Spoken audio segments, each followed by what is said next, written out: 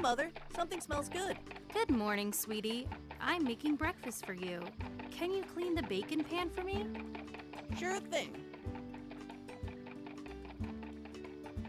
No, Billy, don't do it. It's bad for your pipes and bad for the environment. Don't listen to him, Billy. Just pour it down the drain and forget about it. What's a little grease going to do? Actually, there's a lot that grease can do to damage your home and the environment. Picture this.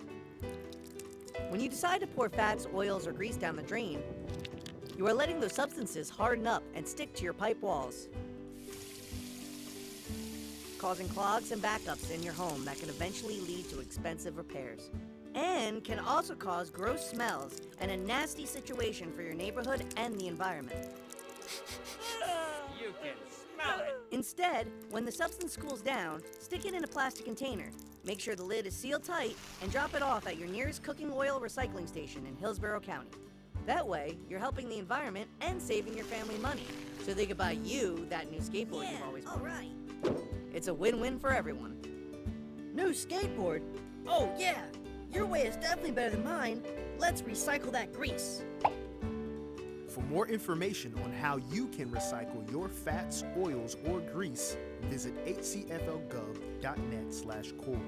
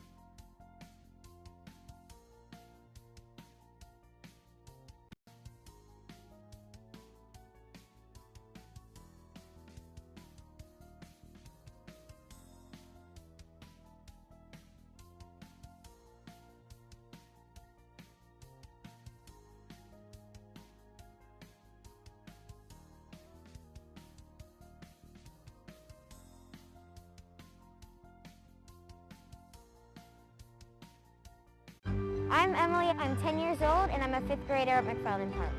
With COVID-19, I mean, sometimes it can frustrate you quite a bit. When we go somewhere, we always just have to wear a mask, keep ourselves safe, follow all the guidelines, which just makes it harder to enjoy the moment. For my birthday, we just stayed home. We had a drive-by, and that was one of the ways that we kept people social distance so that nobody was up in our faces. If coronavirus hadn't come up, then a real get-together with friends and family probably would have been better. I always tell my friends and family to probably wear their masks and follow the guidelines because you don't want to catch the coronavirus, and you don't want your friends and family to catch the coronavirus either. One of the things that I like to do once coronavirus is over is travel. The feeling of being on a plane is definitely better than riding in the car. I really can't wait until it's over so we can see our friends and family and grandparents. If we all do our part, we can definitely crush COVID.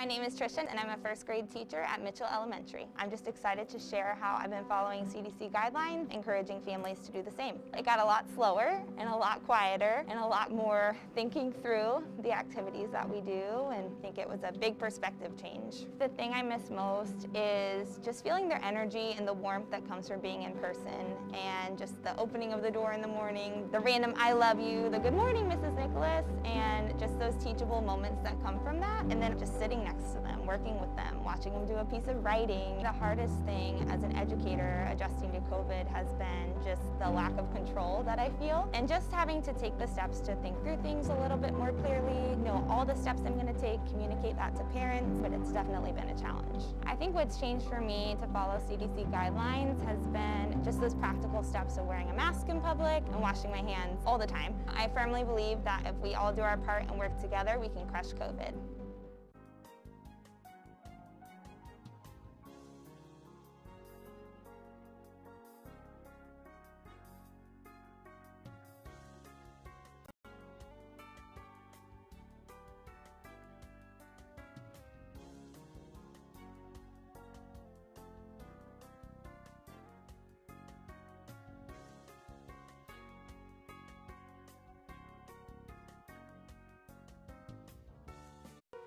My name is Alex. I'm a local resident and I'm a proud husband and father of 2 young ladies.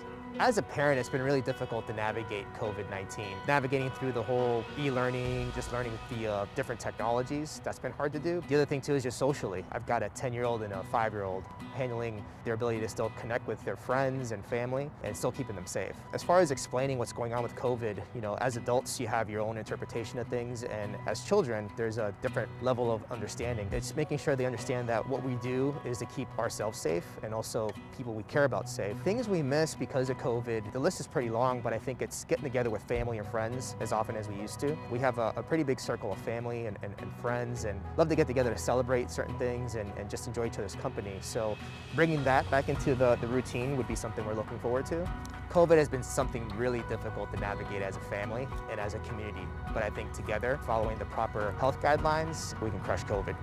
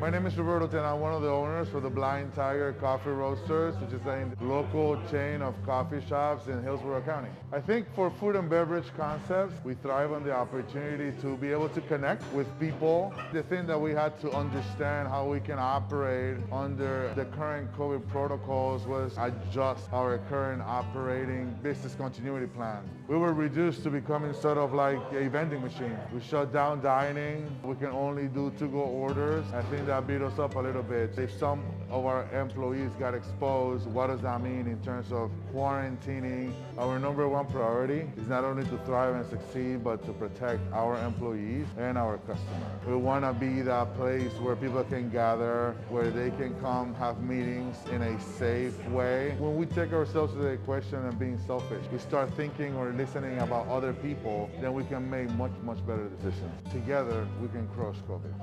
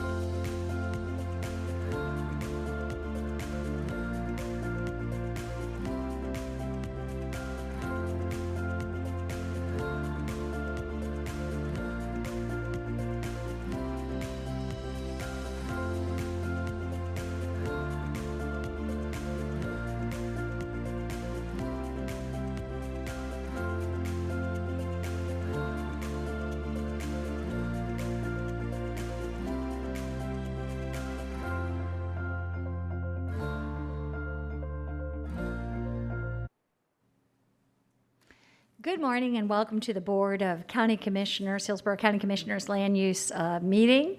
And we will start with, will everyone please rise for the Pledge of Allegiance, followed by an invocation given by our chaplain, Commissioner White. Thank you, Madam Chair. I'll ask you to join me in the Pledge of Allegiance and then remain standing for the invocation. I pledge allegiance to the flag of the United States of America and to the republic for which it stands, one nation, under God, indivisible, with liberty and justice for all. Heavenly Father, I pray that you will guide this board, our staff, and stakeholders this morning as we make decisions on a finite resource. I pray that you will help to clear our minds and help us to strike that balance between respecting property rights and understanding the impacts of land use decisions on the neighbors. Lord, I pray for peace and healing across our nation during these times of unrest. And I pray for our first responders and members of our armed forces that you will guide them and keep them safe each and every day. I ask for these blessings in your heavenly name. Amen. Thank you, Commissioner White. And with that, we will do a roll call. We have a hybrid meeting this morning with most of the commissioners here, but if we could have a roll call, Clerk. Yes, Madam Chair. Kemp? Here. Cullen? Here. Myers? Here. Overman? Here. Smith, Here. White, Here. Hagan. Here. Thank you. You have a quorum. Okay, thank you. And we'll move now to withdrawals, continuances, and remands. Mr. Moreta, you are recognized.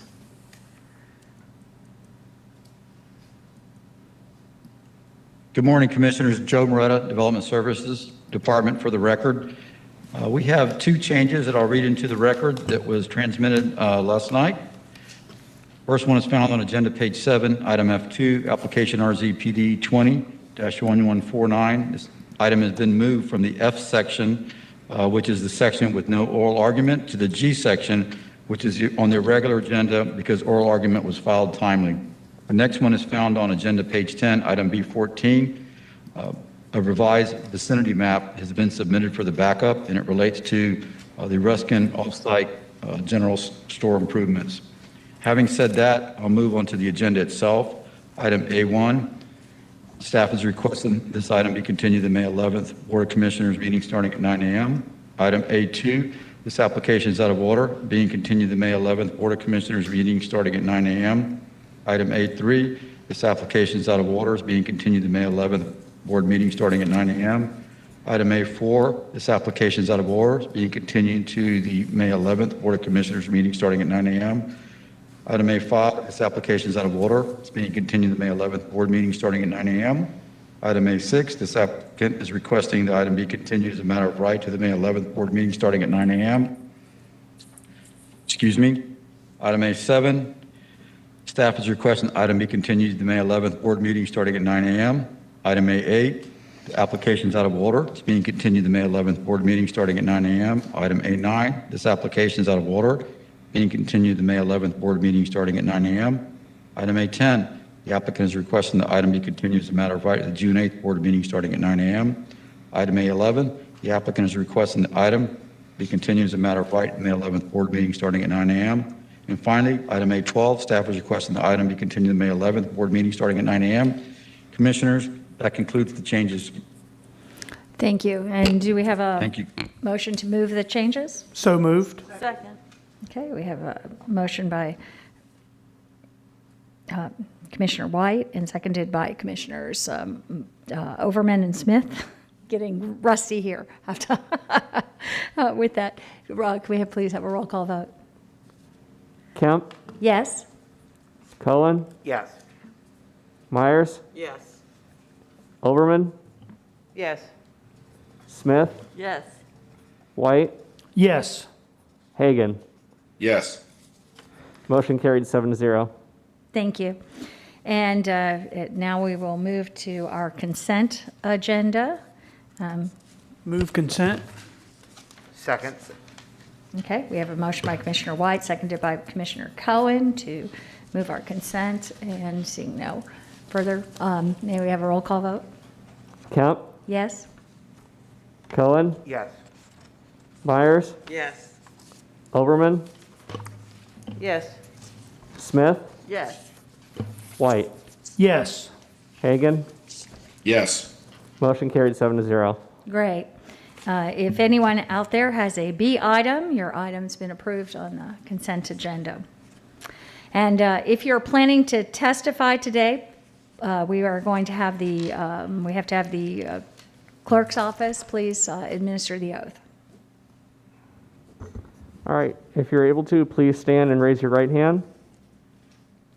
Do you swear or affirm that the testimony you are about to give will be the truth, the whole truth, and nothing but the truth? All right, thank you. Okay, we can now move to our public hearing agenda, and Mr. Moreta, you are recognized. Thank you, Commissioners. This brings us to item E1 on the agenda, personal appearance 20-0949. This property is located approximately 200 feet north of the intersection of Bruce B. Downs and 42nd Street.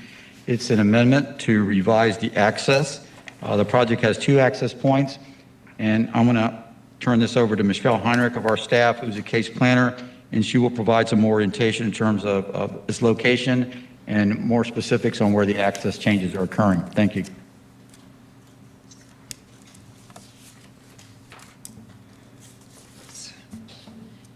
Good morning, Michelle Heinrich, Development Services. As Mr. Morita stated, this is a PRS to a large PD. It's about 641 acres. It's located on the north side of Bruceby Downs, as you see shown on the Elmo.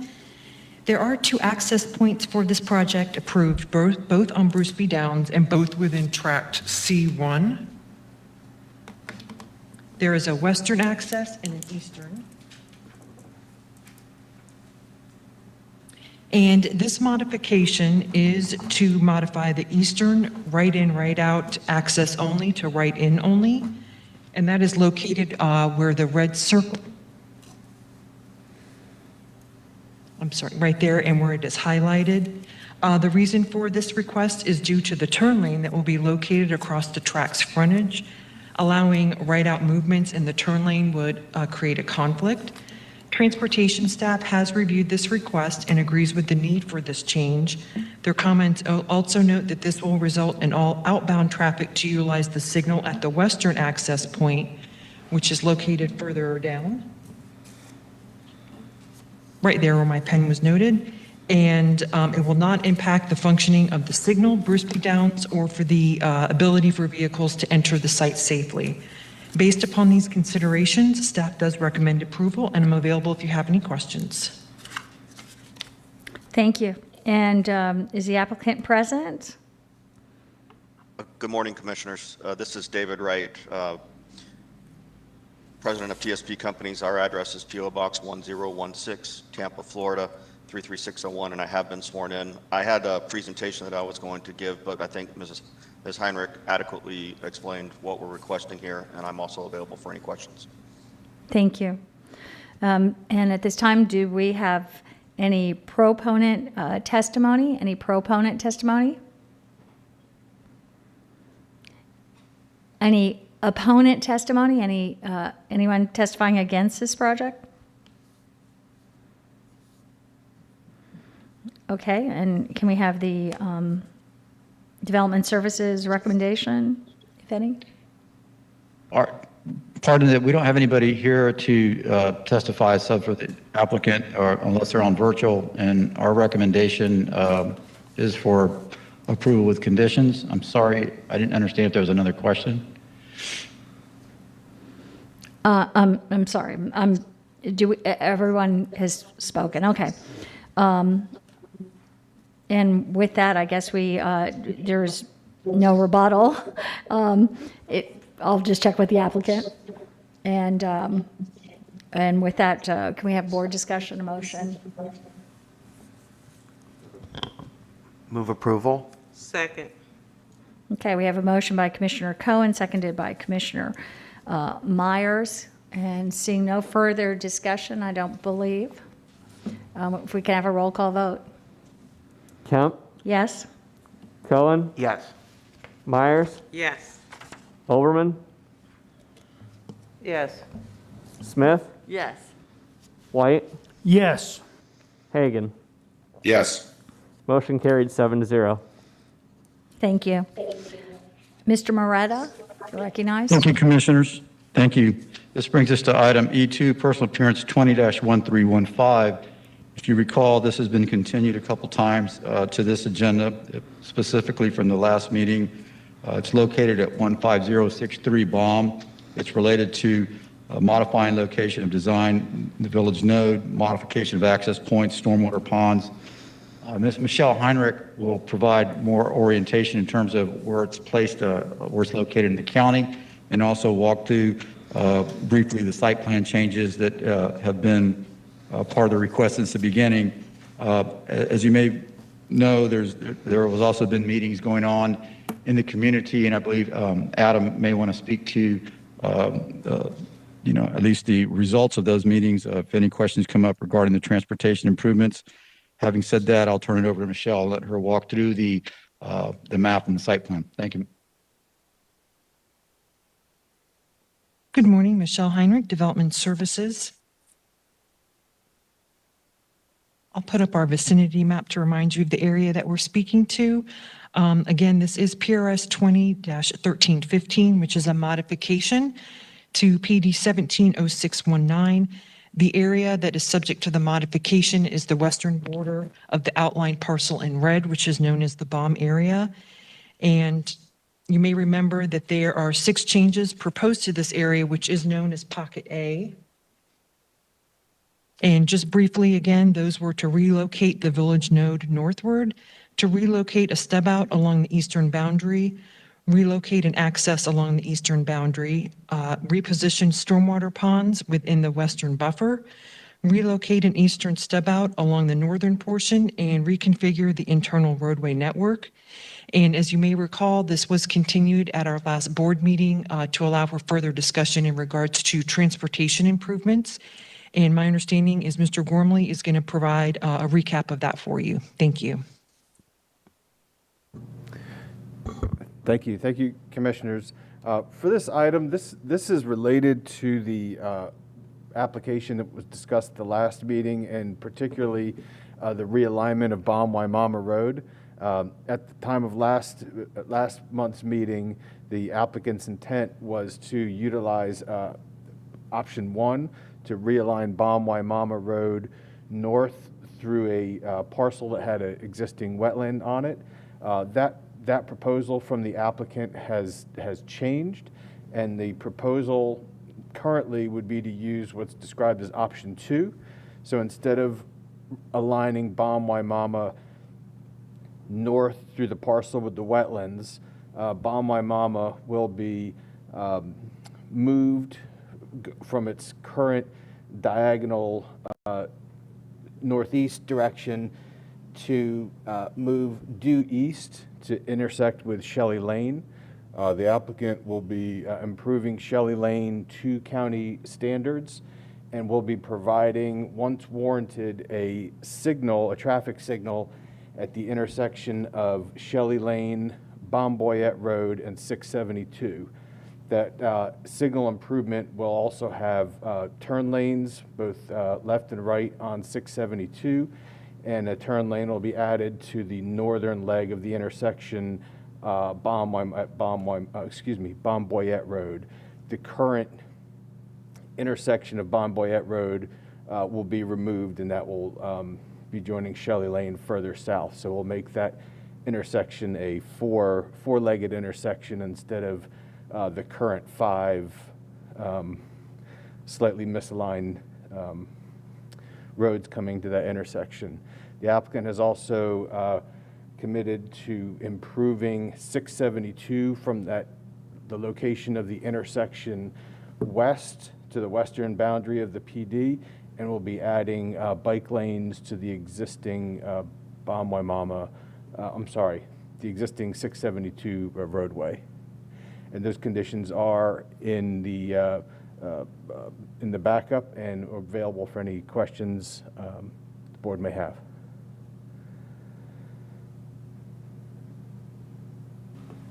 Thank you. And with that, we will have the applicant presentation.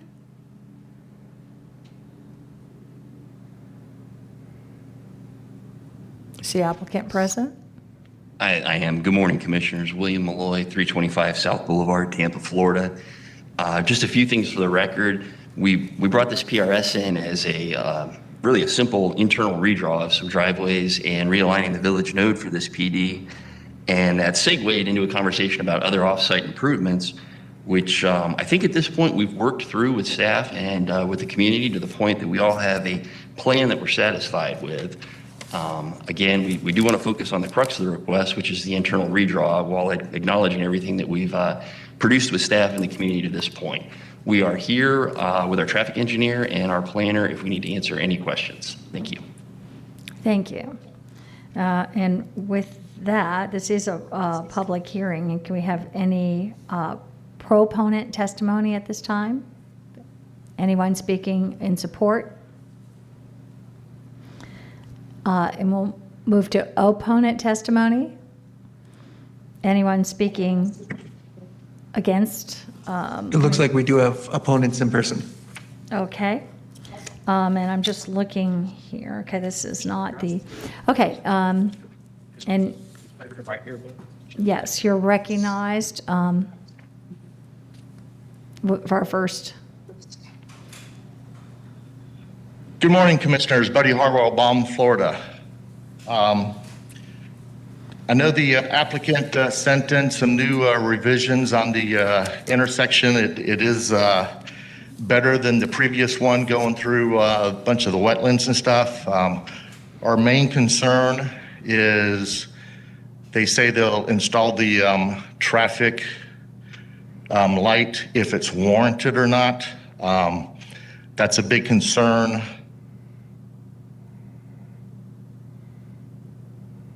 You can see on this map right here, this is the piece we're talking about. Also, the Grove is right in here that we're going to be talking about later, and this is part of the application we're talking about. So the applicant actually owns 3 different parcels in this area. So we hope when they do the traffic analysis to see if the light is warranted, they're going to use all 3 of these properties, and plus the properties up in Hawkstone coming from Blvd, because there's only 3 roads leading from Hawkstone. So you can only go to Fishhawk, out to Riverview, or down to Balm. So our main concern is if it's warranted traffic light. We've heard this previously on other intersections that have turned out deadly. So that was our main concern. The other concern is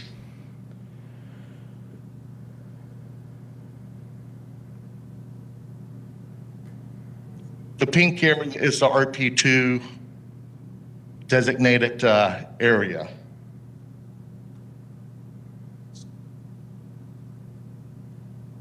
Now this is the Grove that we're going to be talking about later. Right down here is Shelley Lake, that is part of this rezoning that we're talking about. And if you notice, it comes all the way down to Sweat Loop Road, versus this area is cut out of that. So part of the original rezoning of the 170619 should have not been part of the rezoning application. And I've brought this up to staff a couple of times, and so far I haven't gotten a response on why it was included.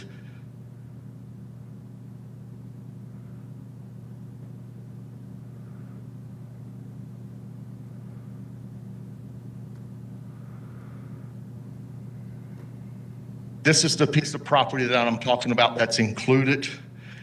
Down here for Village Node, which should be cut right across here and down to this intersection. I do want to point out there is a buffer only 50 feet against agricultural property.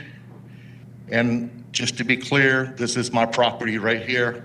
50-foot buffer between their Village Node and agriculture with cows, pigs, et cetera, that's going to be there.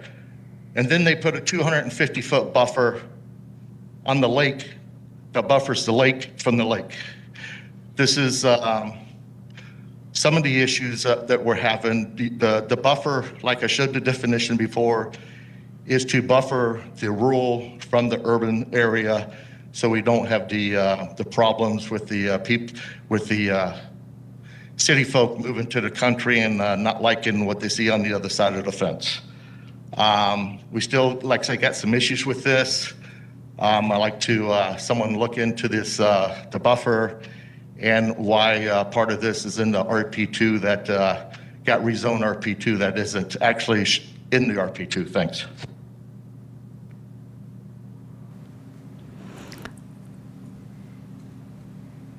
Thank you. And do we have other opponent testimony? Yes, we do. They're coming up now. Good morning, Commissioners. My name is Glenn Fisk. I live at 14635 Sweat Loop Road in Balm, though the county thinks it's Waimama. I'm here to discuss again about the intersection of Shelley Lake and Blvd. Once again, this is going to be the same situation that we have at State Road 672 and 301. If you're headed west on 672, and there's a resident wanting to get into the subdivision straight across 301 from there, they're in the same lane that the majority of traffic uses to turn right to go north on 301. It's only 2 lanes there, left turn lane and a straight through or right turn lane. And every time I get there that there's 12 cars sitting there waiting, it's because one car is trying to go straight across and there's no room to go on the right side to be able to turn right.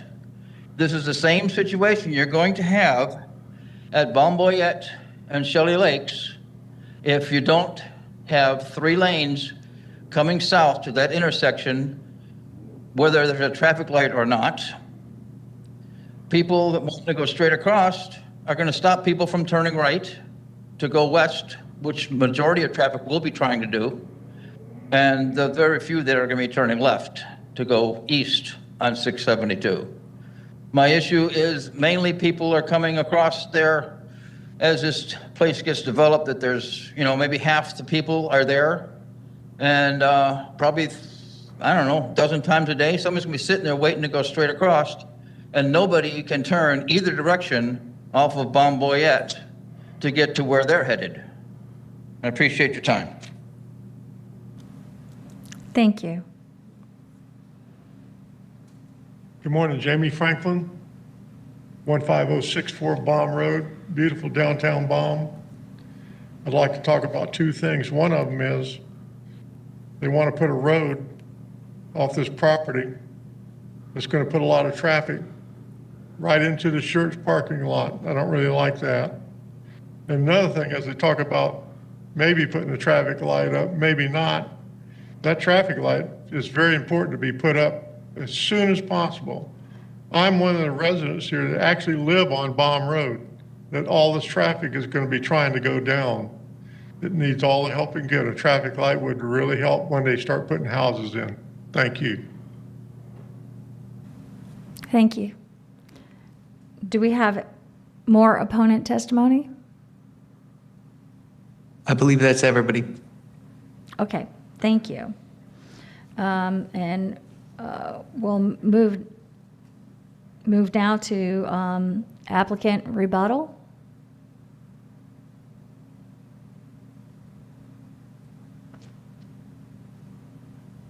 Commissioners, William Malloy again, 325 South Boulevard. I do intend to keep the focus of my rebuttal to the request at hand and what's relevant to the request at hand.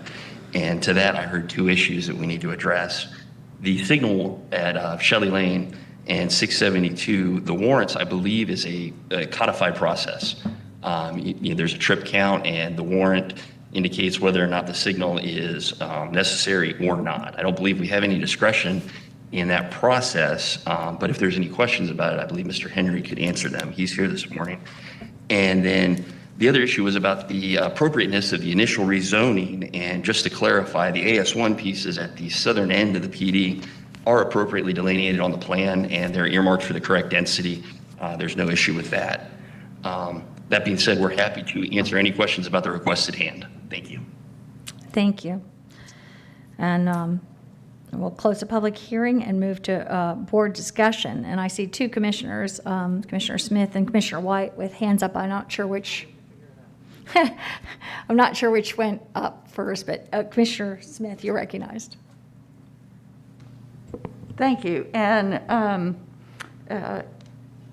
I think it's perfectly relevant for this board to be, discussing the issues of traffic as the application was all about reconfiguring internal roadways, moving an access point and moving stub outs. And so I think it's been a good opportunity to have this continuance and have a lot of these things worked out. I do think that this process has resulted in a better traffic pattern with better solutions, an opportunity to consider the community input and work out some things, nailing down the that the Shelley Lane, the Grove part that they're going to be working together to do a different option than we were looking at before. And I think this option is better, avoiding impacts to the wetlands going straight up but coming across. So I think this process of the continuance has been really productive. Also, nailing down the design exceptions and what's exactly going to happen in this public process has been a really good thing. Now, the citizens, I think, have raised some good questions, and just to get clear, I think it's a really good question when we see applicants like this putting together large developments out of different parcels with different zonings coming through kind of simultaneously but separately. It's a very good question Mr. Harwell asked about whether or not the traffic light study will be just focused on this one piece, or will it include the traffic from everything by the time they determine whether that traffic light is warranted? Commissioner, the conditions call for the traffic warrant study to study the project traffic, vested traffic, and traffic from approved planned developments within 1.5 miles of the intersection. So it would include both parts of the Baum Grove project. Thanks for. I think it's good to get that on the record, and I think that will also alleviate the concerns of the other citizen who was concerned about how the traffic would happen at that intersection, which is soon to become quite busy. The question of the buffer, the 50-foot buffer on that southern part between the Village Node Marketplace and what is still farmland, it's probably, I just want to get this on the record, I believe it's too late to fix that in this zoning process, but I wonder if there's any opportunity to fix it, to reconsider and review a larger buffer during any later part of the permitting of that village node? Or fencing or screening or something in that 50-foot buffer? Mr. Gormley, were you gonna? Yes, ma'am. Okay, just wanted to be sure. I mean, because I think that's a really good issue, and it speaks to the point of buffers on these RP2 rural villages is to have 250 feet protecting the difference, isolating the difference between what is becoming suburban development and a marketplace from cows and pigs and chickens and manure and a farming operation, and letting the rural areas remain rural. And Commissioner, that area, I'm just... Madam Chair, I don't know that Mr. Gormley's microphone is on. Sorry. Is that better? Mm-hmm. Yes. That area of the project that Mr. Harwell showed, noted as Pocket E. Yes. That currently is in the AR future land use category, and the development in that area is limited to 5-acre lots that meet the AR zoning standards. So that portion of the project, that southeast portion of the project is different and has different development standards because of the underlying comprehensive plan designation.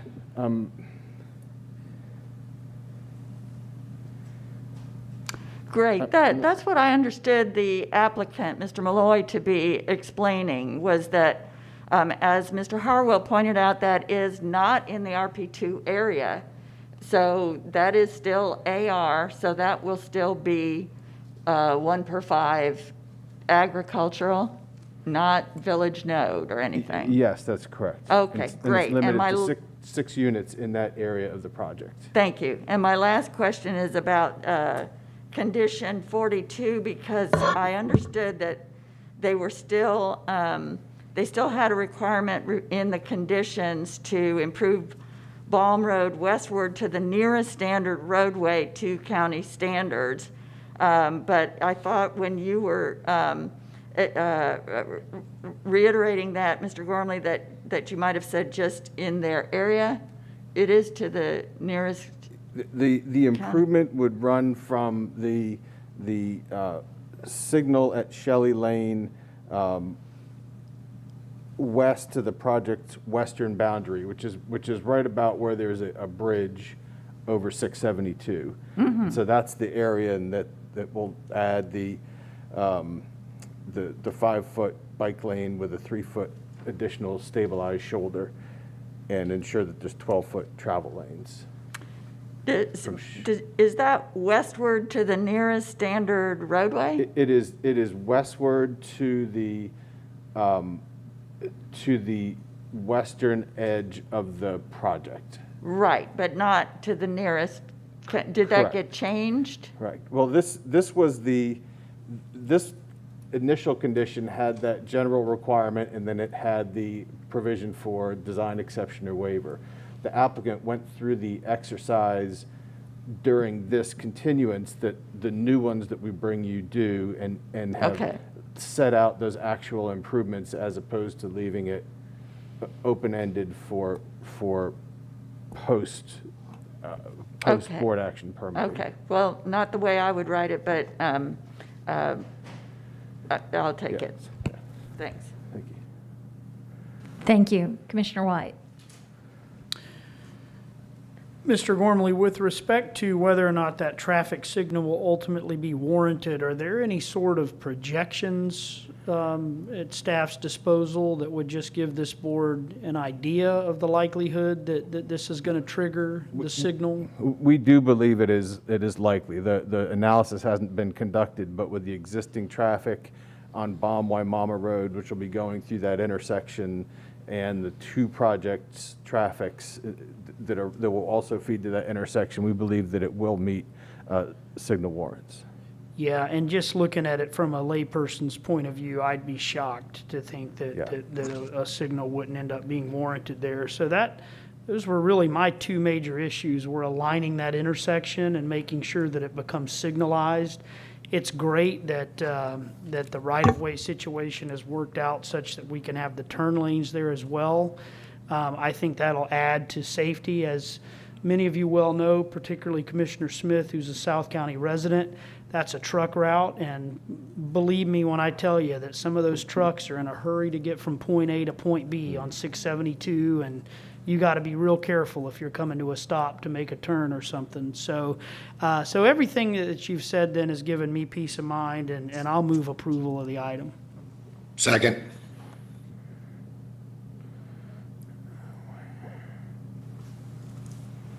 I can't seem to quite get it on today. We have a motion by Commissioner White to approve, seconded by Commissioner Hagan. Commissioner Overman? Okay, thank you. You know, in the section that discusses the warranting of the intersection, I have a couple of questions. One, of all of these related projects, what is the estimated maximum number of residents moving in these projects that will be utilizing any of this road network that we're talking about today?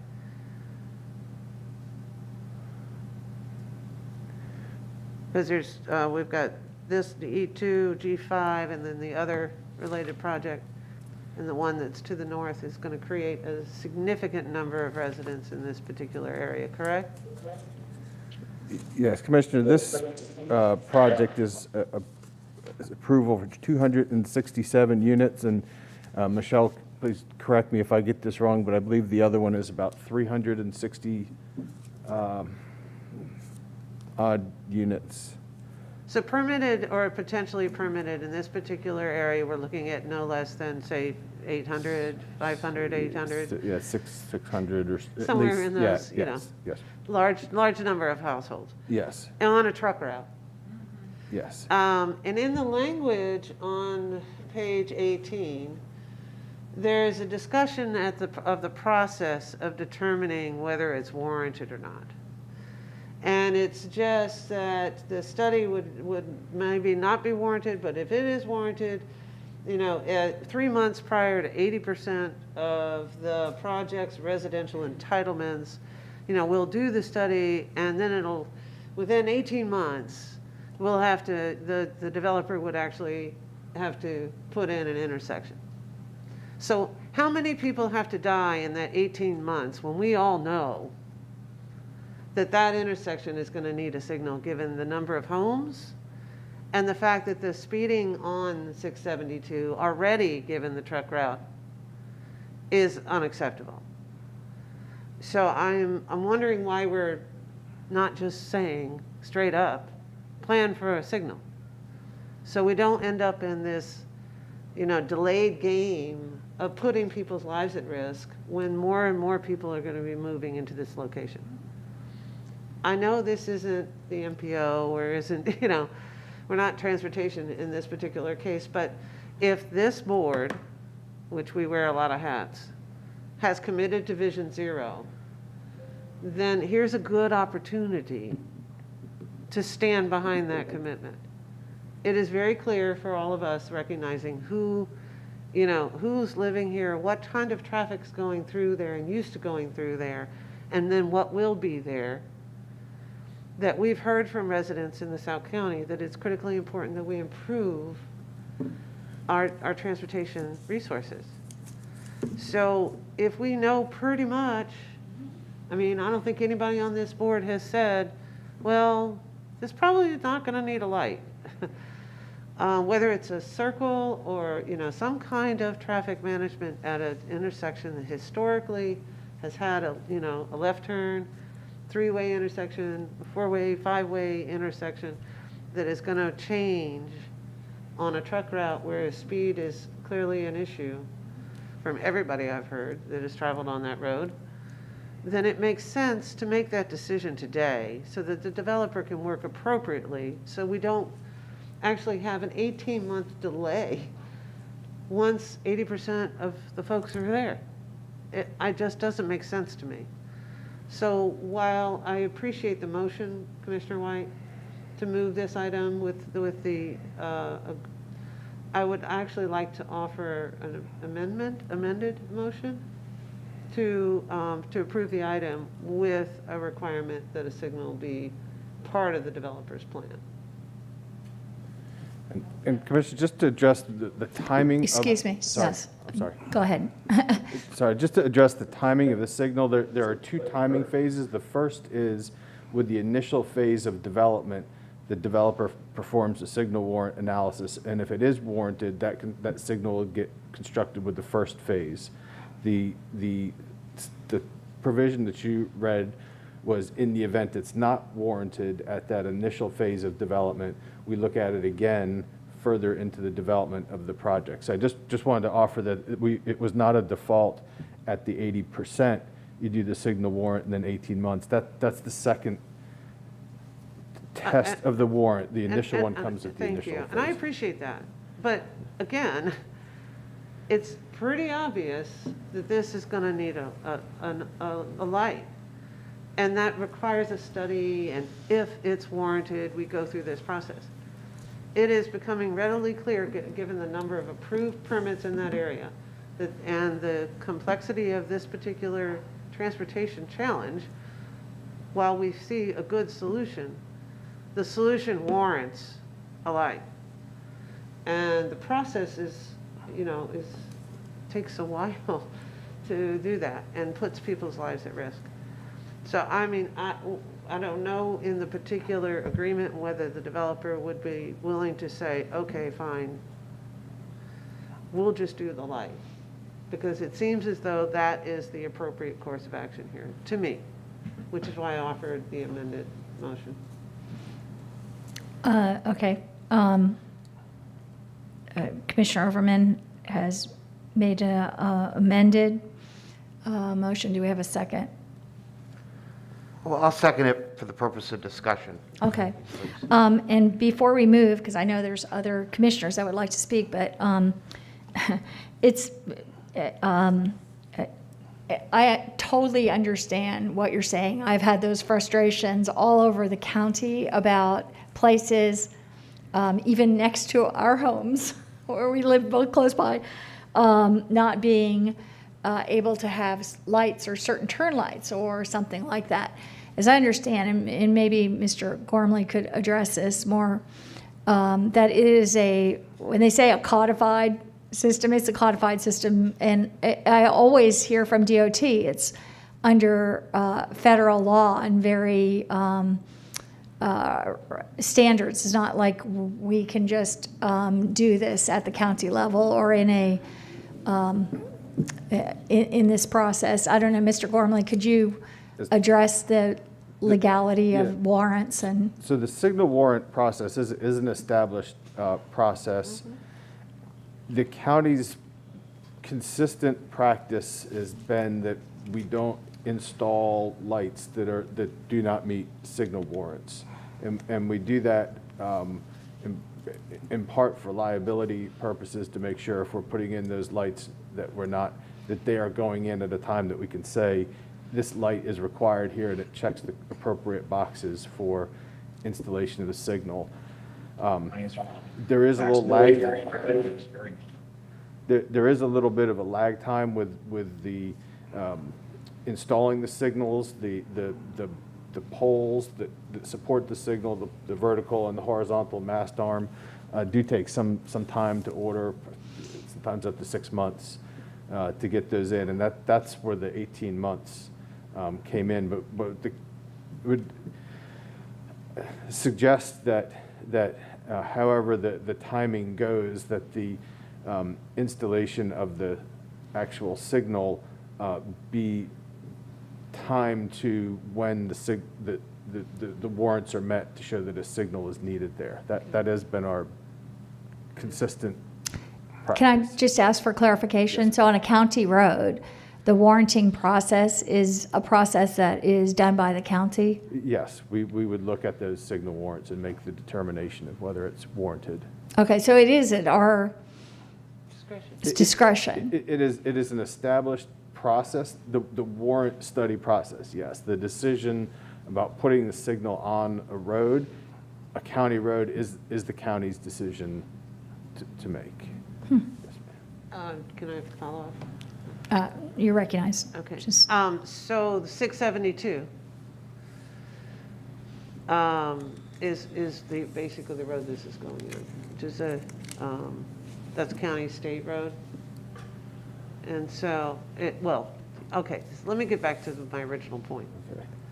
The delay associated with the test to see will be done and take 18 months to correct in the event that it's determined that with some percentage of population living there, that there's now a need.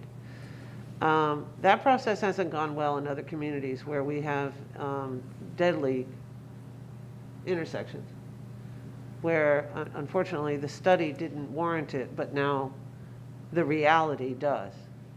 And so we're rapidly trying to address that issue. And I'm trying to figure out how to not have one person die at this intersection.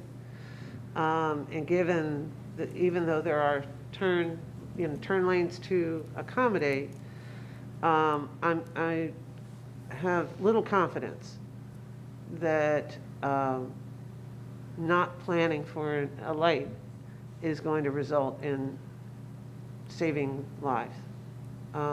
So I would love to see just a straight up light at that location, which is why I may offer the motion.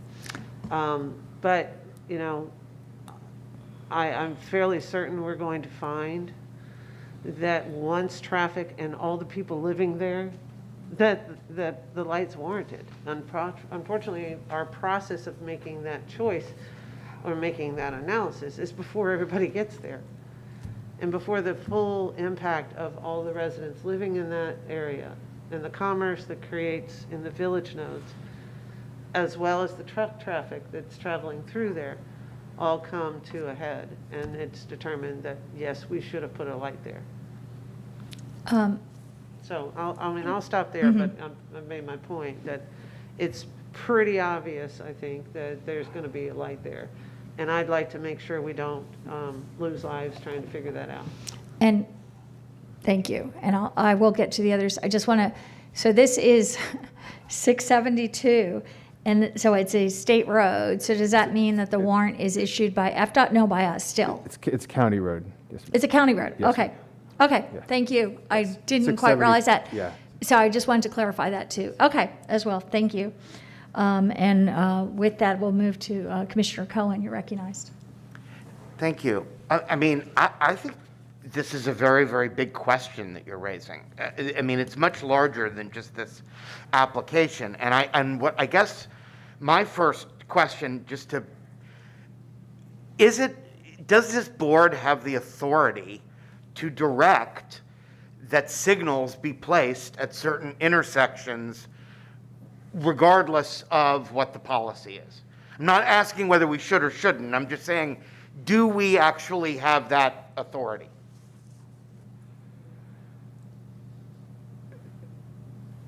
The question, having the authority to... Legally, does this board have the authority to approve an application and add a condition to it that a signal be placed someplace, regardless of whether or not a warrant analysis has been conducted? I'm not asking whether we should do that or not. Right. I'm just asking the threshold question, do we technically have the legal authority to do that? I would say yes, you do, as there is no controlling authority that would say you cannot. And I do just, that's the liability and good idea part aside. Got it. I understand that. And I guess where I'm going is that I think Commissioner Overman raised a much bigger question, and that is whether or not this is an analysis that we ought to be engaging in, not just on this application, but potentially on every application. And I just, as I'm listening to this, it's a really very big question. So I don't want to, I'm torn about the motion because on one hand, I feel like we're stepping into something that could be potentially a lot larger, but I agree with the underlying premise, which is we need to be more aggressive about getting signals to places where they're needed, not waiting for the proof that they were needed after the fact. And, my suggestion is that we find a way to address this quickly, and then maybe come up with a policy of how we plan to assert ourselves in this area so that we're consistent. And board members, if I may, so the warrant analysis process doesn't actually always wait till the traffic is there. When we have a new project coming in, like the initial phase, we would do the signal warrant. We'd have the signal warrant analysis based on projected traffic that would be generated by the project and background traffic. That lets the design to get started at the front end. So again, we have the condition that it be done at the first phase. There's no project traffic there at that point. So we're looking at traffic projections. The actual installation and turning on of the signal occurs when the traffic is there, but at the warrant stage, we're looking at projected traffic plus existing and vesting. So it doesn't necessarily have to be, and in this case, not structured to have the projects built and the residents there for them to be then counted and considered in the signal warrant. I just wanted to make that, I was not clear about that part earlier. Thank you. And I'll go to Commissioner Myers. You're recognized. Thank you. All that has been said, I do agree, and thank you, Commissioner Overman, for raising that question. What item E2 is now talking about that we've switched to a public safety issue. This traffic signal is very important in order to make this project work. We're talking about saving lives as we're looking at adding some units So which one is most important? The public safety should come first. And I'll leave it there. Thank you. And I see, I don't know if Commissioners Smith, did you want to speak? Commissioner White? I'm not sure. My hand's definitely up to Okay, speak to go ahead, this, Commissioner to this White. issue. Look, I'm going to support the amendment. I think the developer is ready and willing to do this signal and move forward. I think they anticipate that it's going to be warranted, and I think and I would ask the developer to, the applicant's representative to step forward if they disagree with what I'm saying. But I certainly think that that they would agree to this condition. I think the bottom line, I think, is what we're getting at here is the issue of due process. So I would like to ask staff to bring back potential code amendment language that basically, gives the authority clearly, expressly gives the authority to the board to make signalization a condition of approval or denial of these projects. And it's certainly, in my mind, that could be done in such a way that the code acknowledges that it's a good practice to go through the warrant study process, if the board is so inclined. But in a case like this, to where it doesn't really take a rocket scientist to see that this is going to be warranted, let's get it done. I'd like to see that be the process so that in the future we don't bump up against any due process issues. So I'd like to ask staff, that means that it would be plugged into some sort of a quarterly cycle, right? If the board were to agree to touch up that code language? On the code, yeah, we have two rounds of amendments this year. Each year, your first normal round, your first public hearing on the first round is this Thursday for this current round of amendments. We will have this year some off-round amendments that are going with RP2 and Waimama and the wetland density credit, and then we'll have a subsequent dedicated LDC amendment round later in this year. Okay. Madam Chair, so we'll have a vote on this amendment, then we'll have a vote on the original motion. After that, And then- before we go sure. to the next item, I'd like to be recognized to make a motion regarding this LDC issue. Sounds like a plan.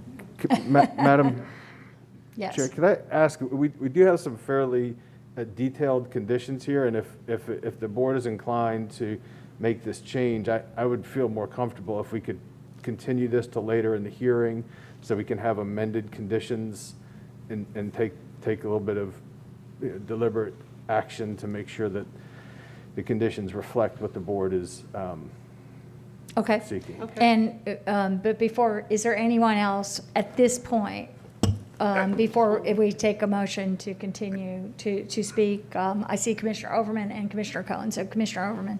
I just want to say, this is an opportunity for leaders to lead and do what we know is responsible in partnership with private enterprise that's looking to actually, create homes or create a community. And I think this is an opportunity for us to get this right. And I appreciate Commissioner White's offer to address this in our code, because I do believe there's a process that we do need to follow. But time and time again, I've been very frustrated by our process. And I think this is an opportunity, as long as we legally can create within the due process situation, an opportunity to address these kinds of concerns. So thank you very much. And Commissioner White? So, Mr. Gormley, if we were to do this between E8 and F1, would that give you and your folks enough time? We will endeavor to have it done between those two. We'll try to get it done between those two. I don't know how fast those all will work, but. Well, I'm just looking to make a motion. Would you rather it be later on the agenda? You want to just do it after G5? Yes, please. Okay, so I'll move to take this item up immediately following G5, and that'll be right before we get to my commissioner item, J1. Second. Okay. And with that, Commissioner I'll Cohen? defer my comments until we get to that point. How's that? Okay. Okay. Mm-hmm. And is there anyone else that, very productive discussion. We have a motion now by Commissioner Overman and seconded by Commissioner Cohen and amended to make, but I guess at this point we'll do the, is there a motion to continue? Move to continue. Just till later in the meeting. Mm-hmm. Okay, there's been a motion to continue. Second. I'll second his motion then. Oh, I'm sorry. Sorry, excuse me. Commissioner White and Commissioner Cohen to continue. And with that, seeing no further discussion, please record your votes. Do the roll Kemp? call. Yes, ma'am.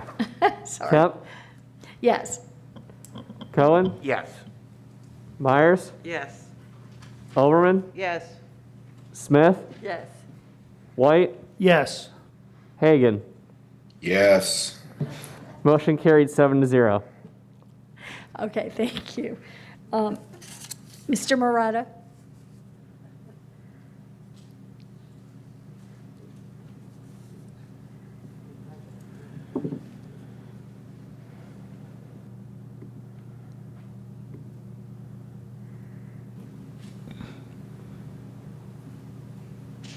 Thank you, Commissioners. This next change, which is personal appearance 21-0081, involves a change to an access point. I'll refer to the map.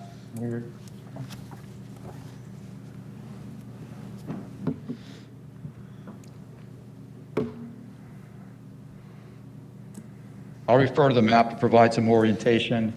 This is Interstate 75. To the north of the site and to the east of 75 is East Broadway Avenue. The subject parcel is located in red, which is on the southwest corner of the intersection of Broadway Center Boulevard and East Broadway Avenue. This is a pretty straightforward request. It involves amending the plan development, which is a mixed-use plan development, which includes residential and non-residential components, to provide an access point to a recreational area, which is planned in this triangular area, which is also the red area that I just outlined on the aerial. The access point will be the Broadway Center Boulevard. Initially, when the plan development was approved, it was anticipated to have internal access, but the internal access would then entail having to provide that access through wetlands and buffering in other areas of the site.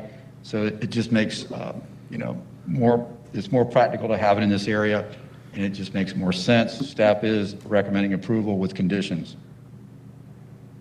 That concludes our presentation. Okay. And do we have the applicant?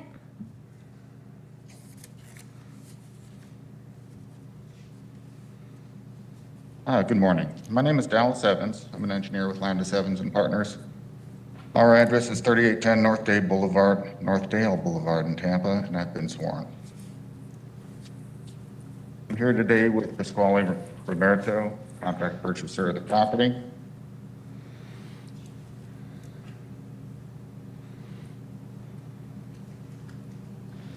Mr. Roberto proposes to construct an athletic court on the property. As mentioned by staff, this triangular piece of property is isolated to the north by the existing CSX railroad, as well as to the south and west. And this location by an existing stream that would have associated wetland impacts, floodplain impacts, and those sorts of issues with a crossing there. So we're left with the only possible access being to the existing roadway. So we're requesting permission to add an access point there. Otherwise, I think staff has explained things well. We appreciate their recommendation of approval and would be happy to answer any questions you might have. Thank you. Okay. And at this time, do we have any proponent testimony? Any proponent testimony? We have no one that's raising their hand here. And any opponent testimony? Anyone in opposition? No, ma'am, no one live. Okay. So I assume that the applicant will waive rebuttal. And with that, we'll move to board discussion. Second. Okay, we have a motion by Commissioner White, seconded by Commissioners Overman and Smith, I believe, or Myers, okay. Overman and Myers, and with that, we will go to a roll call vote. Kemp, Yes? Cohen, Yes. Myers, Yes. Overman, Yes. Smith, Yes. White, Yes. Hagan. Yes. Motion carried 7-0. Thank you. Mr. Moreta? Thank you, Commissioners. This brings us to item E4. This is personal appearance 21-0260, located at 1515 Michelin Court, known as the Joshua House. Commissioners, this is a text change to a zoning condition to allow an age increase that expands the services from the cap right now, which is 11 years old, to 25 years old. And there's also an edit to the condition to remove some text that pertains to language that is not particularly needed for the condition at all. Staff is recommending approval with conditions. Thank you. And is the applicant present? Yeah, she's coming up.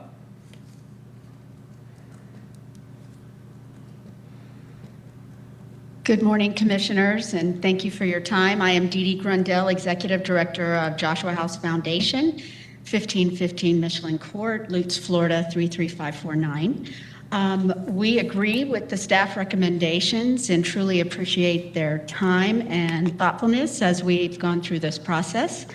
I also thank you for your time and service to our community, and I am available for any questions. Thank you.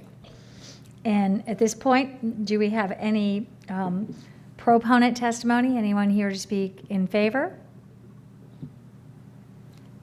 Any opponent testimony? Anyone to speak against? No one in person and no one online. Thank you. And hearing none, I'm assuming the applicant will waive rebuttal. And with that, we'll move to board discussion or motion. Move approval. Move. Move approval. Second. Okay, we have a motion by Commissioner Overman, seconded by Commissioner Myers. And if we could have a roll call vote. Kemp, Yes? Cohen, Yes. Myers, Yes. Overman, Yes. Smith, Yes. White, Yes. Hagan. Yes. Motion carried 7-0. Thank you. Mr. Moreta? Thank you, Commissioners. That brings us to E5 on the agenda, personal appearance 21-0359. This is a parcel located on 301 on the east side, just south of Gibsonton Drive. It's a request to modify a buffer area and specify a specific type of planning that was organized in order to work with FDOT maintenance. Mr. Israel Monsanto of our staff is going to orient you as to the, more specifically as to the part of the county. And he's going to walk you through the changes in the buffer as it pertains to the trees and how the buffer will be organized in this area. So I'll turn it over to Israel at this point. Thank you. Good morning, Commissioners. Israel Monsanto Development Services. As Mr. Moreta stated, the site is located east side of US Highway 301, south of Gibsonton Drive. PD today is approved for a mixed-use project of multifamily and non-residential uses. The project today has a construction plan approval for the multifamily component in this general area here on the east portion of the PD. This minor modification only affects this area here, south of this FDOT pond.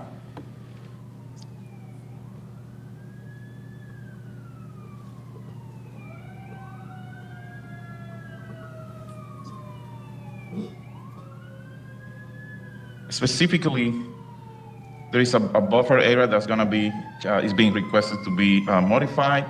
The PD today requires a type B and 20-foot buffer along this portion of the PD. The applicant met with FDOT, and there is a 40-foot wide easement for access and maintenance for the FDOT pond to the north. So the applicant is modifying the screening planting location to relocate the plantings on the west side of the 40-foot wide easement. The PD requires the planting to be located within the 20-foot buffer. So this modification will make that buffer wider, basically, and then allow the plantings to be placed again on the west side of the 40-foot wide easement, so FDOT can maintain their access through that easement. Additionally, the Type B buffer will require a fence. The fence is being maintained on the east side of the PD boundary here. And then the planting approved by the county was oak trees, and the applicant is replacing those oak trees by red cedar. And in conversation with FDOT, those cedars are more appropriate because of the root system, and they're also listed in the natural resources permitted species for the Type B screening. And staff reviewed the request, including natural resources, and we recommend approval with conditions. I'm available if you have any questions. Thank you. And do we have the applicant present? Yes, he's coming up.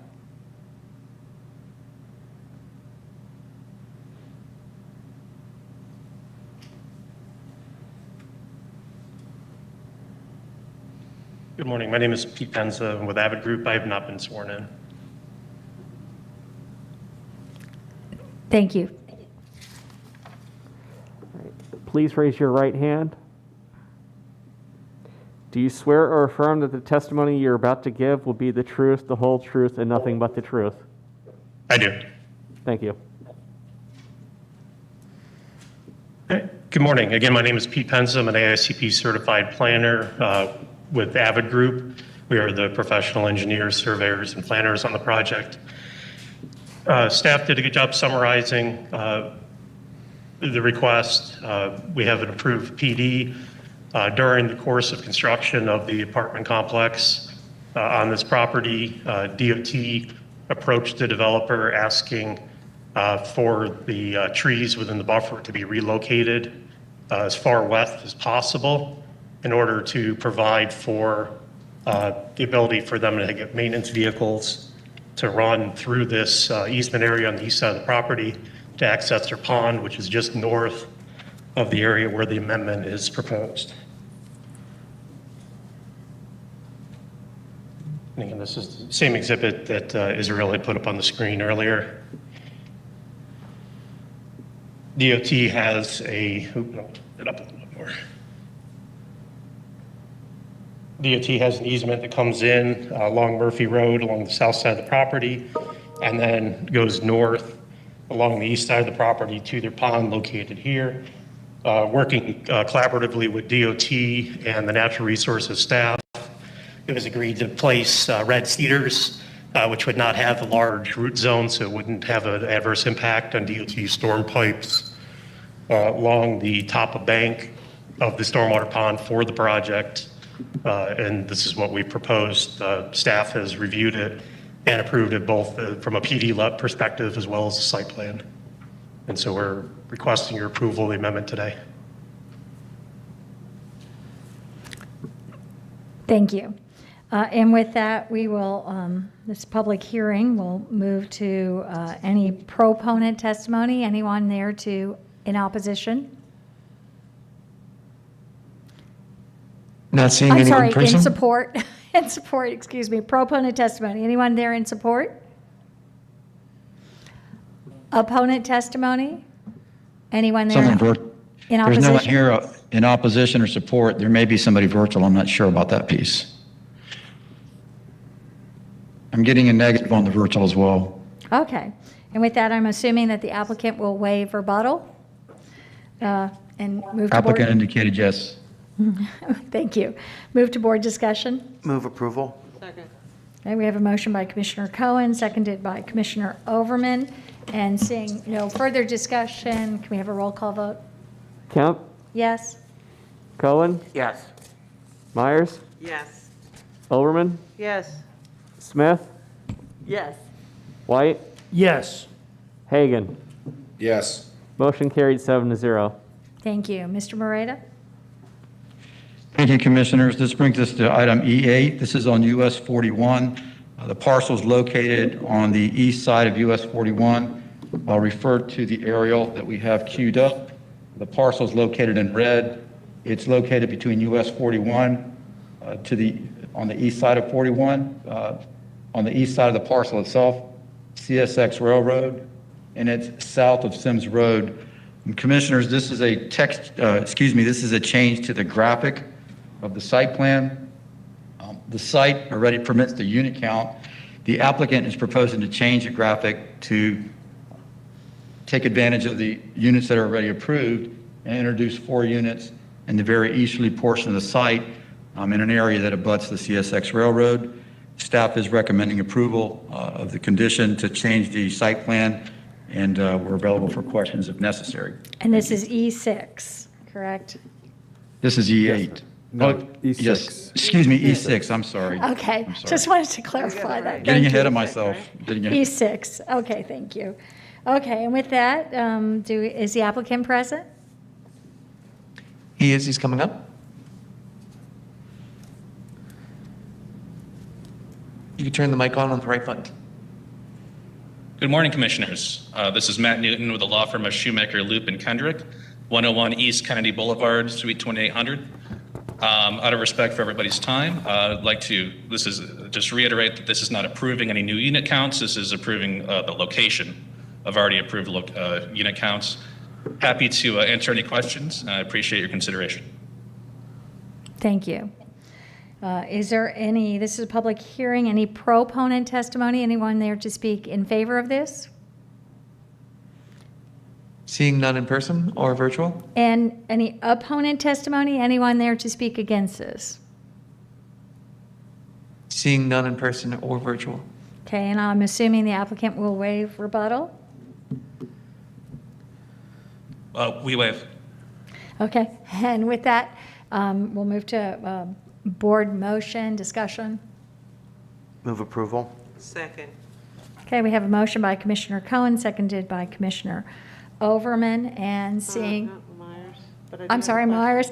I don't know why it always, my hearing that way, excuse me. But at least I'm coming from the right side of the room. And with that, no further discussion. I have a question. Oh, I'm sorry. Commissioner Overman, you're recognized. Thank you. You know, if I'm reading this correctly, this area originally was a percolation pond area? Is that correct, that we're now putting mobile units in? It was reserved on the zoning site plan for use as a percolation pond, but it appears that it has not been necessary for the functioning of the stormwater system. So it's a notation on the site plan from when it was approved. Any additional development on this, any development in the area that's previously noted as a percolation pond that would affect the existing stormwater system, any new development will still have to have a stormwater system that's compliant with our technical requirements. We don't believe that this land is necessary for that, but we will do that analysis as part of permitting if this is approved. That was my question, Yes, yeah, ma'am. because if there was a reason it was there and now it may not be needed, have we gone through the verification process to assure that it's not needed? Because we already have enough stormwater problems that we don't need Yes, to make worse. So as long as that's the process, I'm fine with it. Thank you very much for your response. Thank you. Thank you. Okay, so I see no further discussion. We'll move to a roll call vote. Kemp, Yes? Cullen, Yes. Myers, Yes. Overman, Yes. Smith, Yes. White, Yes. Hagan. Yes. Motion carried 7-0. Thank you. Mr. Moreta? Thank you. That brings us to E7 on the agenda, personal appearance 21-0363. This project is located on the east side of US 301 and Saffold Road. It involves changes to the relocation of access and, internal roads, and also development changes within the site itself. Michelle Heinrich is going to walk through the site plan, the area of change, and more specifically note what's being changed. Thank you. Good morning, Michelle Heinrich, Development Services. This is a modification to PD 190102, and that's shown on the Elmo right there. It is a 591-acre PD consisting of a northern area highlighted in red and a southern area also highlighted in red, which was approved for a density transfer from the northern site, referred to as Bullfrog Creek Mitigation Parcel, to the southern site known as Berry Bay. The modification before you today is only for the Berry Bay portion. If you recall, that is 301 on the west and then Saffold Road along the south. This portion is 418 acres in size. It's approved for 1,047 residential units and the permissibility of a public school. The site is located in the WVR2 future land use category, and due to the available jobs and opportunities at the time of rezoning, only a maximum of 663 units can be platted before the applicant needs to demonstrate that there are additional job opportunities in the required area. Today's request seeks to reallocate the number of units permitted in pods B, I, and J. And those are outlined in yellow in that portion of the PD for you. There is no increase in the number of units proposed. So some of the ranges that are allowed in each of these pods is being adjusted, but again, with no overall increase in the number of units. Specifically, pod B is the range is being decreased by 50 units, and pods I and J, the range is being increased by 20 units. The second request is to the internal roadway changed within pod I. And this graphic shows you the currently approved on the left, along with the proposed on the right. And as you can see, it is a minor change wherein the central pond is being broke up into two with an intersecting roadway, and there are no changes in pod access points or PD access points. Staff does recommend approval, and I'm available if you have any questions. Thank you. And with that, is the applicant present?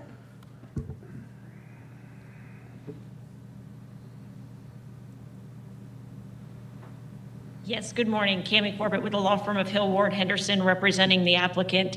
Michelle did a great job of walking you through these relatively minor changes. These are typical changes that come with when we have a PD site plan and then we do site engineering and we need to make some minor adjustments. But overall, we actually are decreasing the number of units by 10, and we are having minor adjustments within the internal roadways. And with that, I'm here to answer any questions and respectfully request your approval.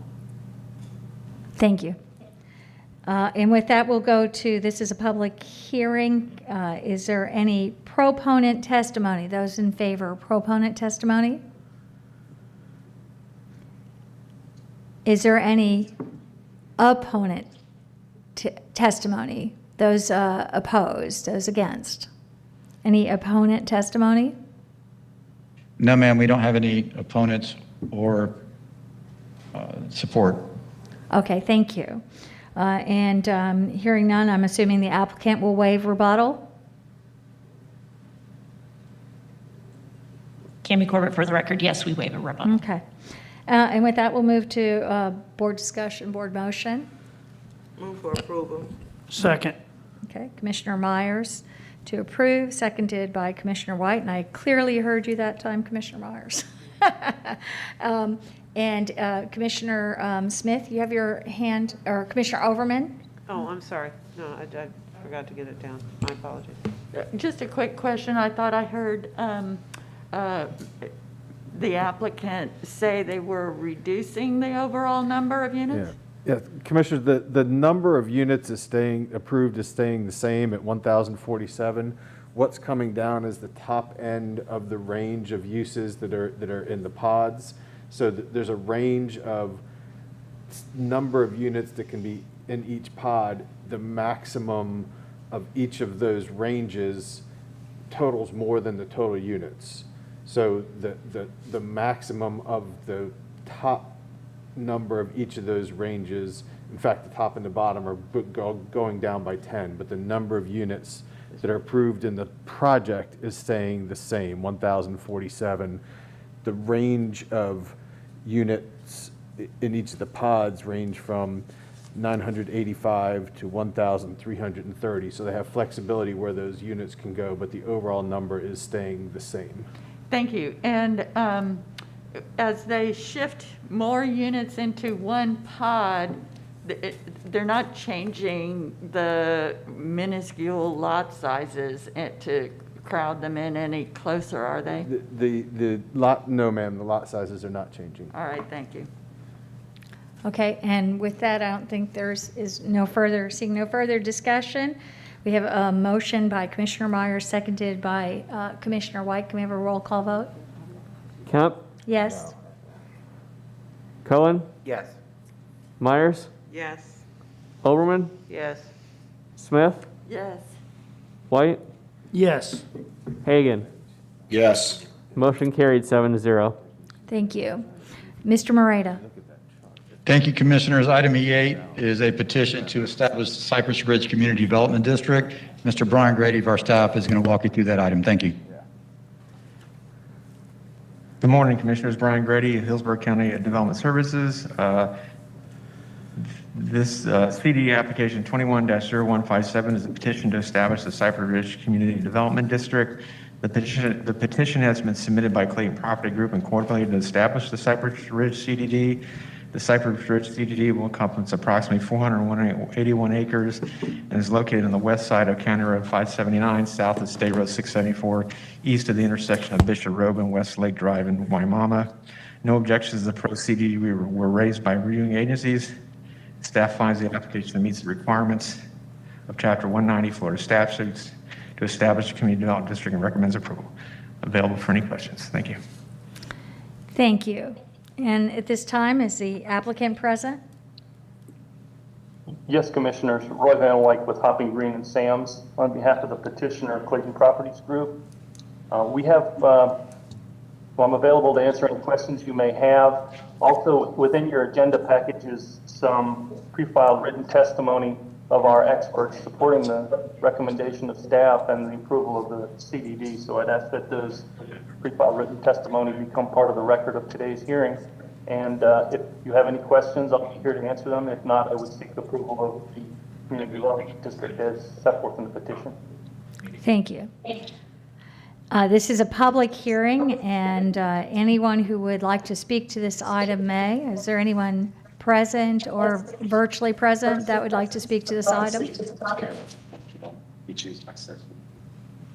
Someone in person? Okay. Is there anyone? No one. Okay. Seeing none. Move approval? Okay, we have a motion by Commissioner White to move approval, seconded by Commissioner Overman.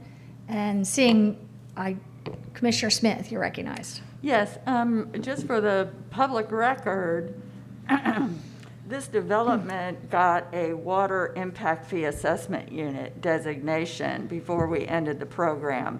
So these 369 homes in the Cypress Ridge area were also assessed a wastewater assessment of $422 a year appearing on their tax bill. This CDD assessment ranges from $1,236 to $1,854 per year. So the total, these residents will see two tax assessments on their property tax bills totaling between $1,658 to $2,276 every year, maybe more as the CDD tax assessment increases. So I think it's important to note that publicly as we approve this CDD for people to understand what their tax bill will be, and ask if that total impact was part of our county's vetting process for assessing this CDD unit. Mr. Gormley? The wastewater impact fee, the utility impact fee assessment unit was not part of the costs of development that were submitted for this project in terms of what they're proposing to finance through the CDD. I understand that. What I'm asking is, you know, I understand that our county vets these CDD applications, and I wonder if they considered the fact that these citizens are already, would be required to pay this other tax assessment. I know that they're paying for different things. Right. But these people are paying another tax assessment, and I wonder if that's part of our county's vetting process as we analyze and get staff approval for this CDD tax assessment. Commissioner, the formation of a CDD is governed by Florida statutes. There are 6 criteria in Chapter 190 that we consider when forming a CDD district, and other debt or fees or payments that would be paid by the residents isn't a factor in the statutory criteria for formation of a CDD, so that's not something that's included in our analysis. Thank you. Well, hopefully these residents will be made aware of what they're signing up for when they're signing up. Thank you. Thank you. And seeing no further discussion, I believe we had a motion to approve by Commissioner White, seconded by Commissioner Overman, if I'm not mistaken here. And with that, can we have a roll call vote? Kemp, Yes? Cohen, Yes. Myers, Yes. Overman, Yes. Smith, Yes. White, Hagan. Yes. Yes. Motion carries 7-0. Thank you. And so now we will be moving to petitions with no oral argument filed. And Mr. Moreto, you're recognized. That is correct, Commissioners. This brings us to item F1. This is a rezoning proposal for a planned development located on Keysville Road. I'll refer to the aerial. You'll see this is a 139-acre site located on Keysville Road. And Commissioner, the proposal is a very light impact development on 139 acres. Current zoning is AR, which permits 1 unit per 5 acres. The applicant is requesting a 24-bed dorm that will include 3 people that will be living on the site to provide residential for those people that will live on the site. Also, it's proposing a chapel and a retreat facility that will not have overnight participation. Commissioners, this was pulled, or is not, excuse me, it was not pulled, but it did not qualify for consent because it's proposing an increase in density in the rural service area. It's a very minimal increase given the fact it's 139 acres and what's proposed. And there's also an agriculture element that will be maintained. Our staff has recommended approval. Zoning hearing master recommended approval, and the planning commission found it consistent with the plan. Again, the only reason this didn't qualify for consent is because it's proposing to increase the density slightly in the rural service area. We're available for questions or to take a more detailed presentation if necessary. Thank you. Thank you. And at this time, we can move to a motion and vote. I don't know if there's anyone else present that wants to speak. The applicant's representative is present. If you have any questions of the applicant's representative, Mr. Horner is available. If not, then I'll move approval, Madam Chair. Okay, we have a motion to approve by Commissioner White. Do we have a second? Second. Second by Commissioner Myers. And is there any discussion? Seeing no discussion, can we have a roll call vote? Kemp, Yes? Cohen, Yes. Myers, Yes. Overman, Yes. Smith, White, Yes. Hagan, Commissioner Hagan? All right. Motion carried 5-0. Thank you. And with that, we'll move Mr. Moreta. Thank you, Commissioners. This brings us to the regular agenda. For this case, oral arguments filed. It's a rezoning proposal, PD-20-0394. It's a 13.2 acre site located Res 2 in the plan. The rezoning proposal is proposing single family at 20 units. Staff is recommending approval. It also has approval from the zoning hearing master and the planning commission. Again, oral argument has been filed, and we do have staff available if you'd like a more detailed presentation. Thank you. Thank you. And at this point, I'm sorry, we're on F2, correct? G1, I think. I'm sorry.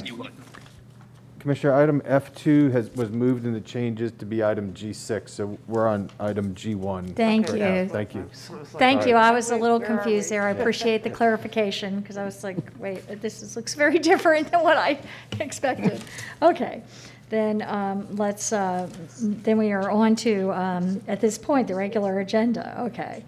An oral argument has been filed for this item. Let me move to that. Sorry. And I'll need a motion and to vote to open oral argument. So moved. Second. Okay, we have Commissioner Cohen and Commissioner Overman to open oral argument. Roll call vote, please. Kemp, Yes. Cohen, Yes. Myers, Yes. Overman, Yes. Smith, Yes. White, Yes. Hagan. Yes. All right, motion carries 7-0. Okay, with that, Mr. Moreta, I guess you already spoke to the item, so we'll move to the applicant.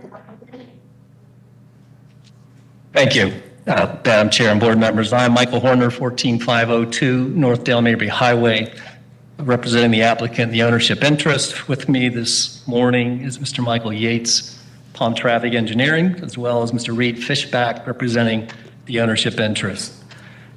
So, Commissioners, we are here with unanimous recommendations of approval. As Mr. Moreta noted, we have consistency findings from the Planning Commission. We have no objections from any review agency. We have no opposition. The hearing master heard this case and recommended approval. So you're probably wondering, why did we file oral argument? We filed oral argument because there is a condition that is part of the record that we did not ask to be removed formally because we had no choice but to accept it per staff.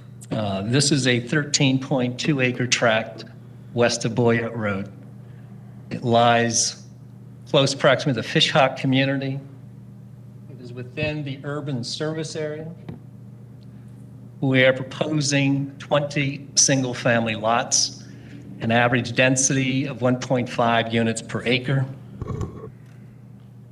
This is in the urban service area, so we have to extend public water and sewer.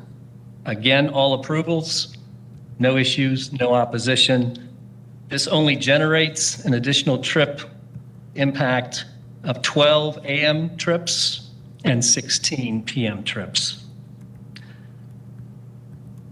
We advised the hearing master that condition 9 was a difficult one for us to accept because it required commitments to improvements that go far beyond the scope of this project's impacts, in our professional opinion. Let me read to you condition 9.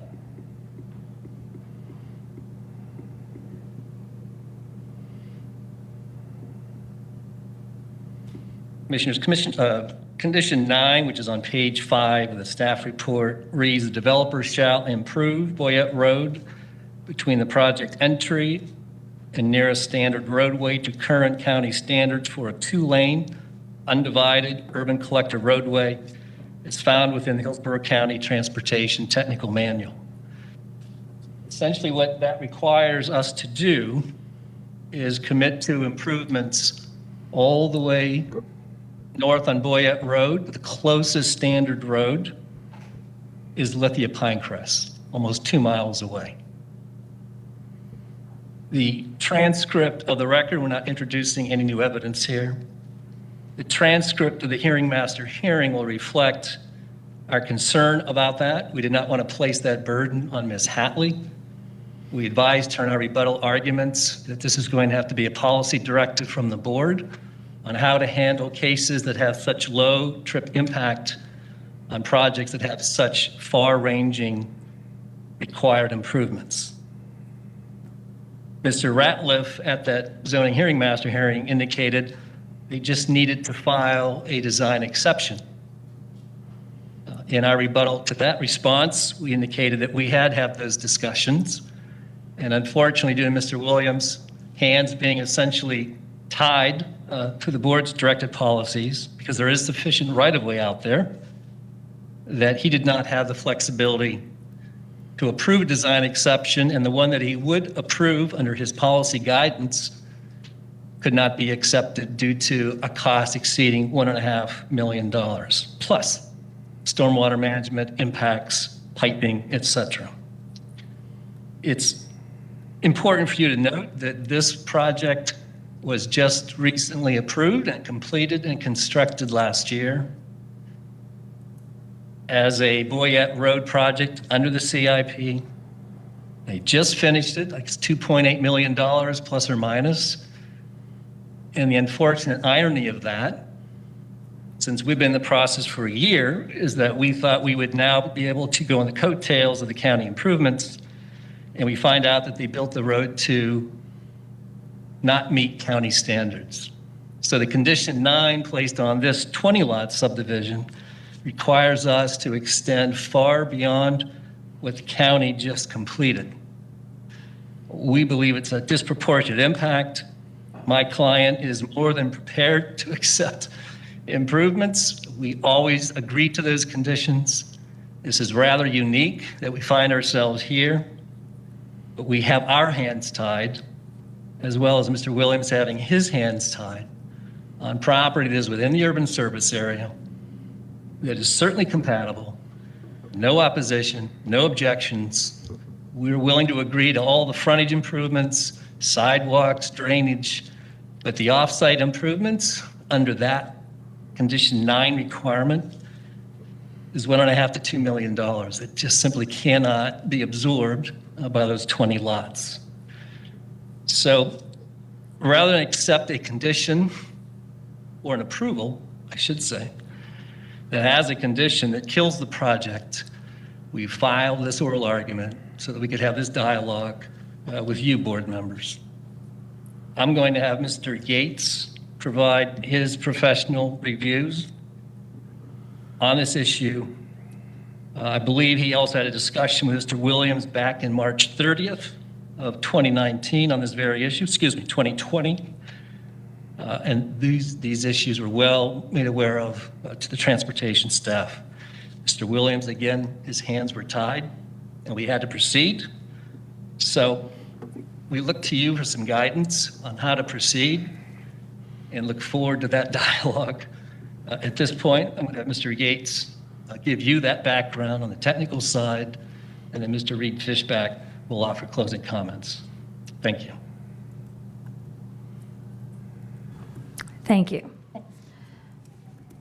So we have, you've all morning, signed up Michael for Yates. oral argument, and so you're recognized. Good morning, Michael Yates with Palm Traffic. Again, I just wanted to go through that condition 9 and go into a little more detail, if that's okay, and kind of explain to you what that means. As you can see on the overhead, that is the 2-lane urban collector that was referenced in the condition 9, which shows basically 11-foot lanes, adding 7-foot buffered bike lanes, and curb and gutter and sidewalks on both sides. And that was required to go from the project here all the way up to Lithia Pinecrest, which turns out it's about 2 miles section. Again, the road was improved recently. as part of a CIP project. And as shown on the fact sheet, the project objectives was to maintain the county's roads in a safe and serviceable condition for the lowest cost to the community, improve travel reliability and efficiency of the existing roadway to support a multimodal system. That was the objective of this road improvement that has been completed, that is out front of this site. We did meet with Michael Williams and staff on March 30th of 2020 and had this discussion of a potential design exception. And what Michael Williams had suggested as a potential solution was to improve from the site up to Channing Park and add a sidewalk along the west side. And so when we looked at that, you can see the existing road conditions. This is the improved road conditions out on Boyette Road. And you can see there's significant drop off on both sides of the road. And so adding the sidewalk becomes very problematic. And in fact, when you get up to Channing Park, the one we were supposed to connect into, you can see the sidewalk is here where they did provide the sidewalk. And you can see the problem that occurs is that it is not on property. It goes into the existing property, and that's where it ends. And property we don't control. And from the plat, you can see what they did is they put the sidewalk outside of the right-of-way as the only way to add the sidewalk and keep to that existing conditions. So the only way to potentially even construct a sidewalk is build a curb and gutter section, pipe all the ditches, put in the sidewalk, and then we're still not even sure that you can meet clear recovery at that point. So that's where it becomes problematic, and even building the design exception we talked about, and for when you're speaking of 20 lots on a road that was just improved, that's where we struggled as finding a potential solution. That is why we're here. I'm going to let Mr. Fishbach come up and give a quick explanation, and happy to answer any questions you may have.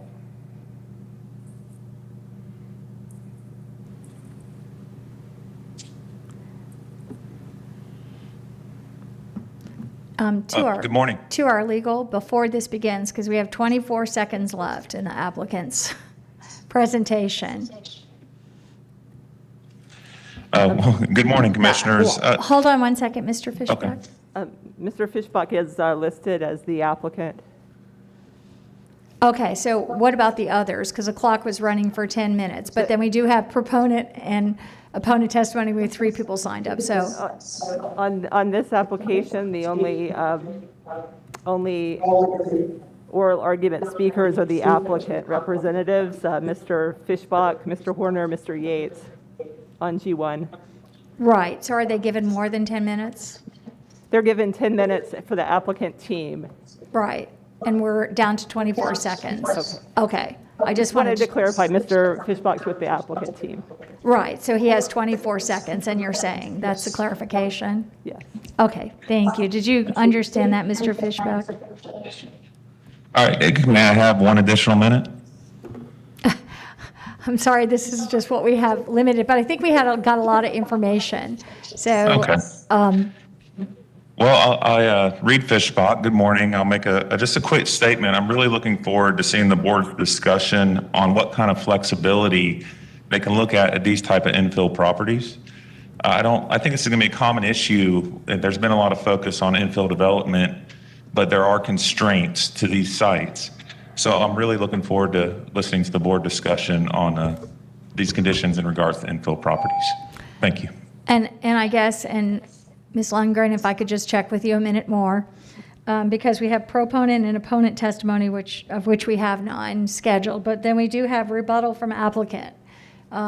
Is that appropriate then at this time to offer that time? Oh, rebuttal is typically reserved for rebutting, speaking to the application's opponents or proponents, and that's Okay. not Right. I just applicable wanted to- here. right. So unless the board feels like it has questions or needs more information from Mr. Fishbach, they're already run through their time. I just wanted to be absolutely fair with this and run by the rules. Okay, with that, then we will hear at this time from Planning Commission staff. Thank you. This is Melissa Leinhard, Planning Commission staff. The subject property is located within the Residential 2 Future Land Use category. The site is located within the urban service area and also within the limits of the South Shore Area-Wide Systems Plan. The applicant is requesting a planned development to develop a single-family residential use. The proposed use is consistent with and an allowable use within the Residential 2 Future Land Use category. The subject site is located within the urban service area where most new growth should be directed for comprehensive plan policy. Per policy 1.2 of the future land use element, these sites are to be developed at a minimum of 75% of the allowable density per the land use classification. The applicant is requesting a density below what can be considered on the site, but is meeting the minimum density requirement consistent with future land use policy 1.2. The immediate development pattern contains a mixture of a mixture of lot sizes. There are large lot, single-family detached residential uses to the north, and then to the east across Boyette Road, which is the delineation between the urban service area and the rural area. There are also smaller lots, approximately a quarter acre in size, located to the west. According to Future Land Use Element Policy 1.4, compatibility does not mean the same as. Rather, it refers to the sensitivity of development proposals in maintaining the character of existing development. Planning Commission staff have determined that the proposed use meets the intent of Objective 16 and Policies 16.2, 16.3, and 16.8 of the Future Land Use Element. These policies require compatibility of residential development to the surrounding area. The applicant is proposing a minimum lot size of 9,750 square feet, which is comparable to the lot sizes in the surrounding development pattern, which includes land that is both within the urban service area and also within the rural area. Overall, the proposed rezoning would allow for development that is consistent with the goals, objectives, and policies of the Future of Hillsborough Comprehensive Plan for unincorporated Hillsborough County, and is compatible with the existing and planned development pattern found in the surrounding area. Based upon those considerations, Planning Commission staff finds the proposed plan development consistent with the Future of Hillsborough Comprehensive Plan for unincorporated Hillsborough County, subject to the conditions proposed by Development Services. Thank you. Thank you. And now we'll move to the zoning hearing master recommendation summary. The zoning hearing master considered the proposed rezoning of the subject property, which consists of approximately 13.2 acres of land located on the west side of Boyette Road, north of Channing Park Road. This property is zoned agricultural rural and designated residential 2 on the future land use map. And the applicant is requesting to rezone the property to planned development to allow a maximum of 20 single-family lots. The zoning hearing master found that the proposed planned development was consistent with the surrounding development pattern. And the applicant went on to, the zoning hearing master went on to note that the applicant does object to condition 9 stated in the Development Services staff report, which provides that the developer shall improve Boyette Road between the project entry and the nearest standard roadway to current county standards for a 2-lane undivided urban collector roadway as found within the Hillsborough County Transportation Technical Manual. The zoning hearing master noted that the applicant did not request an administrative variance or design exception for roadway improvements. Yes, I think your mic just went off. Okay, go ahead. Oh, That's a blown sound.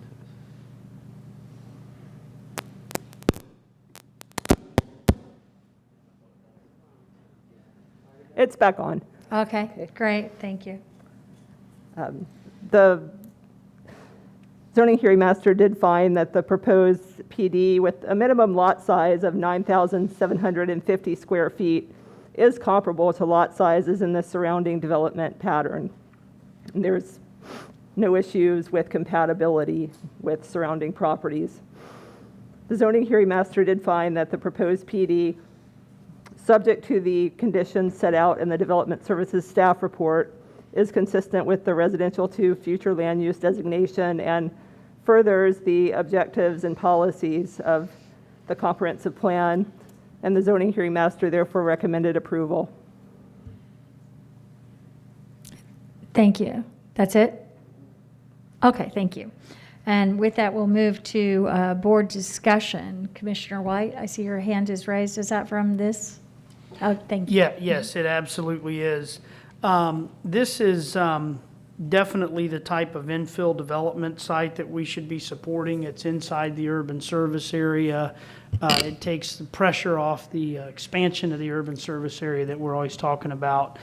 And I know that this board has been working diligently to try to address some of the sins of the past.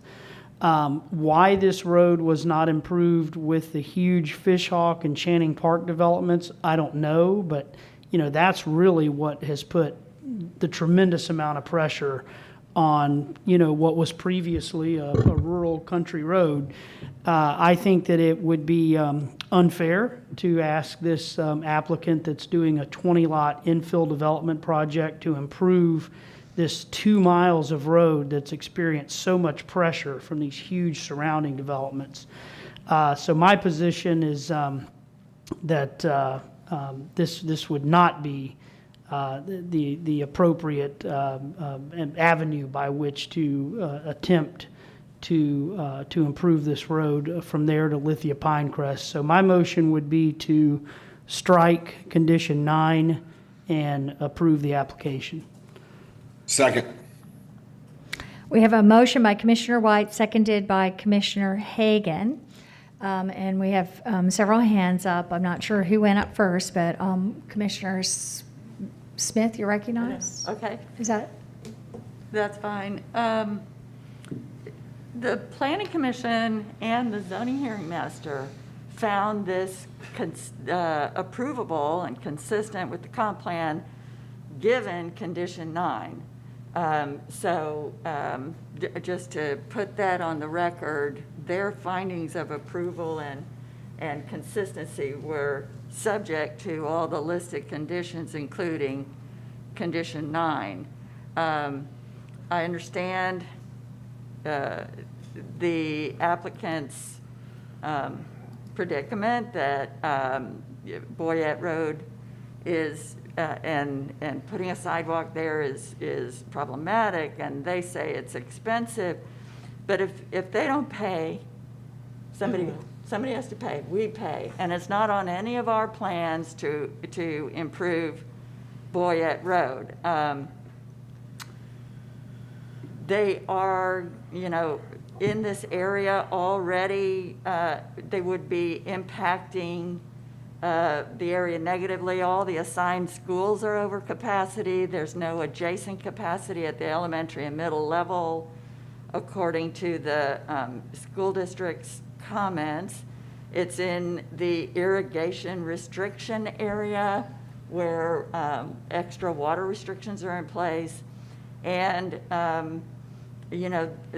these roads need sidewalks and they need to be brought up to county standards, or at least there needs to be some discussion rather than just tossing out the condition and saying they don't have to make any improvements, no turn lane, nothing. I think there should be some discussion of what they can do. There might be some creative solutions to how they can contribute for their impacts, at least in this one area of infrastructure, the transportation area, while they are, impacting the other areas as well. I understand that at the north of this, north end of Boyette Road at Boyette and Dorman, we do have a CIP project for a roundabout there, It is only partially funded. Perhaps they could contribute to that. But I won't approve this without having some further discussion of what the applicant can contribute to their impacts on that roadway system. Thank you. Thank you. Commissioner Overman. Thank you. And I look at not only the current land use, but also it is the PD, we're adding additional homes, we're adding roads to it. And I think it needs to be made very clear that, what was described as an improvement on the road, that is a question, was actually just a resurfacing to keep it from falling apart. It was not an improvement. It was maintaining the road. So it was not improved for safety, for sidewalks, for pending density increase. And as Commissioner White said, this is just the kind of urban infill we'd like to see. But with that comes the needed improvements to transportation, walkability, safety, any of those things when you have more people in the same space, right? So why this condition exists is because that is required when you increase the density. Now, I don't know who owns the land between the Channing Terrace and this particular property, but if we don't approve it here, are we going to require it later? I mean, I don't like sidewalks to nowhere, to tell you the truth. I keep hearing that statement because it does exist in urban communities where older communities did not have sidewalks, and now some municipalities are requiring them. But in this particular case, if the development in this surrounding area, including this property, ultimately builds to our planning commission standards, what we're asking this developer to do is going to be what everybody else is going to be asked. And if we say no now, we'll end up saying no all the way along, and we will end up with another road with an amount of density that is not being built to allow for what we've asked for in our communities and what our residents have asked for when we approve projects. So I'm not willing to waive the conditions at this point. I'll stop there. Okay, is there any further discussion? Commissioner Cohen. I think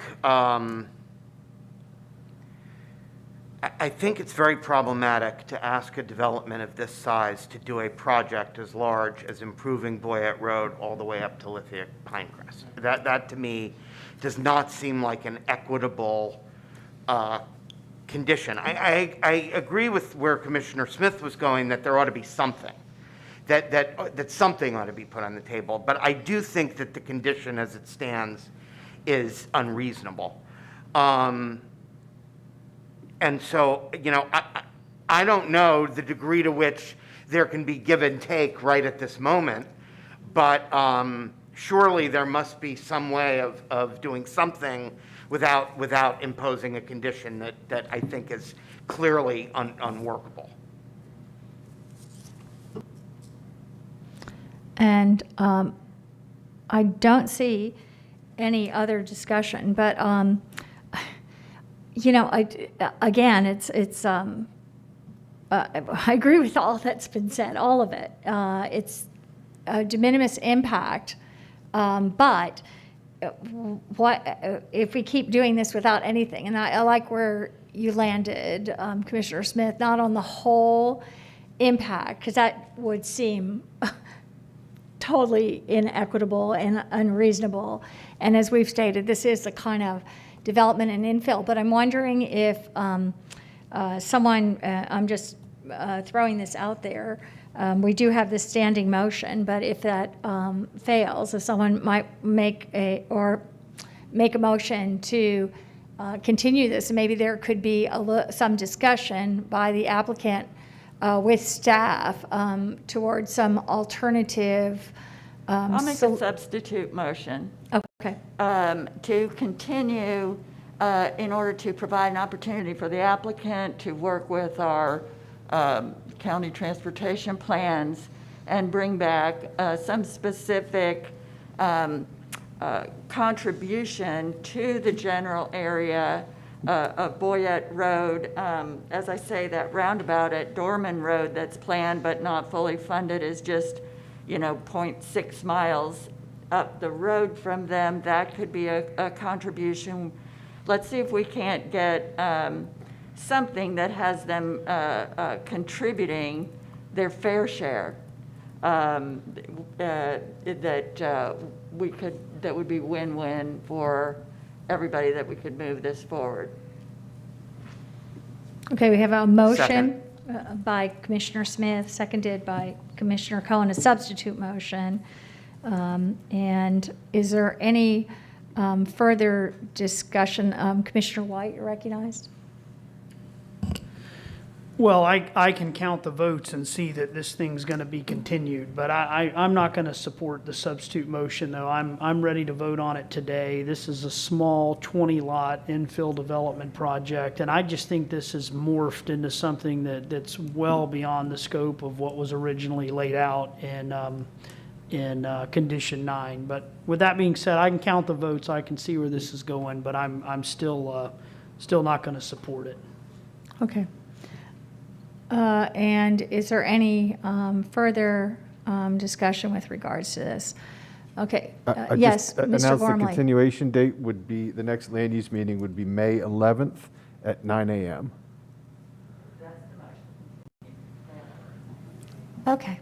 And so we have that motion, substitute motion by Commissioner Smith and seconded by Commissioner Cohen. And seeing no further discussion, can we have a roll call vote? Kemp, Yes. Cohen, Yes. Myers, Yes. Overman, Yes. Smith, Yes. White, No. Hagan. No. Motion carried 5-2. Commissioners Hagan and White voted no. Thank you. And with that, Mr. Moreta. Thank you, Commissioners. This brings us up to item G2. This is rezoning PD 20-1265. It's a request for plan development to implement RP2. It's located specifically in the aggregate area. Michelle Heinrich of our staff is going to walk you through more specifically the location of the site and the proposed site plan and uses. Thank you. Thank you, Michelle. Morning, Michelle Heinrich, Development Services.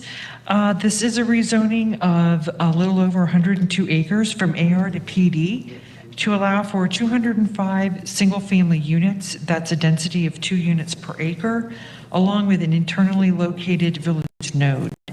The site is located in the RP2 future land use category, which requires a plain village development form and the provision of retail uses when developing at 2 units per acre. The project has demonstrated compliance with the primary characteristics of a plain village, which includes providing open space at an amount to achieve the clustering ratio to meet or exceed 3.5 units per net acre, the siting of a village node within a quarter mile of at least 90% of the residential, and providing the required amount of retail uses within the village node. As you are well aware, in the RP2 future land use category, there is a requirement that 70% of the site be provided with a 250-foot wide buffer, and then the remaining 30% can be left with no additional treatments.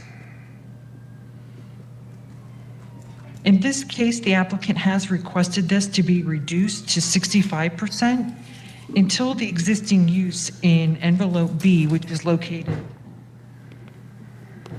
right there in the northern area, ceases. At that time, the project will meet the requirement. And also to note, the remaining 30%, which is, I stated, not required to be buffered, is being proposed by the applicant to provide various buffers and landscaping, and those vary from 100 feet to 30 feet in width. The site is located along the west of Boyette Road with 2 access points. Bonvoyette Road is a substandard road, and a design exception has been found to be approvable by the county engineer. Roadway stub-outs along the north and west are proposed to provide connectivity to future developments. The surrounding area is developed with similar projects in the Plain Village pattern. The Plain Village of Stogie Ranch is approved to the northeast, and the Plain Village of Blvd Ranch is approved to the east. Property to the northwest is a 162-acre AR piece of property that is developed with a TV radio tower. Property to the southwest and south is Zone AR, and it's within the nature future land use category. This property is owned by Hillsborough County and is used for the Triple Creek radio-controlled airfield and the Triple Creek BMX track. Properties to the immediate west is ELAT property, and Conservation Lands and Environmental Management has reviewed this request and offered no objections. Planning Commission staff has found the project to be consistent with the comprehensive plan, and no objections were received, and therefore staff does recommend approval subject to proposed conditions.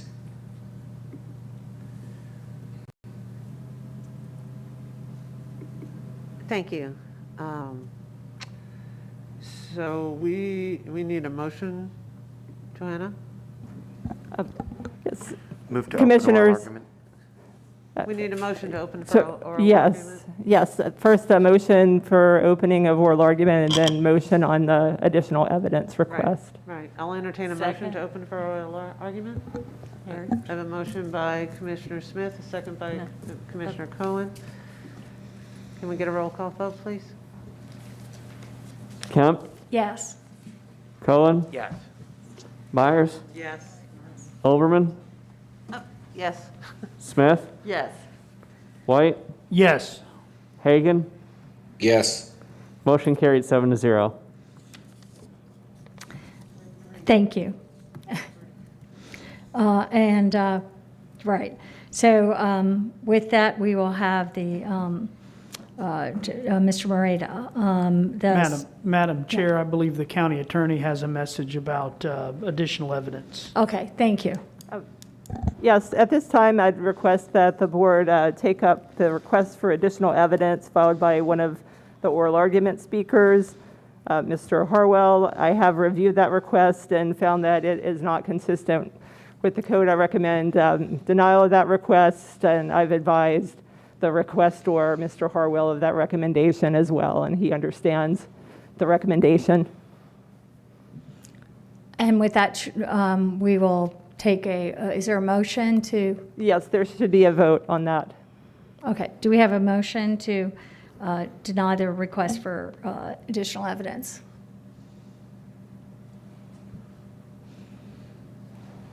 So moved. Okay, I think I heard Commissioner Hagan made the motion and seconded by Commissioner Overman. And is there any discussion at this point? I see Commissioner Smith and Commissioner Cohen. Commissioner Smith, you recognize. A quick point is, I think we are going to be needing to take a look at our zoning processes in a lot of ways, our land use process in a lot of ways, and just want to note that this is a process of, every citizen that comes to the zoning hearings is given this packet of information that indicates if they fill out this form, they might make a request to provide additional evidence here at our county commission hearing. And time and time again, citizens, go through this kind of lengthy process only to be told here that it's unacceptable. In fact, we've never accepted a request for oral argument in the time you've been here, have we, Ms. Lundgren? Not a request for additional evidence.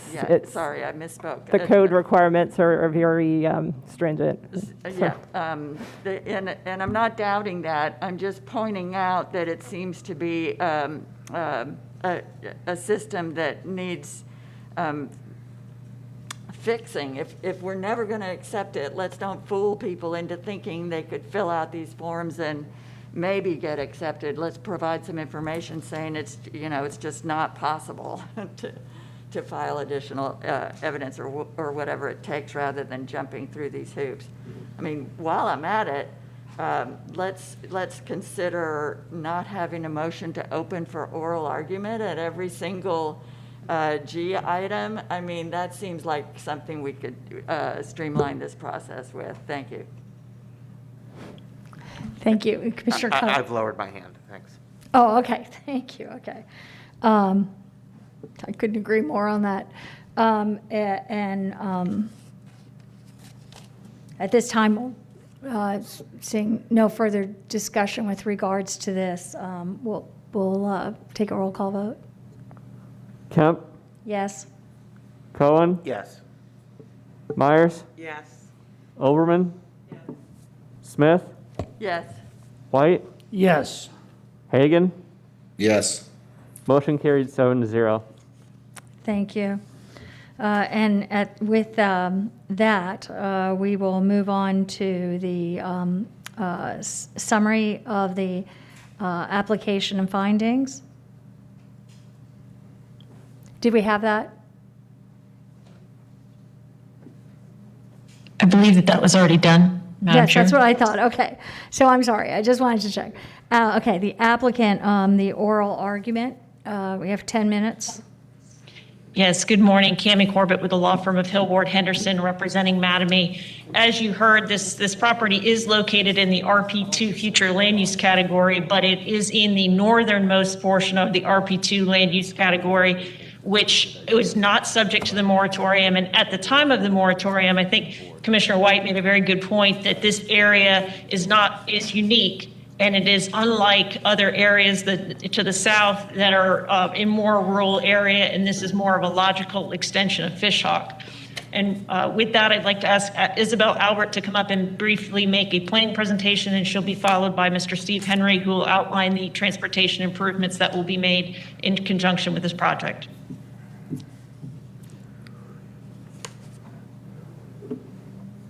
Thank you. Good morning. Isabel Albert, a certified planner with Half Associates, 1000 North Ashley Drive. I'm here representing the applicant as well. So as Michelle stated, this request is in the RP2 future land use category, and we are located surrounded by the Hawkstone Master Plan community, which was approved for similar development as what we're proposing today. To the north of us, we have a radio communication tower, and to the south, we have the BMX track, and to the west, we have the ELAP property.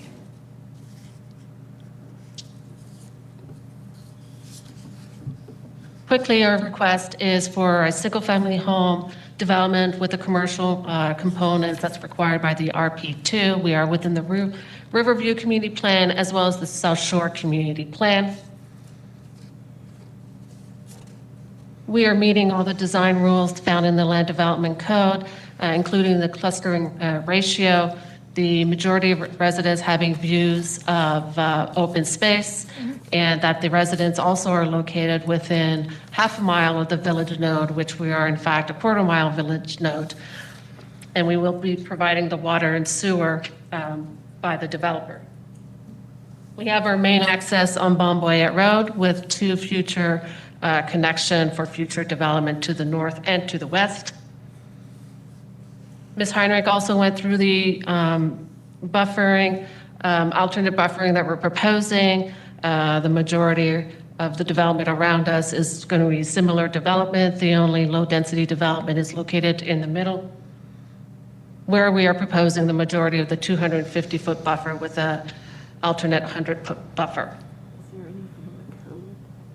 All reviewing agencies reviewed this with no objection. The Planning Commission found the project consistent with the RP2 future land use category, as well as development services staff found it compatible with the surrounding area, and we received recommended approval with condition. Thank you very much. Thank you. Is that the complete testimony, applicant? No, this is Steve Henry, Links and Associates. I got some additional testimony on the traffic. As indicated, we've got a design exception that has been deemed approvable. This graphic here illustrates the improvements that are currently either already constructed or planned to be constructed. The blue shows the improvements that have already been constructed for the roadway for the Hawkstone development, which includes the roundabout at Bon-Boyette and Boyette Road. The green illustrates the improvements that are proposed to be done by the PD 200479. What we're proposing is additional improvements along Bon-Boyette Road. One, our access point will align with the Hawkstone development, which is here. We are proposing a southbound right turn lane, and then also proposing some additional improvements along the Bon-Boyette that are consistent with what has already been approved and constructed as part of Hawkstone. The first one is the what I call the segment A, which is along the southbound right turn lane that we are building. We are adding a bike keyhole. We're also adding the turn lane. In addition to that, adding a 4-foot paved shoulder and 2-foot unpaved. The paved shoulder will also work as a bike lane to continue that section that is currently being constructed to the north. The other section that we're doing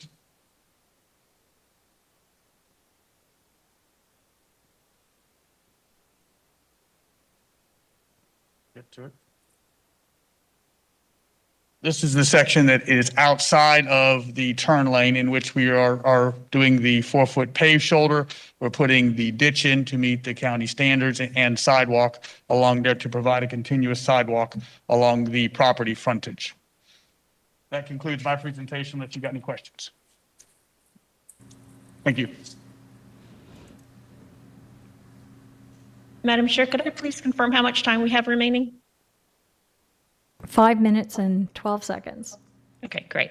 I just wanted to touch briefly. I know school concurrency has come up in another hearing today. School concurrency is governed by your comprehensive plan and your land development code, and school concurrency is evaluated at the time of preliminary subdivision plat. So even if you were to approve the zoning today, that wouldn't have an effect on the school system in terms of them having to accept capacity that they don't have available to them. That is regulated through the site development process and the land development code process.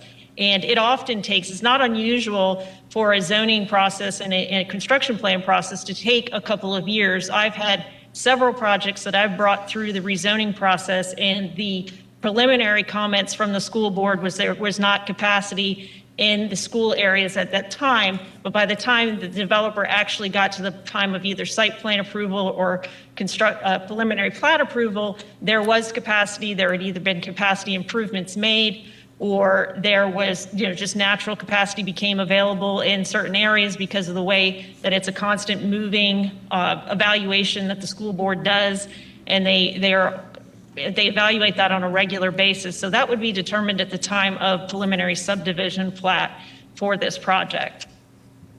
As you heard, all of the substantial competent evidence in the record supports a finding of consistency and compatibility with the comprehensive plan and the land development code. You have the planning commission staff, you have development services staff, you have our professional planner, our professional engineer, and all of that evidence supports approval, and we would respectfully request approval and reserve any time for rebuttal. Thank you. With that, and I won't do the reserving time for rebuttal, but you will have rebuttal to speak. And with that, we will move to proponent testimony. Proponent testimony is 10 minutes. I'm not seeing any in person or online. Okay.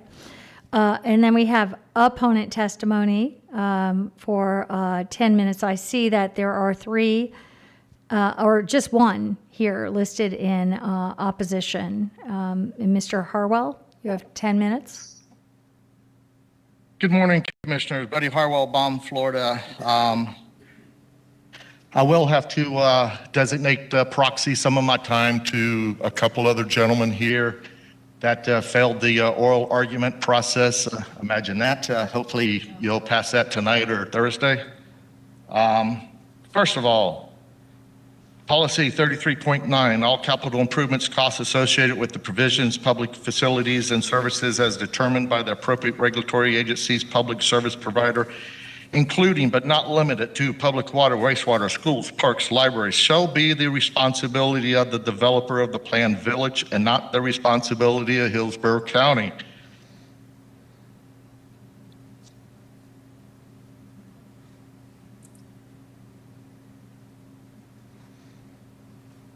I'm putting a map for you. Here's a map showing some of the 250-foot buffer. We appreciate them getting up to, I think, 64%. Unfortunately, 20-some% of it in here is buffering wetlands from wetlands. So what's the purpose of buffering again? Also right here along the road, they're only providing a 30-foot buffer. And this is what happens when you only provide a 30-foot buffer and build berms and stuff. You get flooding on the roads because we don't have drainage in the areas.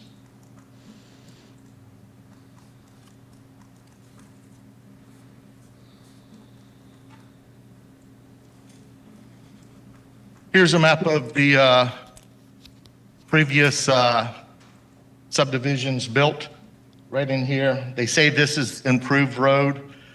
I drove out it. I've got some pictures. What about this portion from here down to the south entrance to this part? And also, you got to remember all this. I think there's probably close to 1,500 houses up here. All this is on Blvd Road, leads down to where we're talking about putting the signalization on 672.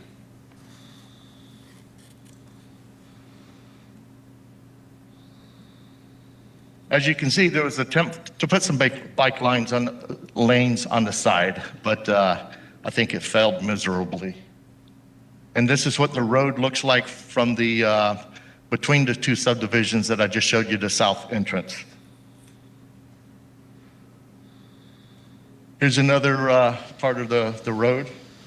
And you notice you got the bike lanes over here that just dead ends to the curb. So, if you do approve this, I suggest they make some major improvements on Boyette Road that needs it. Put the 250-foot buffer along the road so we don't get the flooding that will correspond with it, like I showed you. And the commercial. I know so far, I think out of the 3 other projects, they've come to you and asked for a variance to remove the commercial. If you approve this, I hope you can put a contingent clause in there stating that they cannot come back and remove the commercial. This is the last piece in the area. So the more commercial we got in there, the less people is going to be traveling on the road, hopefully. And that's all I have right now. Like I say, I do want to proxy the rest of my time to Glenn and Al. And I will ask at this time, the clock is stopped, Ms. Lundgren, so is that permissible? Yes, we have kind of adopted that policy in the past. These 2 gentlemen are both parties of record that appeared at the zoning hearing master, so Mr. Harwell may proxy his time to them. Okay, and with that, we can move on here. There's 6 minutes and 8 seconds left. You can hit the right button to turn on the microphone. We can hear you. Good morning, Commissioners. This is Al Bruner, live at 15006 Carlton Lake Road. First, I agree with everything that Buddy has put together and shown, both with other developments that's been approved where it met the engineering requirements by the transportation professionals. We've had previous discussions at the previous hearing where the counselor made motions that, hey, lay people's opinions really don't matter. You got to leave it to the professionals. This isn't rocket science. And and we live in the area. We have to live with these permanent justifications that go in, and using observations of other developments that use the current engineering standards and the traffic standards where they aren't working was asked to be ignored because it's not theirs. Well, you're right, it isn't theirs, but it shows a history, shows a pattern that we get stuck with, and somebody, i.e. the taxpayer, has to come back in and fix it. I have problems with the taxpayer constantly getting stuck with, as what we have in this county right now at $1 billion+ deficit, getting stuck while some folks make off with a lot of profit, and then stuck us with the bill to fix the permanent stuff that they don't have to live with that we do. And I also I'm very much against this ridiculous process of, well, you spoke, but then you got to file this weird process, and you got to file to ask permission to speak again. Whereas the applicant constantly gets to update and reiterate their information, their objections, and it limits the voice of the people to come back and make a statement. So I appreciate Commissioner noting that going forward. Thank you very much for your time. Thank you. I think there is, I understand one other. Yes, ma'am, he's coming up now. Hi, my name is Glenn Fisk. Again, I live at 14635 Sweat Loop Road in Balm, not Waimama. I just want to reiterate about these wetlands, that they're buffering, and about the 250-foot buffer that they're doing through there instead of along the roadside, where it would make more sense as far as your regulations for the buffers. But what I'm also concerned with is the constant chipping away at buffer requirements by the developers. This time, they're only chipping away at about 8% of the buffer requirements for 250 foot. Well, what's going to be next time? 12%? Next time, 15? It just seems like they want to keep pounding away at the buffers when we have evidence with Mr. Harwell's pictures that anything less than 250 is causing roads to flood when we have our 2-inch range like we just had Saturday night. I appreciate your time.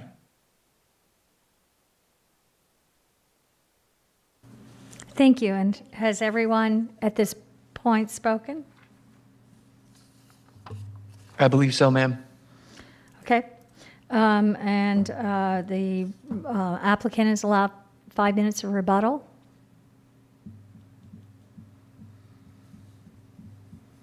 Cami Corbett, for the record, I'd like to have Steve Henry come up and address the issue with respect to the condition of the roadway.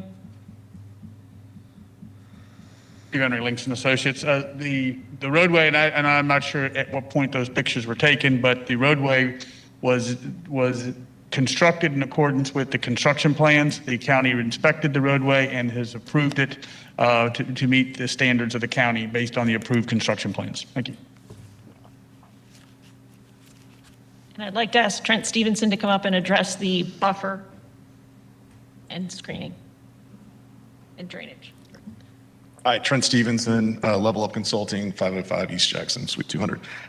Regarding the drainage and the buffering, it should note the county standards as well as the Water Management District design standards require us to treat and attenuate runoff from our site. So we won't be discharging water from our site into the right-of-way.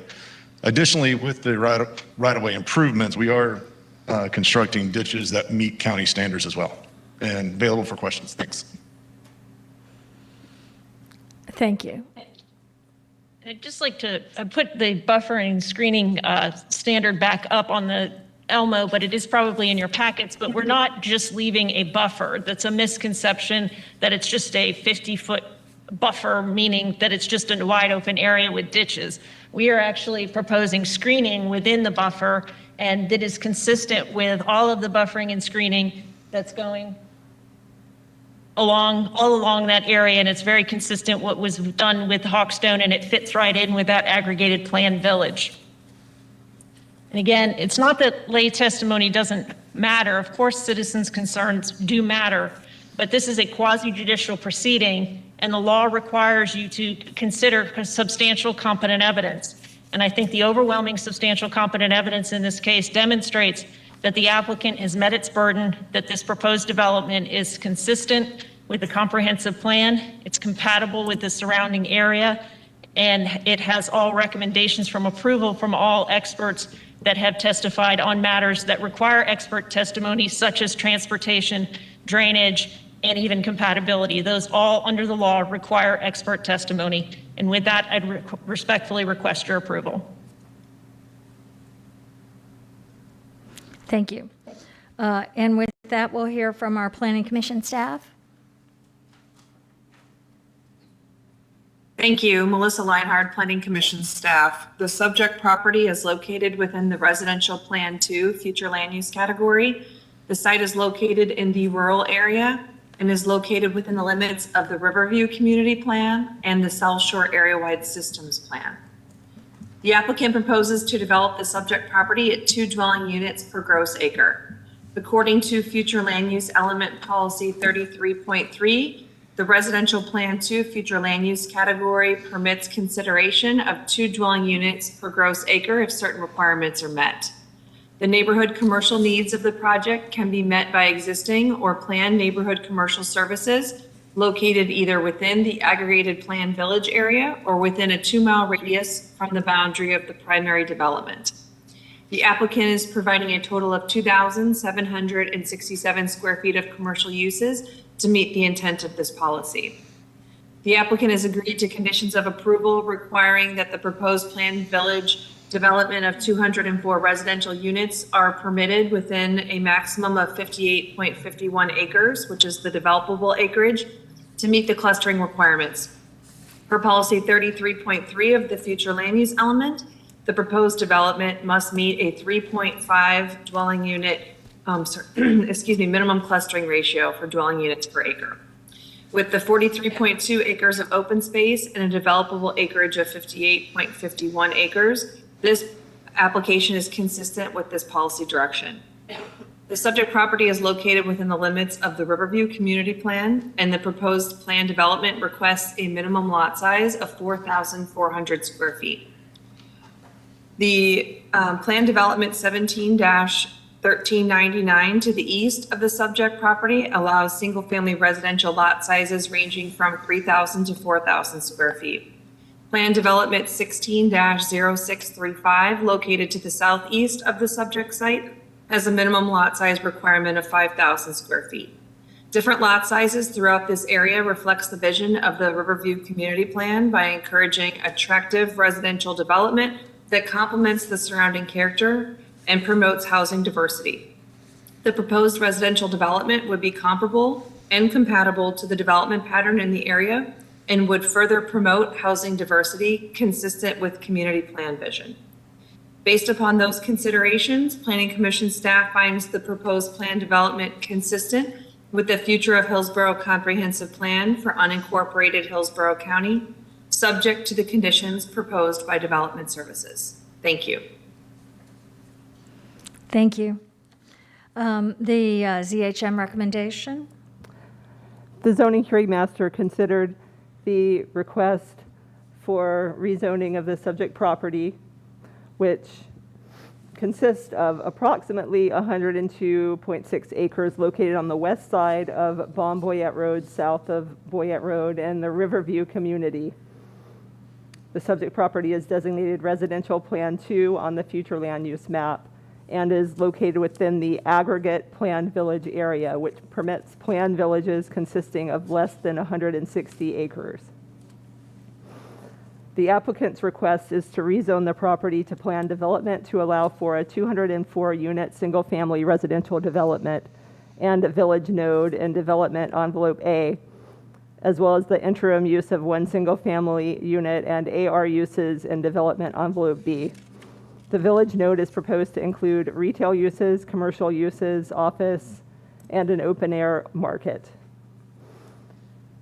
The zoning hearing master considered the lands surrounding the proposed plan development and found the proposed plan development to be compatible with the existing development pattern found in this area. The zoning hearing master found that the proposed plan development supports the vision of the Riverview Community Plan and will allow for development that is consistent with the goals, objectives, and policies of the comprehensive plan. The finding was subject to the recommendations of development services, rather the recommended conditions of development services. And with that, the zoning hearing master recommended approval.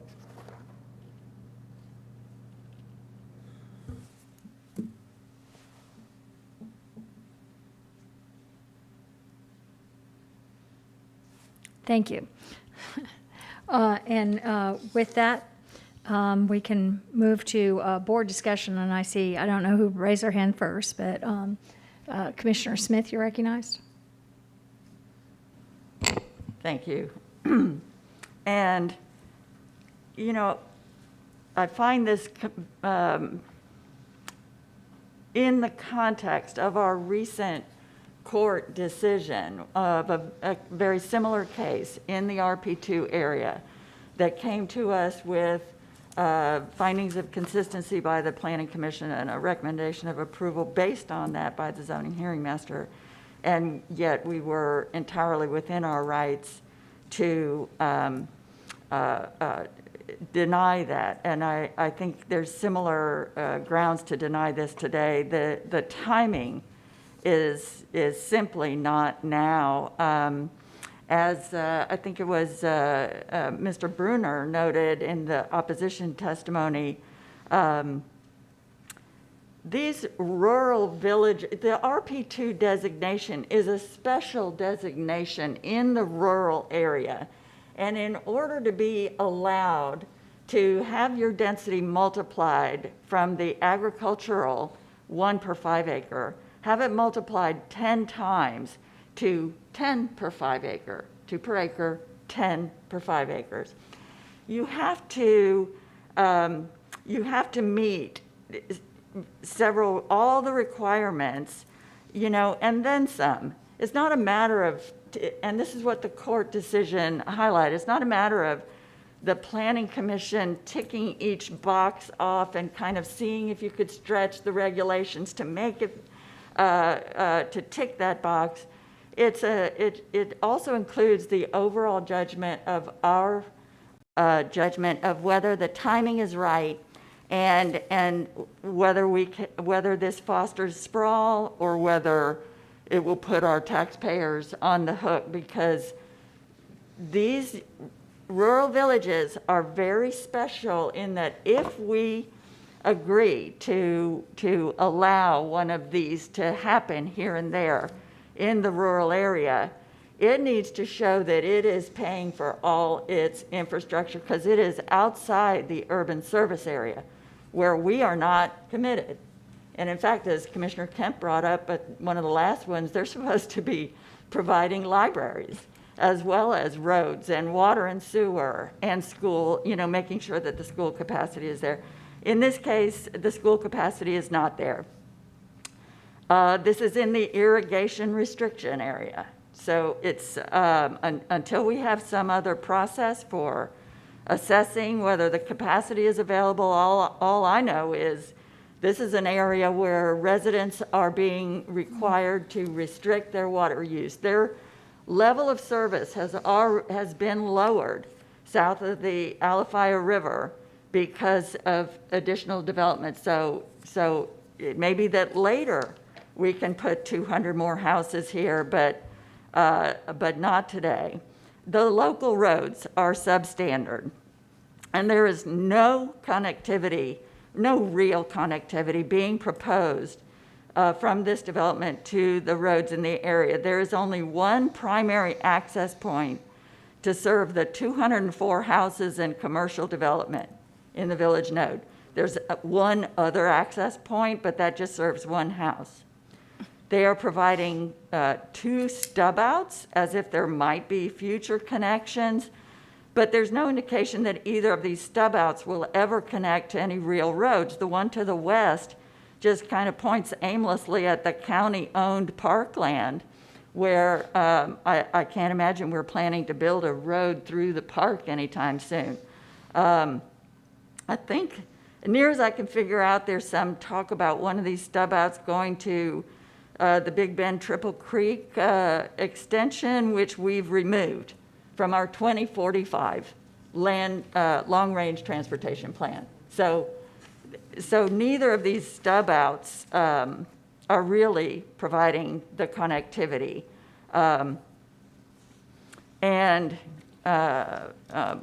Back to the substandard local roads, they're proposing design exceptions for Balm-Boyette Road. So rather than paying for their impacts like their self-contained village is required to do, they're proposing design exceptions. Balm-Boyette is substandard, and their design exceptions do not bring it even near to standard. Their proposed design exception leaves the road with travel lanes that are too narrow and shoulders that are too narrow. No bike lanes, no sidewalks, and this is all contrary to the Riverview Community Plan. I am baffled that it was found consistent, because this is clearly contrary to Goal 11 of the Riverview Community Plan that says they want to collaborate with private sector development and others to provide safe roadway, sidewalk, and pathway connections, biking and equestrian linkages, and other pedestrian amenities. They want to encourage walk-to-school programs to increase safety and to reduce school-related automobile trips. And they definitely say they want to provide sidewalks, pathways, and/or trails wide enough. Specifically, they say wider than 5 feet for people to easily pass each other or travel side by side. But this developer is not providing sidewalks at all, and even the shoulder is not wider than 5 feet. It's not our county standard of 6 feet, it's only 4 feet. So they're not consistent with the Riverview goals. The Hawkstone development across the street is adding a sidewalk to their side of Balm-Boyette, and I don't see why this developer shouldn't at least provide a sidewalk on their side, along with any striped signalized crosswalks that would help with that aspect of the Riverview Community Plan. For buffering, they don't meet the requirement. You know, these rural villages need to meet all the requirements. This is not some place we're trying to encourage infill. This is some place we're granting the favor if you are doing it all right, and they're not meeting the requirement for a buffer for 70% perimeter at 250 feet. They are only providing the required 250 feet on 65%. Over the rest of it, they provide much less. In some areas, some big areas, only 30 feet, and others 50 feet. That's that's a different animal than a 200 feet buffer. I mean, you got a few feet in few trees in 30 feet. They say they'll reach 70% later when that house eventually goes away, but that's all right, that's later. We're talking about whether or not the timing is right to approve this today. No.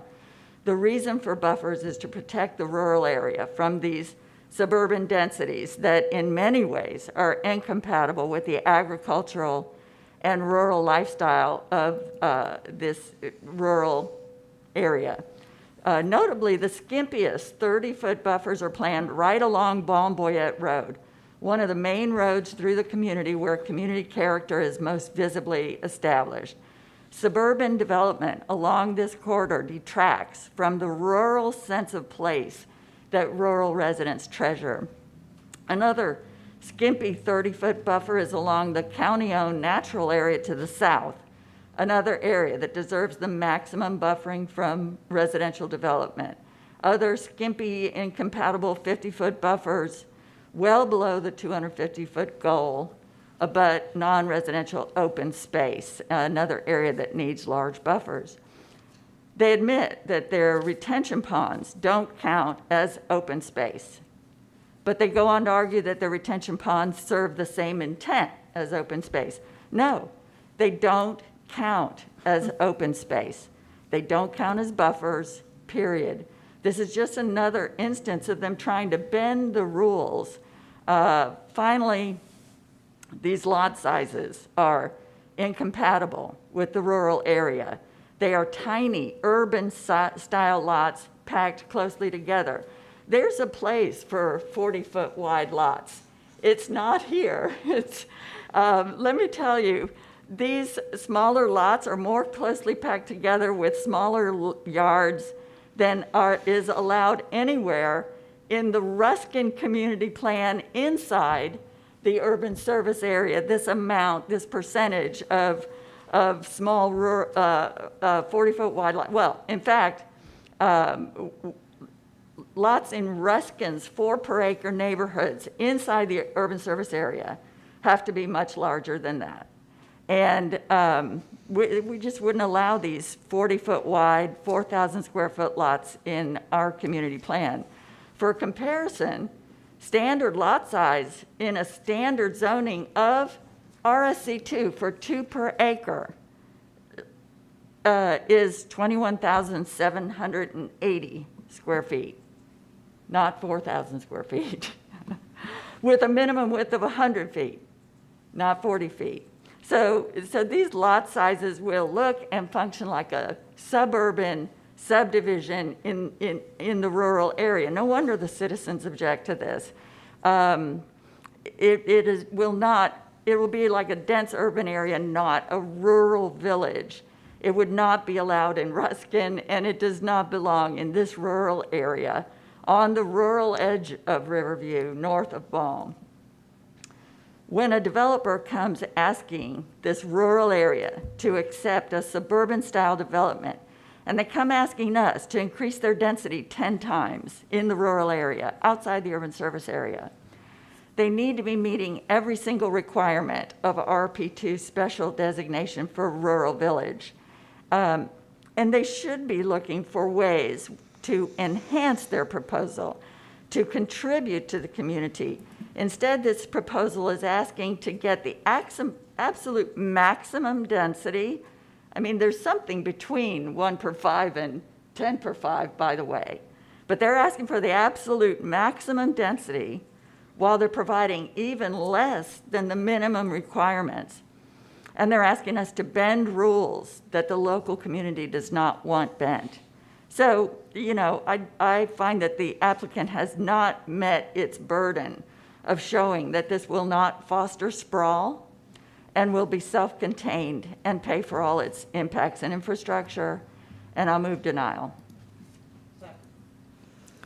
Okay, we have a motion by Commissioner Smith to deny, seconded by Commissioner Overman. And Commissioner White, you're recognized. Thank you, Madam Chair. I can appreciate everything that Commissioner Smith has said, but I have a little bit different point of view on this one. It was me that pointed out that I think of this area as a logical outgrowth or extension of developments like Fishhawk, Lake Hutto. Now you have the Hawkstone development there. And it's really about the last piece of what we carved out as that RP2 North area. It's no longer a rural area. Fishhawk certainly changed that. It's really ushered in a suburban style pattern. And from there, it actually does transition nicely into a rural area. But this is like a missing piece of a puzzle. There's ready access to Bell Shoals Road, which is well on its way to being widened. We do know there are some challenges with Boyette, but that ultimately connects with Lithia Pinecrest. I'm convinced that as time goes on that we'll make the necessary improvements there. Of course, there's the roundabout that was triggered by the Hawkstone development that got rid of an awkward, dangerous, rural style intersection. So I think that this, really looks a lot more like an infill project than it does in an RP2 project. The folks that spoke in opposition, I consider them to be friends. They live down in the Balm area, and I've not only supported but championed the moratorium on RP2 in the Balm area to hear their concerns and address their concerns. But this is a different animal as far as I'm concerned. And the way our rules are structured with land use, if Commissioner Smith's motion were to not pass, that does not mean that the project's approved. We have to affirmatively take action on an approval. So with that being said, I'm going to make a substitute motion for approval. Second. A substitute motion by Commissioner White, seconded by Commissioner Hagan to approve this development at this time. And I actually see no further discussion, but I'll just say I can appreciate your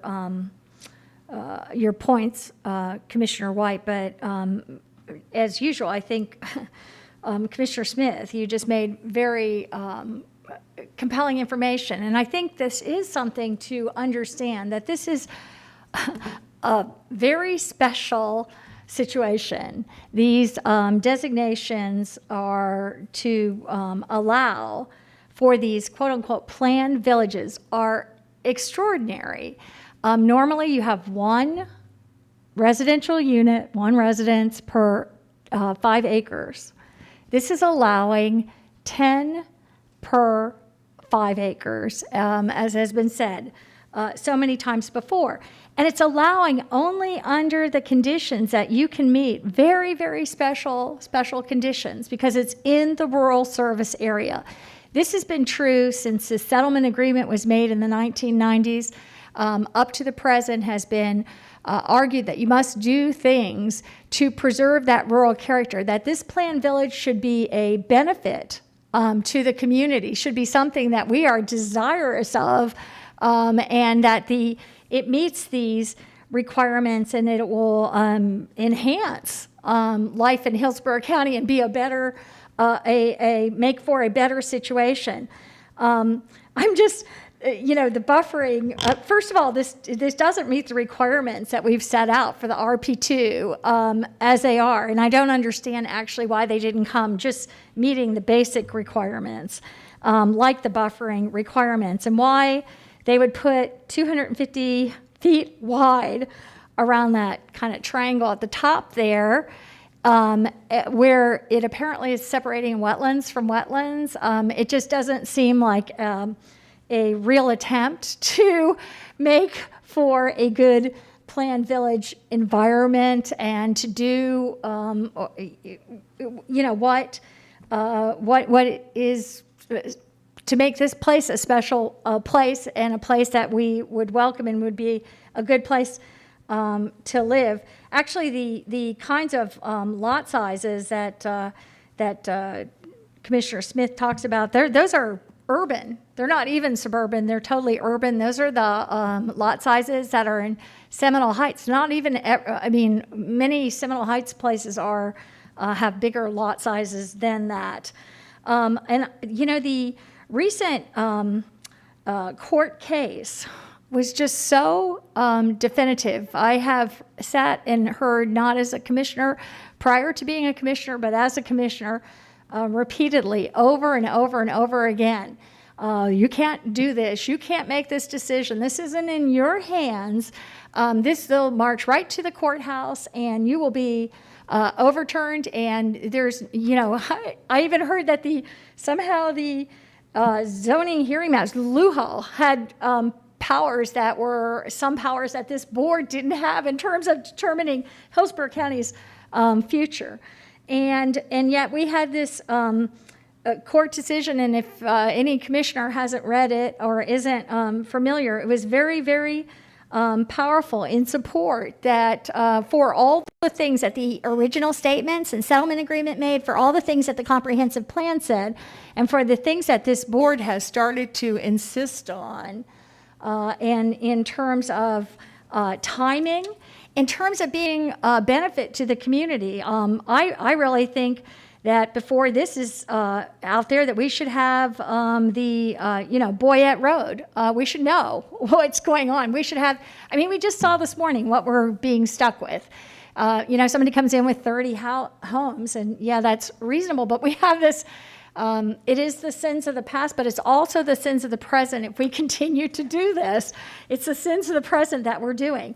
The buffering, the state of the road, from the recent court case, as you know, this is in the RP2 rural service area. We recently won the RP2 that gave us some guidance with the Balm Road investment. And I'm going to quote some language from that case. Counties are required by Florida law to adopt comprehensive plans, often informally referred to as comp plans, to establish future land use categories within their boundaries. Chapter 163 of the Florida statutes. A comp plan is likened to a constitution for all future development within its boundaries. Zoning regulation is how the comp plan is implemented.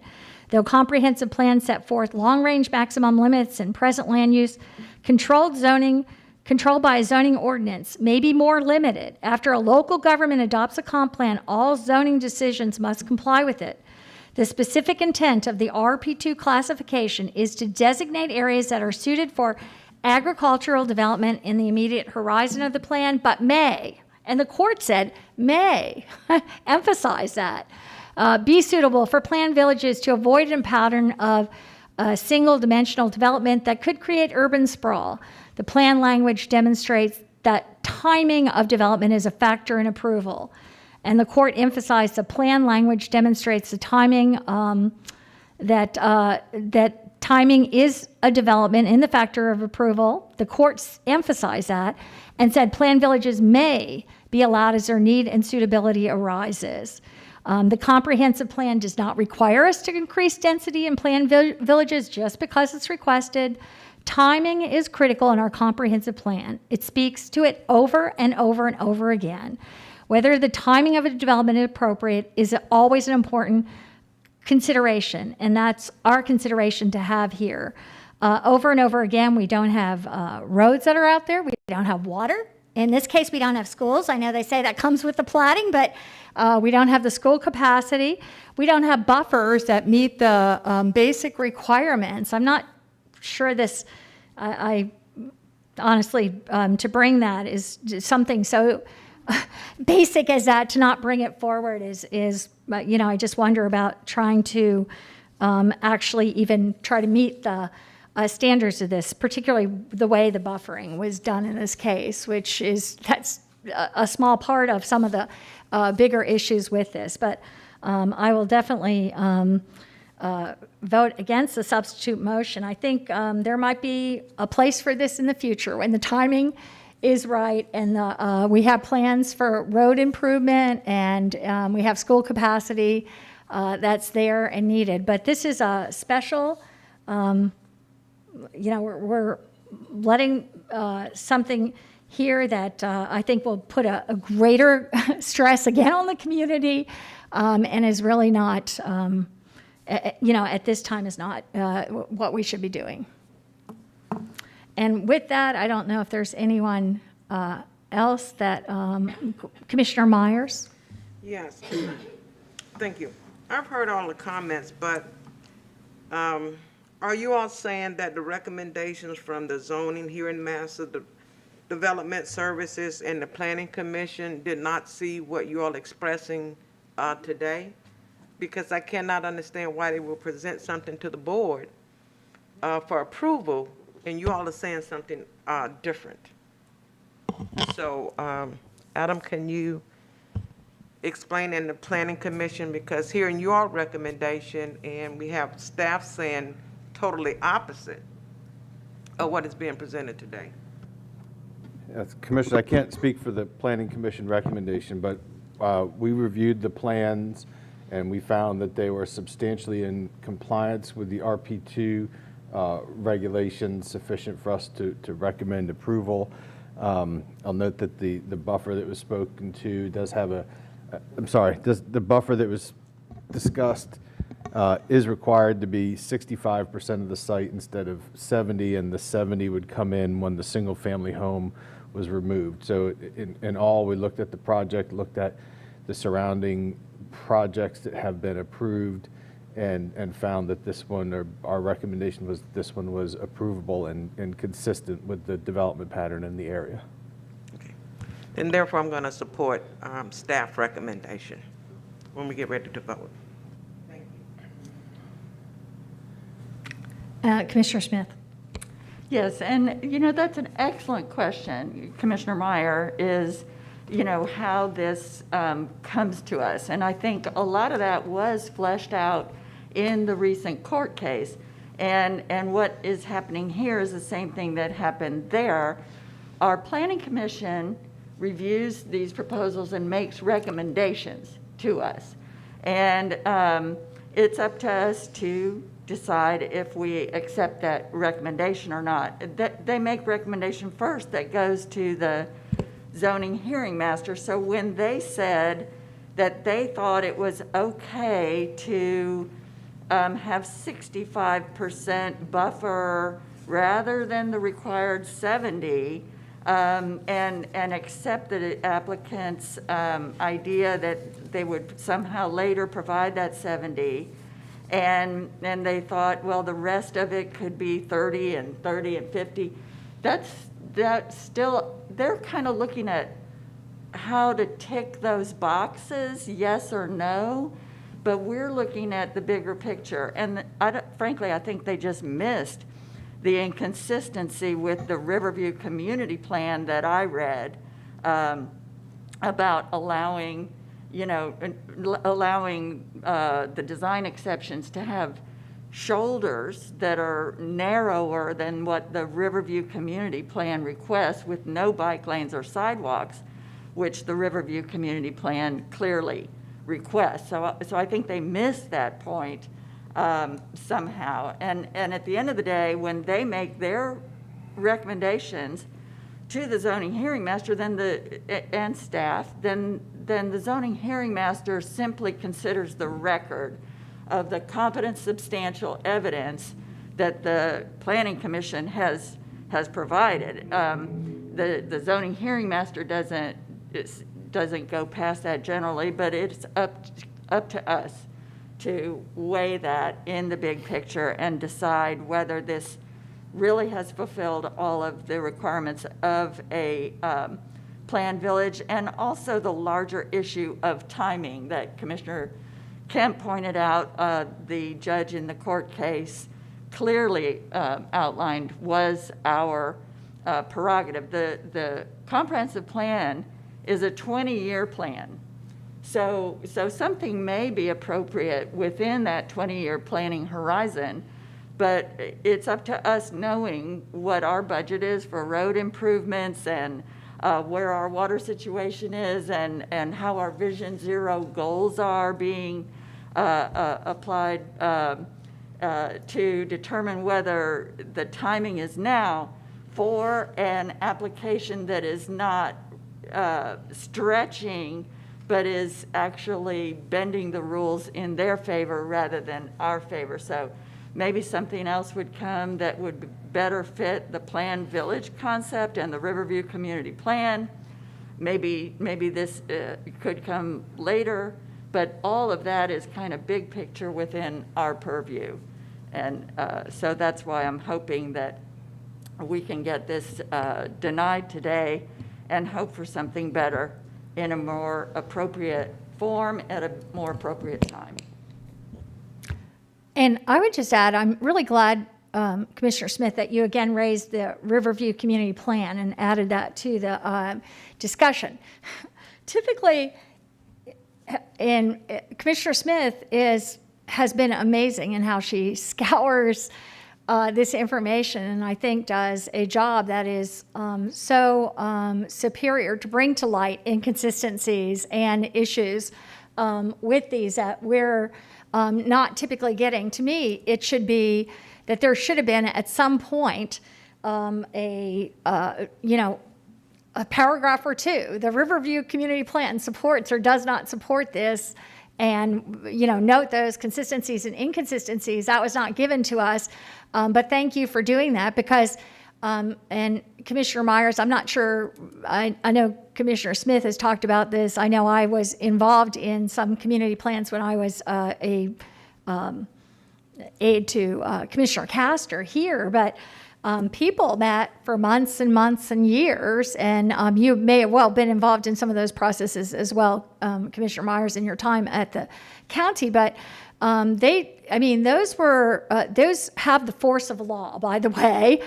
Those are part of what we, not only did people put their time and energy and have agreement and brought those to the board to approve, and this board, the board before us, another board, said, yes, this is the work that you put into this. This is a work that's oftentimes been something that's been worked out with developers as well as community people that came to an agreement, and then to just throw those out the window and not, I think it's been a problem specifically in a lot of these cases, and it's been very discouraging for communities and neighborhoods who really invested so much time and energy and care into defining a better future, I think, for Hillsborough County. And the fact that it's not even raised here, I find concerning, that,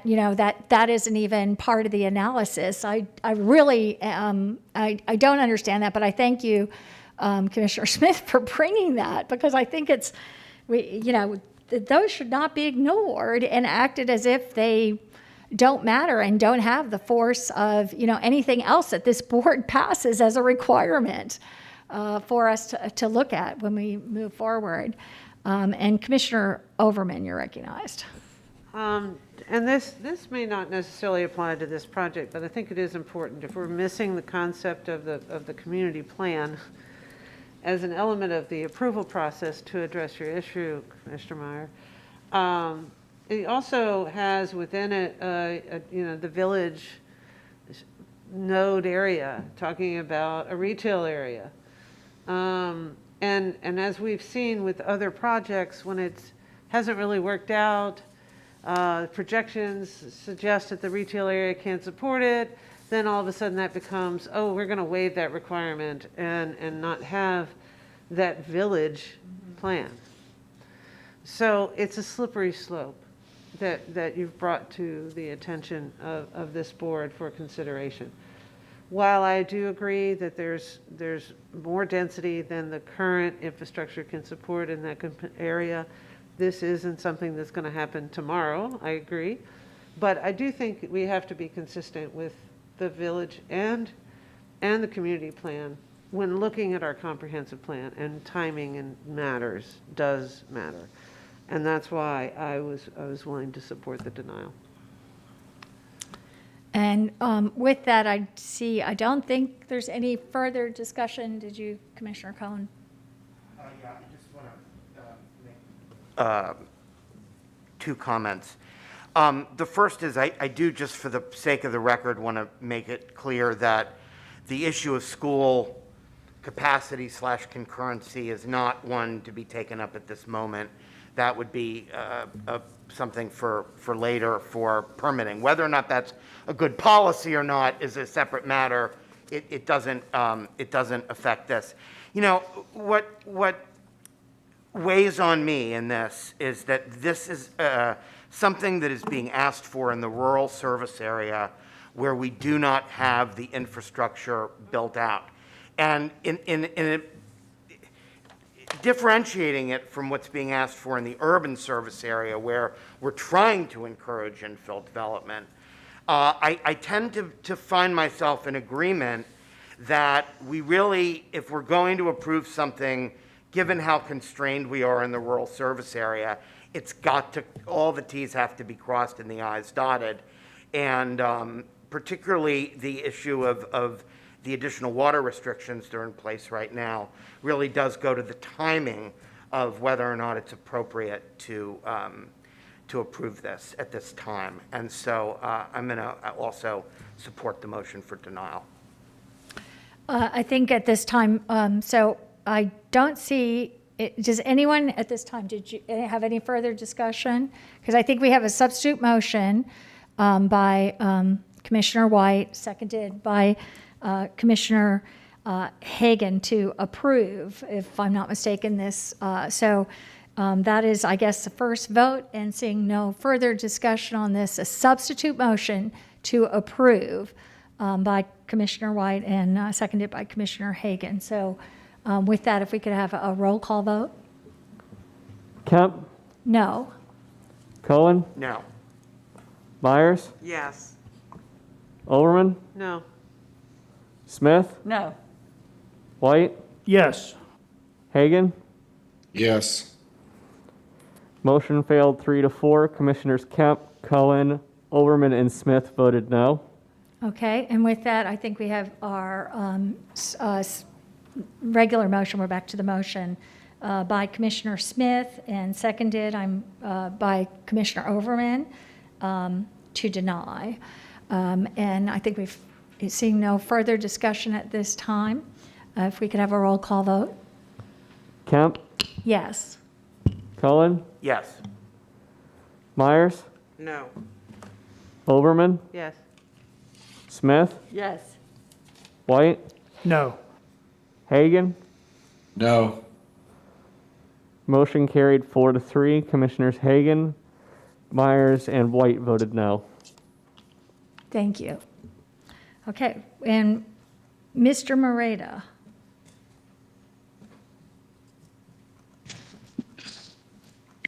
Hello, Commissioners. I just wanted to ask for a brief break. We've got a pretty large crowd here that is queuing up for actually the next several cases. So we would need to ask that anyone that's in the room that is not here for item G3, please exit the room and then re-queue when your item comes up. And so we can queue up the citizens that are here for G3. So we would need a moment to do that if it's okay. That's what would we like to take, like, what's a pleasure of the board? It should Like- take a couple minutes. It should take a couple at least a minutes. couple minutes, but 10 minutes? We Okay. could probably get it done sooner than that. And Right. it's the COVID capacity that we're working with, Okay. which is making this necessary. Yes. Commissioner, just for context, that we are limiting the capacity of in-person participants in Saunders, and so what that's requiring us to do is have people sign in, and then we bring them into the room. You know, if there's capacity for everybody, then we let everybody in the room. If it's Right. limited, then we bring people in and have them come out so that they can be there for the application. Well, why don't we take 5 minutes then, I guess? Is that good with the board? I think some of us I didn't realize that G3 was going to be such a long Yes, item. me and- I did not either. Like, how many people are signed up for this? And then we have a couple more. I mean, Right. should we take maybe a half-hour break? That's what or I'm break till thinking. 1 I mean, I o'clock? would prefer that myself. Okay, yes. Okay. So how about if we take, why don't we meet back here at 1 o'clock? It gives us 40 minutes. Okay? Okay. Thank you. Yes? I think you just said thank you. We're going to Thank you, recess. Commissioners. Sorry, we're going to Sorry. recess to 1 o'clock.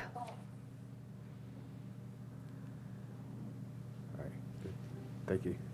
Thank you.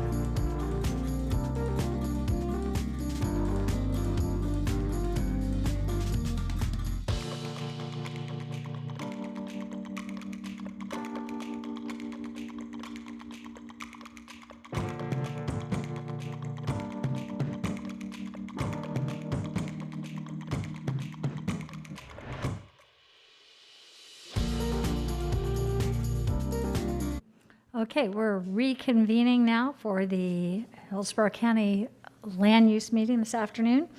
And we will begin with go back to our regular agenda. Mr. Moreta, I'll let you. Good afternoon, Commissioners. Joe Moreta, Development Services for the record. This brings us up to item G3 on the agenda. This is a rezoning proposed at 6911 Gibson Drive. It's a 1.24 acre site. It's generally located about 600 feet east of the intersection of 41 and Gibsonton Drive. Commissioners, this is a proposal from ASC1, which permits agricultural uses, 1 acre lot density, to commercial general.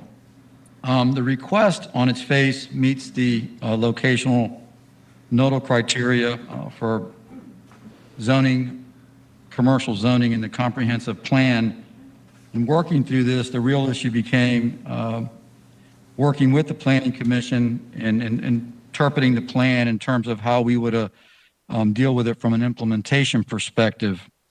And in that dialogue and working with the Planning Commission, it was felt that the CG zoning district was too intense to meet the goals and purposes of the plan. Essentially, for example, the CG zoning district on its higher end allows major auto repair, also allows car sales. The Planning Commission staff felt that in this area, the plan called for, between the Gibsonton plan and also the plan itself, called for something less in terms of that type of land use intensity.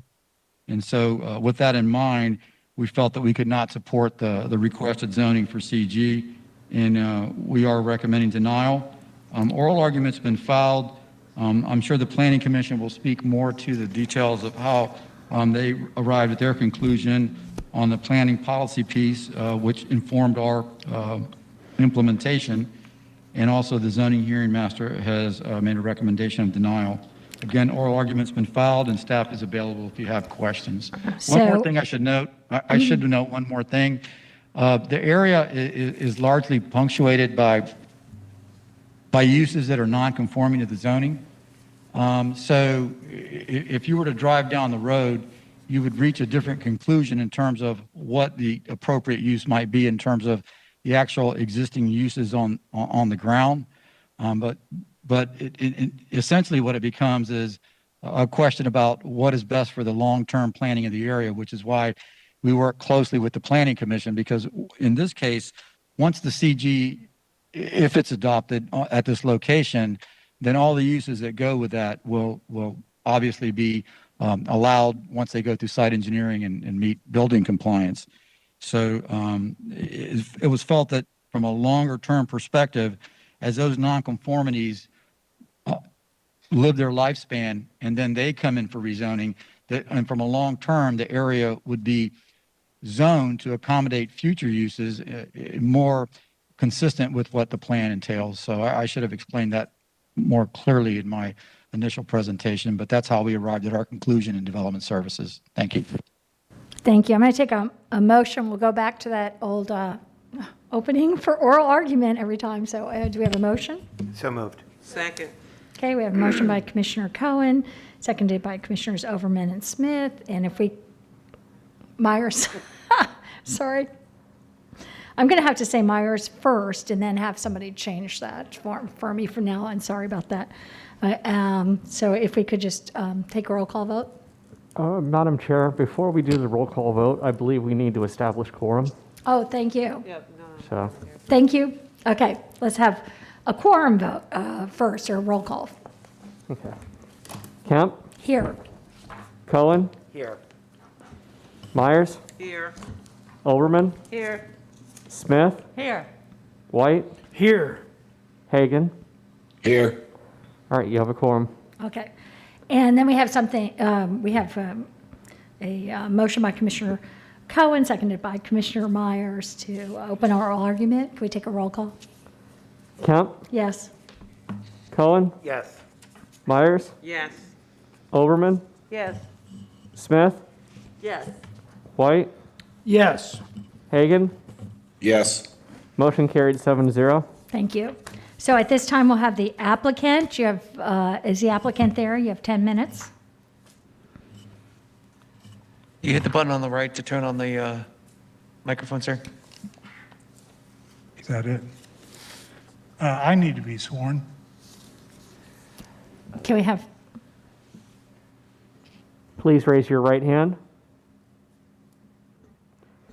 Do you swear or affirm that the testimony you are about to give will be the truth, the whole truth, and nothing but the truth? I do. Thank you. Good afternoon, commissioners. I'm Steve Allison, representing petitioner. I've been in this planning field for, sadly, more than 40 years now. Half in the public sector across 4 jurisdictions, half in the private sector.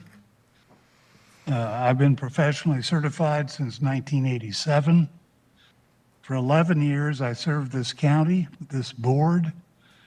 Toward the end of my tenure with the county, I was the person who sat at the dais making zoning recommendations to the board. In my lengthy experience, I view the recommendations before you today as the weakest, most void of substance of any that I have ever encountered. My client and this board deserve better. This is not a substantive zoning petition. It's not controversial. It does not involve a large parcel of land. It warrants little in the way of public attention. The basics of the case, it's a small, little over 1 acre parcel.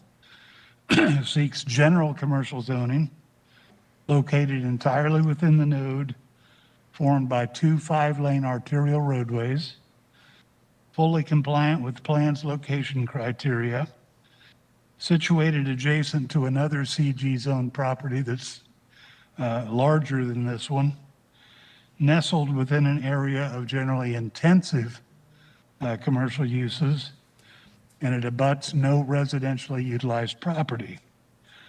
And while I say it's not a substantive petition, to my client, this is the most important zoning petition in the history of the world.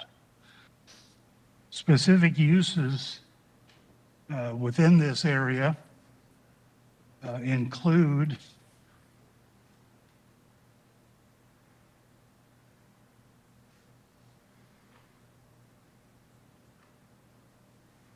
I'll be heard still. Aerial photo, you can see the general extent of development. It's highly developed with generally intensive commercial uses. Eastern terminus is actually a metal recycling facility that's been there forever. And it's not going away. It also, well, some of the specific uses, just to mention, include an auto repair shop, contractors' yards, open storage, a paving company, and a metal recycling facility. Most of those are considered intensive commercial uses, which is not what we seek.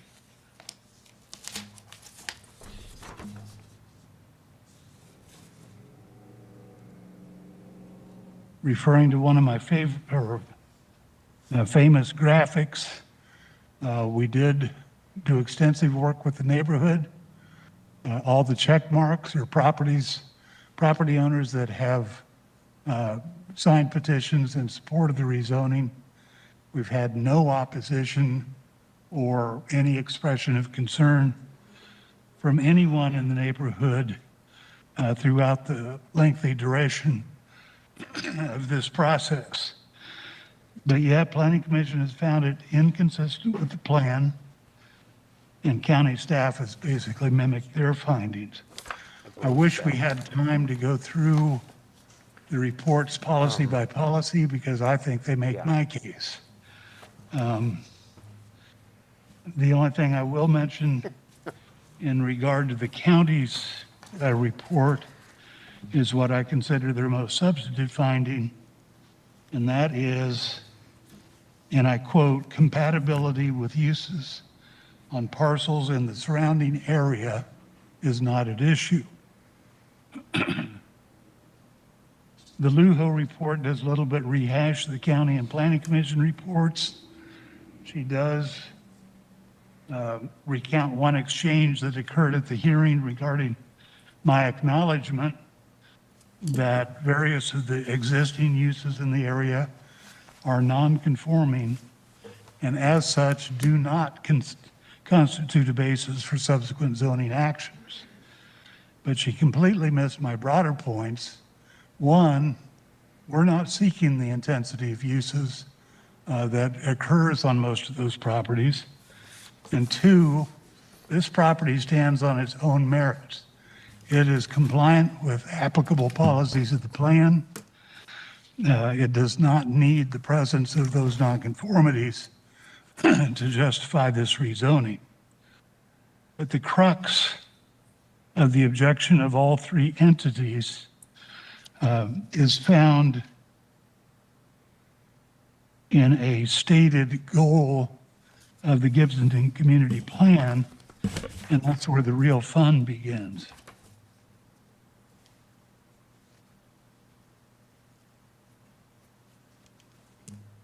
If you can read that policy, because to an obviously errant comma, it reads as nonsensical gibberish. It doesn't say anything. Now, we can all speculate about what it intends to say, but what it says actually matters. This isn't a tweet or a Facebook posting. This is a statement of public policy. We all must be textualists to some degree, and the PC's embrace of this goal is enough in itself to undermine the recommendation. And the hearing officer largely ignored this issue altogether.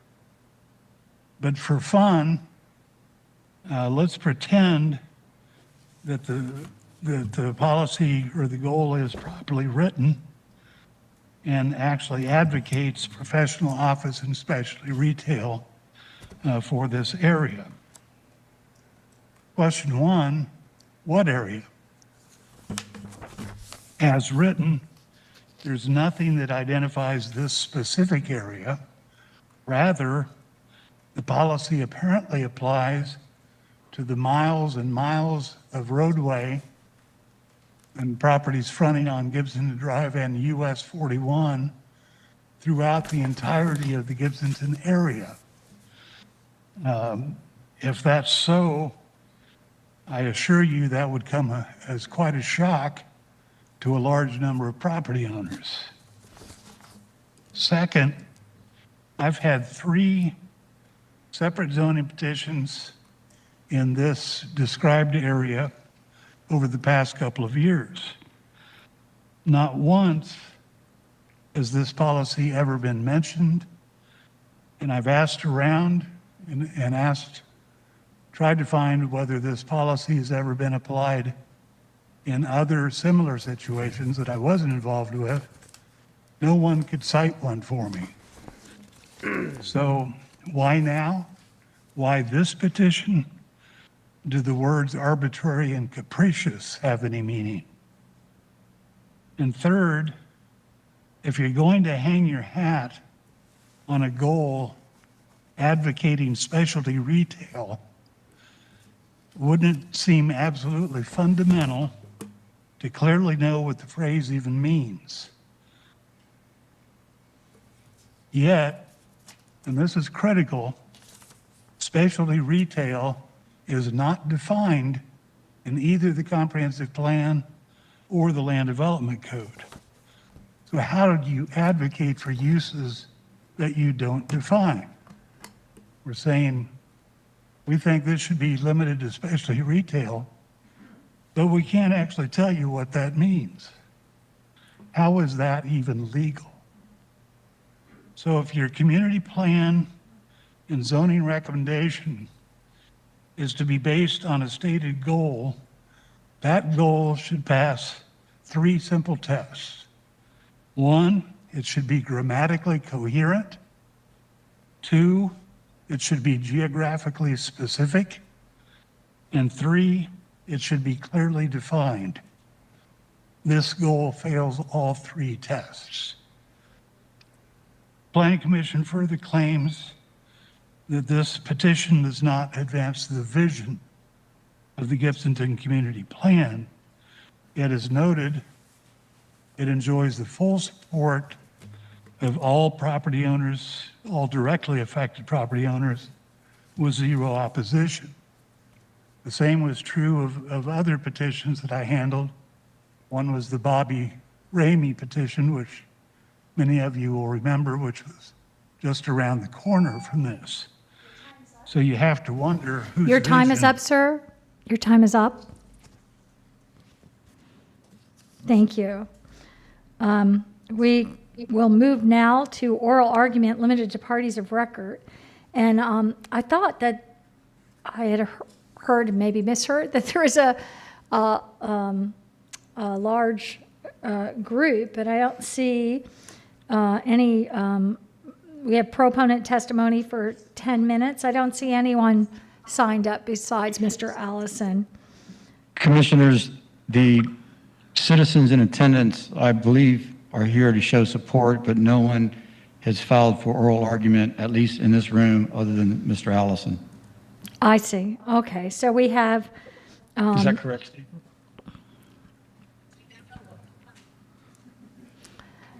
We have no proponent testimony, and we have no opponent testimony, but we have many people in the room. I guess that should just be for the record that we should note that, because if it was here at the chamber in County Center, we would be seeing those people, which we do not see at this time, but okay. So we have them present, and then we'll just, we don't have rebuttal because we did not have any proponent or opponent testimony. And we'll move to Planning Commission staff at this time.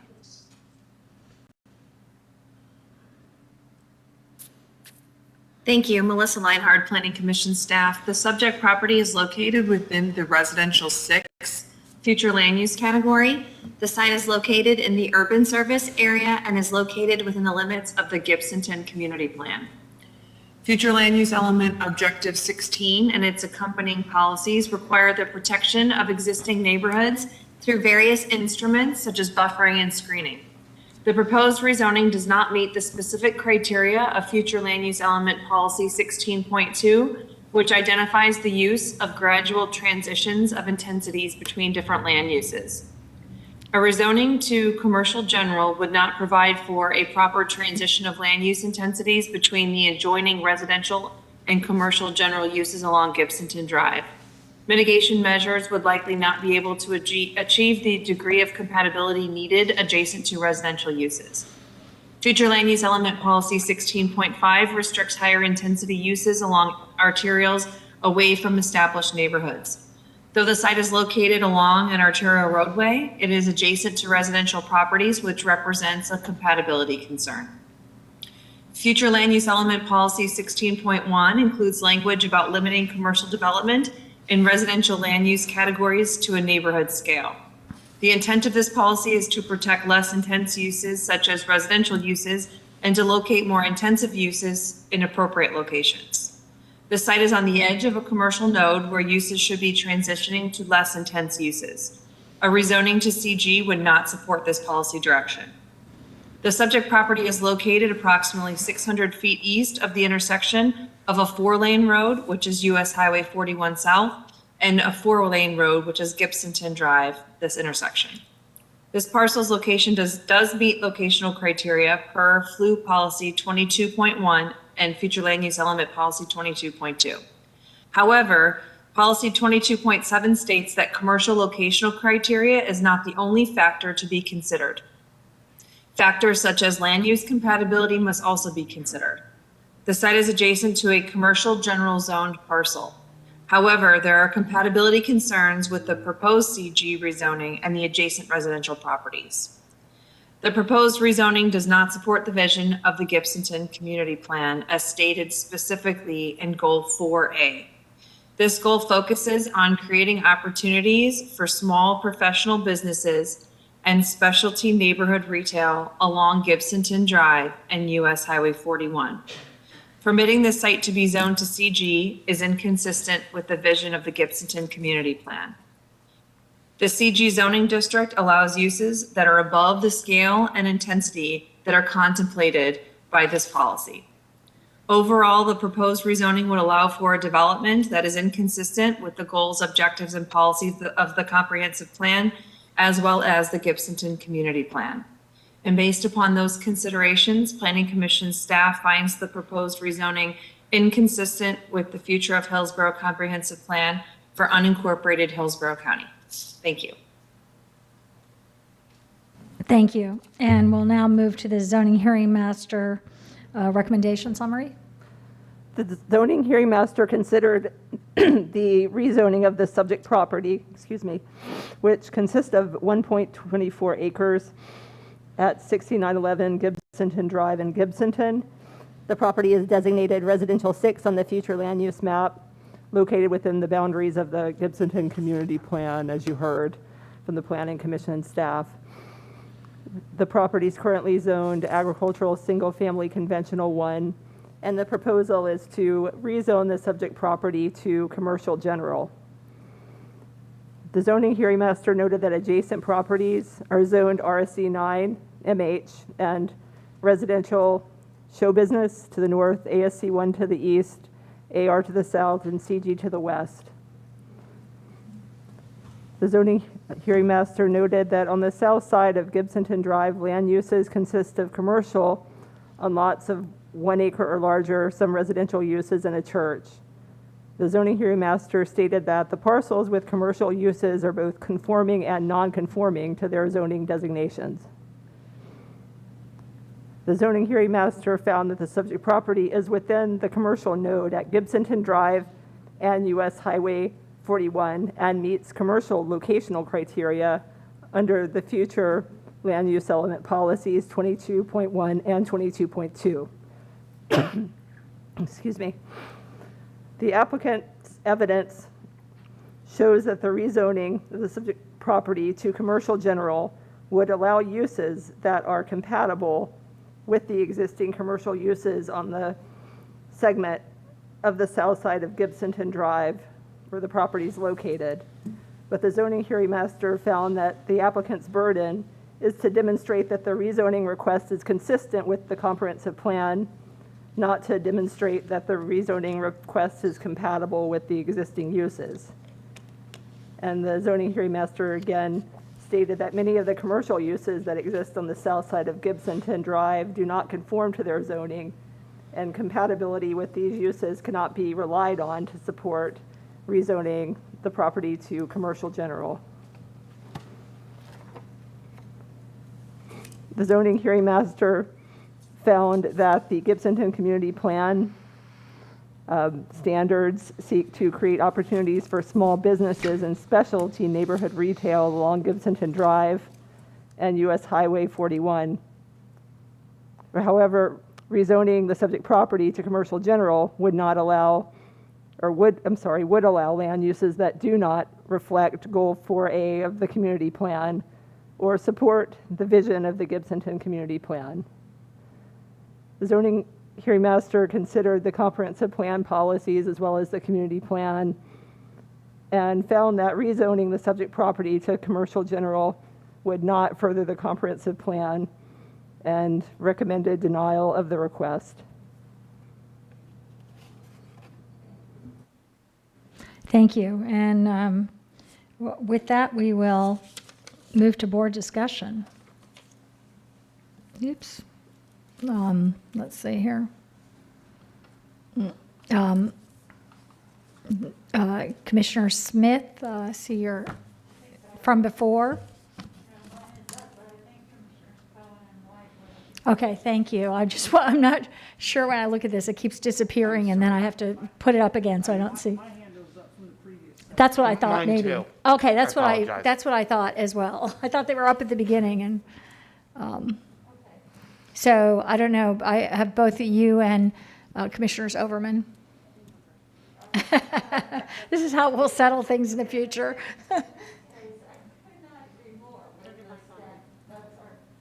In this case, I could not agree more with the staff recommendations. It's a, it's a complicated issue when you look at what's on the ground with commercial next to it. You think, well, that's compatible. But you have to consider the long-range plan, what's in the Gibsonton community plan. And by the way, these community plans are not something extra. They are a part of our comprehensive plan. They're in the livable communities element, and they are as valid as any other element or policy in our comprehensive plan. And so with the Gibsonton community asking for a lower use, there are lower zoning categories that they could have requested here besides the commercial general, which allows a lot of incompatible uses with the neighborhood, uses that are incompatible with the Gibsonton community plan in this area. And so, taking the long-term view, if we just keep doing what's already on the ground as we'll never get the vision. We have to begin working towards that vision, hoping that as these other non-conforming uses redevelop, they will then develop according to the plan. And so with that, I will move to deny along the lines of all the staff and zoning hearing master recommendations. Thank you. We have a motion to deny. I'll second. Okay, we have a motion to deny by Commissioner Smith, seconded by Commissioner Cohen. And I know Commissioner Overman, you had your hand. I did, and I'll speak to the motion as well.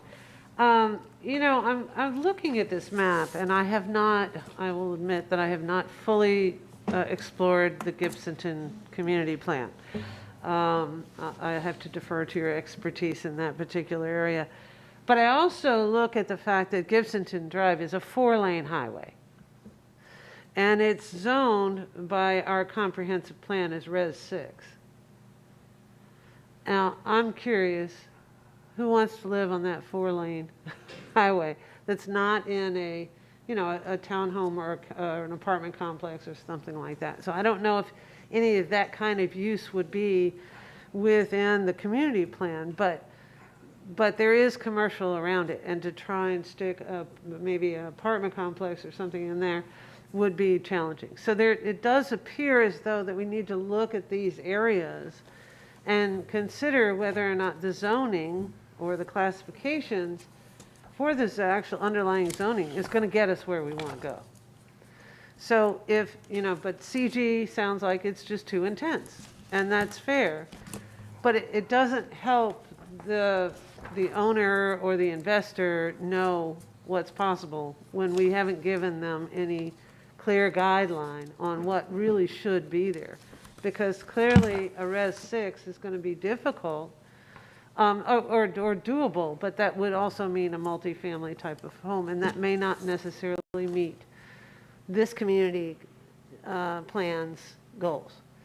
So I think, while I'll support the denial, but I am concerned that, when we have areas like Gibsonton Drive that have now become a 4-lane road, a highway for all practical purposes, it feeds into Highway 41, US 41.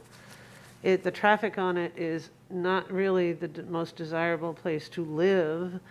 And so, really looking at these areas where potentially reclassifying or rezoning those areas in a block to match what the community plan is looking for may be appropriate in the future. And I'll stop there.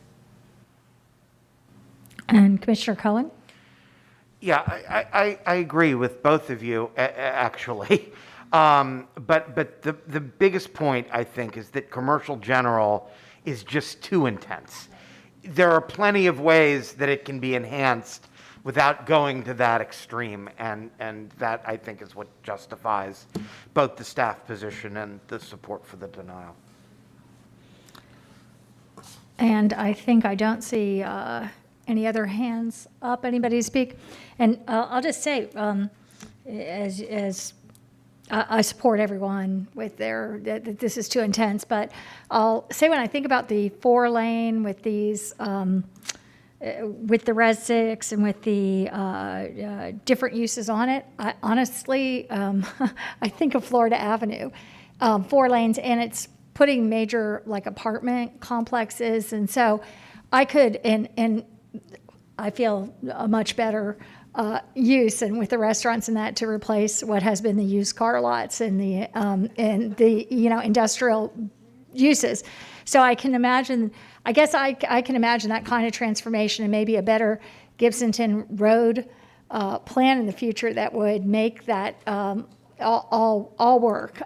So I'm just throwing that out there as a possible vision for it. But with that said, I don't see anybody else that wants to comment. So we have a motion by Commissioner Smith, seconded by Commissioner Cohen. Roll call, please. Kemp, Yes. Cohen, Yes. Myers, Yes. Overman, Yes. Smith, Yes. White, Yes. Hagan. Yes. Motion carried 7-0. Okay. And we will move to the next item, and I guess I have to open it for oral argument before we start as the advisable. So we are. So moved. Okay, so we have we have 2 so moves, not a second. So I'll turn one of them into a second. They were tied. Commissioner Cohen, motion with seconded by Commissioner White to open for oral argument. Can you take a roll call?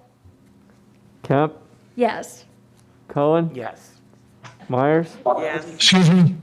Overman, Yes. Smith. Sorry, excuse me. Yes. Yes.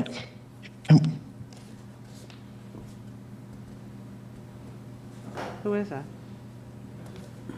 We have a member of the public that seems to want to speak. Point of order, Madam Yes, Chair. they're He's not. out of order. Right, it is out of order. I think he's no longer there. Okay. Where were we? I voted yes? You voted yes, ma'am? Yes. Okay. And then White, Yes. Hagan. Yes. Motion carried 7-0. Thank you. Madam Okay. Chair, before we begin, I've got my hand raised. I just want to make sure that when we go to board discussion that I'm called on first. Okay. Thank you.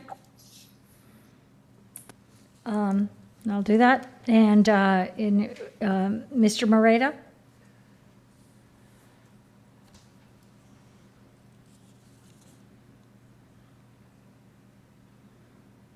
Where'd he go? Yes, ma'am. I'm sorry, I was distracted. There was That's someone okay. speaking with us. G4, we're at G4. We just voted to open our oral argument. Commissioners, we may need a few minutes. We have to clear the room, and then we need to usher another large crowd in. Okay. So How about if we could give us take, 2 minutes? yep, okay. Thank you.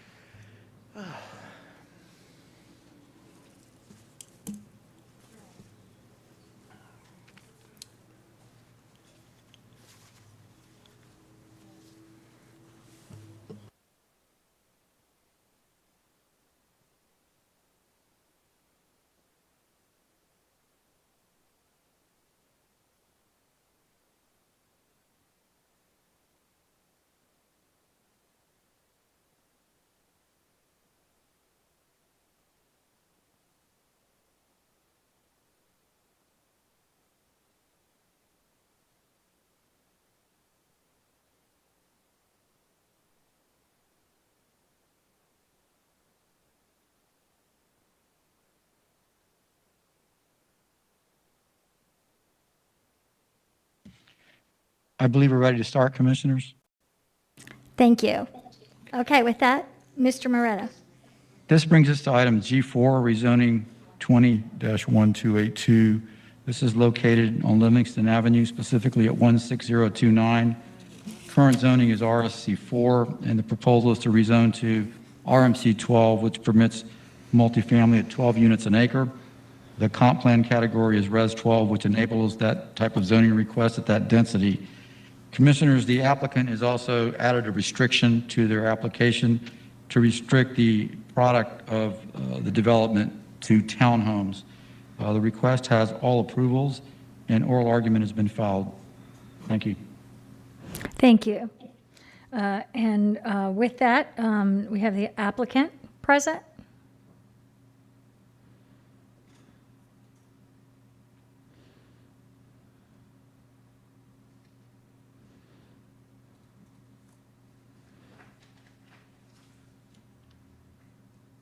You have 10 minutes.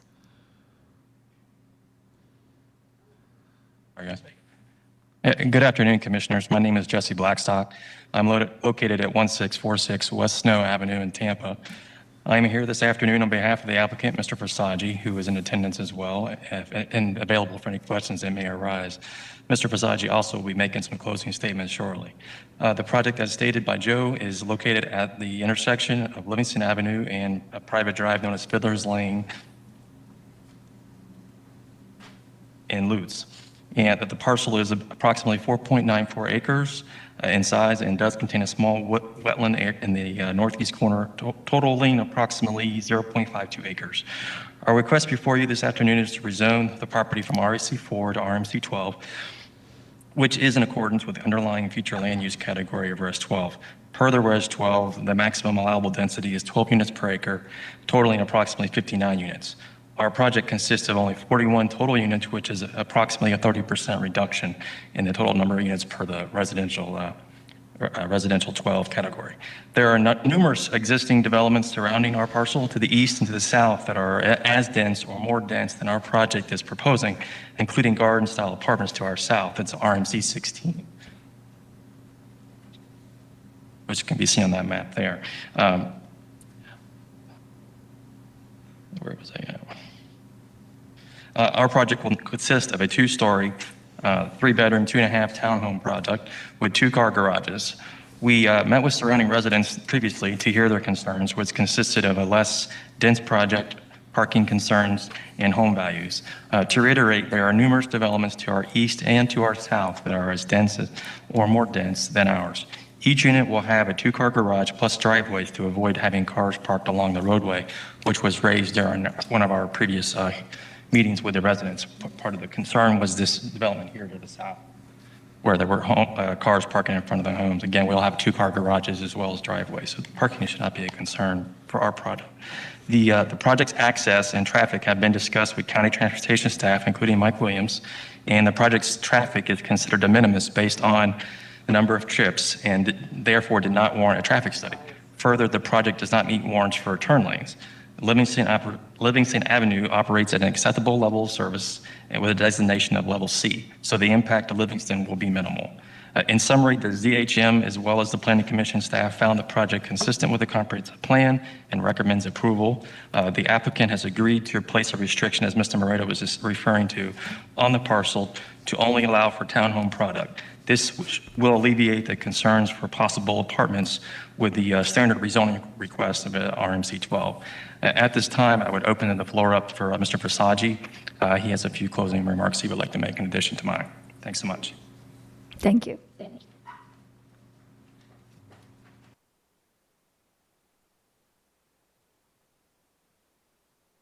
Good afternoon, Commissioners. My name is Russ Versace. I live at 720 South Orleans Avenue in Tampa. I've lived in Tampa my entire life. I was born here. I've been in real estate for about 35 years, mostly in the city of Tampa and some over in St. Petersburg. I have received grants from the county for sensitive historic preservation projects. I'm currently serving on the board of the Affordable Housing Advisory Committee and have for the past 6 years for the city of Tampa. I have also served on 2 CRA boards. With regard to to this property, I first met with the immediate neighbors to the east, as I always do. There were the board members at Fiddler's Cove. It wasn't a formal board meeting, but it was several of the board members there. I told them I was planning townhouses, 3-bedroom, 2.5 bath, 2-car garages, a gated community, fenced, buffered from their community. Our community plans are to provide a recreational walking trail, a dog park, and a community pool. It will all be self-contained. We will respect nature, the woods. We will relocate the gopher tortoises, and we hope to build an elevated walkway over the little bit of wetlands that's on the site.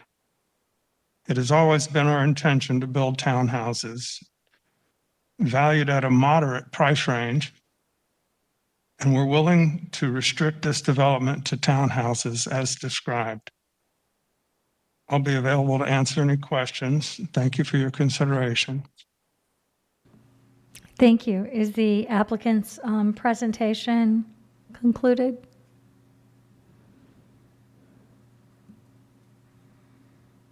Yes, ma'am, it is at this time. Thanks so much. Thank you. And so at this time, we have 2 people signed up for in opposition, so we have no proponent testimony. So we'll move to the opponent testimony. And the first is Maria Elena D'Amico, and you have 10 minutes between the 2 parties. Good morning. My name is Maria Elena D'Amico. I reside at 16105 Darnell Road, Lutz. Could you just pull the microphone down? I'm short, sorry. I'm a Lutz resident for the past 20 years. The appeal of the east side of Lutz to all of its residents is the large parcels of land. Most homes are on a half an acre plus. The lack of formal subdivisions like Tampa Palms or West Chase, and the biggest factor of all is that you are not squeezed in on top of another homeowner. Prior to this rezoning, the neighborhood and the Lutz community has rebutted 2 other rezoning propositions in the immediate area. One which became Deer Park Preserve immediately to the south, and another, as recent as last year, immediately to the north. Deer Park originally wanted to build 200 townhomes and 100 small single-family homes. We were able to negotiate only single-family homes and a 60-foot lots, Res 6. The other rezoning was a developer who wanted to build large attached homes. Again, we were able to negotiate down to single-family homes. Whether you call these structures single-family attached homes or multifamily properties, you are still changing the zoning from, and I am confused because I have seen both ASC 1 and Res 4 on this exact same property, but you're changing it from that to a residential multifamily 12 and giving the community a much higher density. The future land use is a suggestion, not a guarantee. When Deer Park Preserve was built, we were told by the county commissioners they would not allow any new development to the north at density higher than Res 6, yet here we are. The closest high-density multifamily zoning is a pocket to the south, a half a mile away at Sinclair Hills and Livingston Avenue. This is for the few apartment complexes built on Livingston Avenue, and they were built when there was nothing else around 30-plus years ago. Everything else north and south of this is single-family detached structures. And I have brought some maps to show you exactly what's going on here. Excuse me? Yes, ma'am. Ms. D'Amico? Excuse me? Yes. Were these maps shown at the zoning hearing master hearing? Yes, ma'am. Okay, thank you for confirming that. Not a problem. The parcel that's outlined is the proposed rezoning on the land.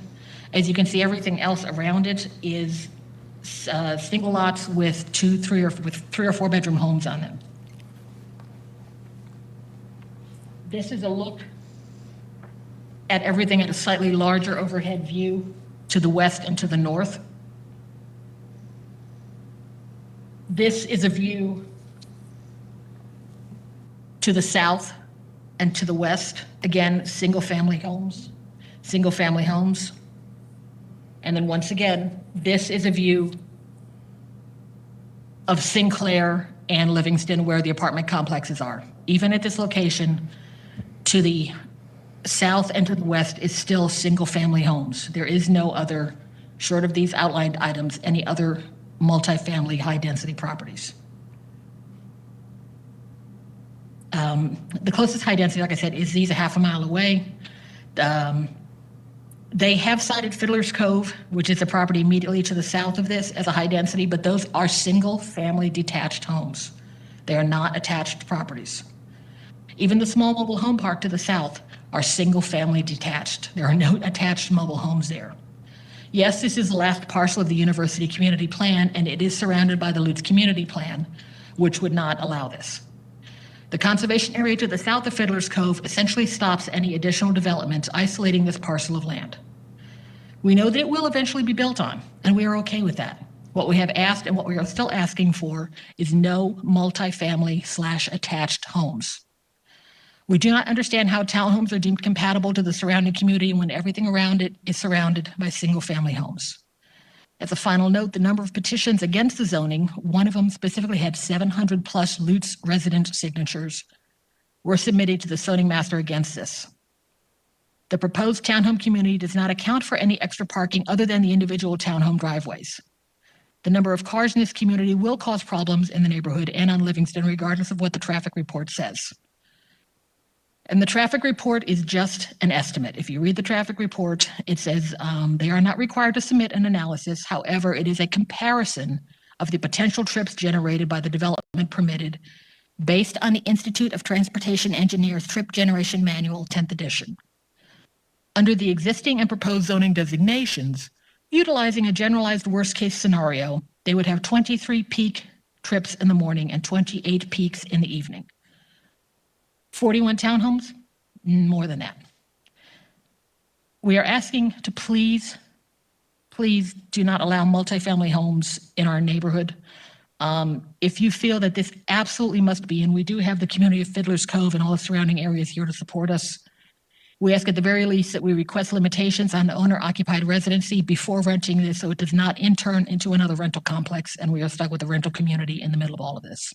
Thank you. Thank you. And I'll call the next person here in opposition, John Lax.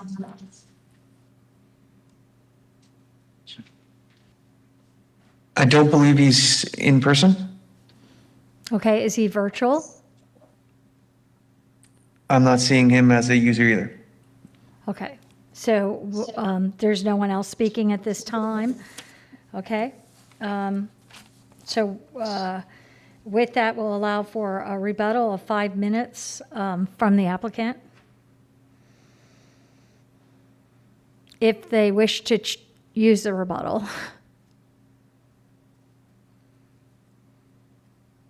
Yes, he's coming up now. Good afternoon, Commissioners. Jesse Blackstock for the applicant.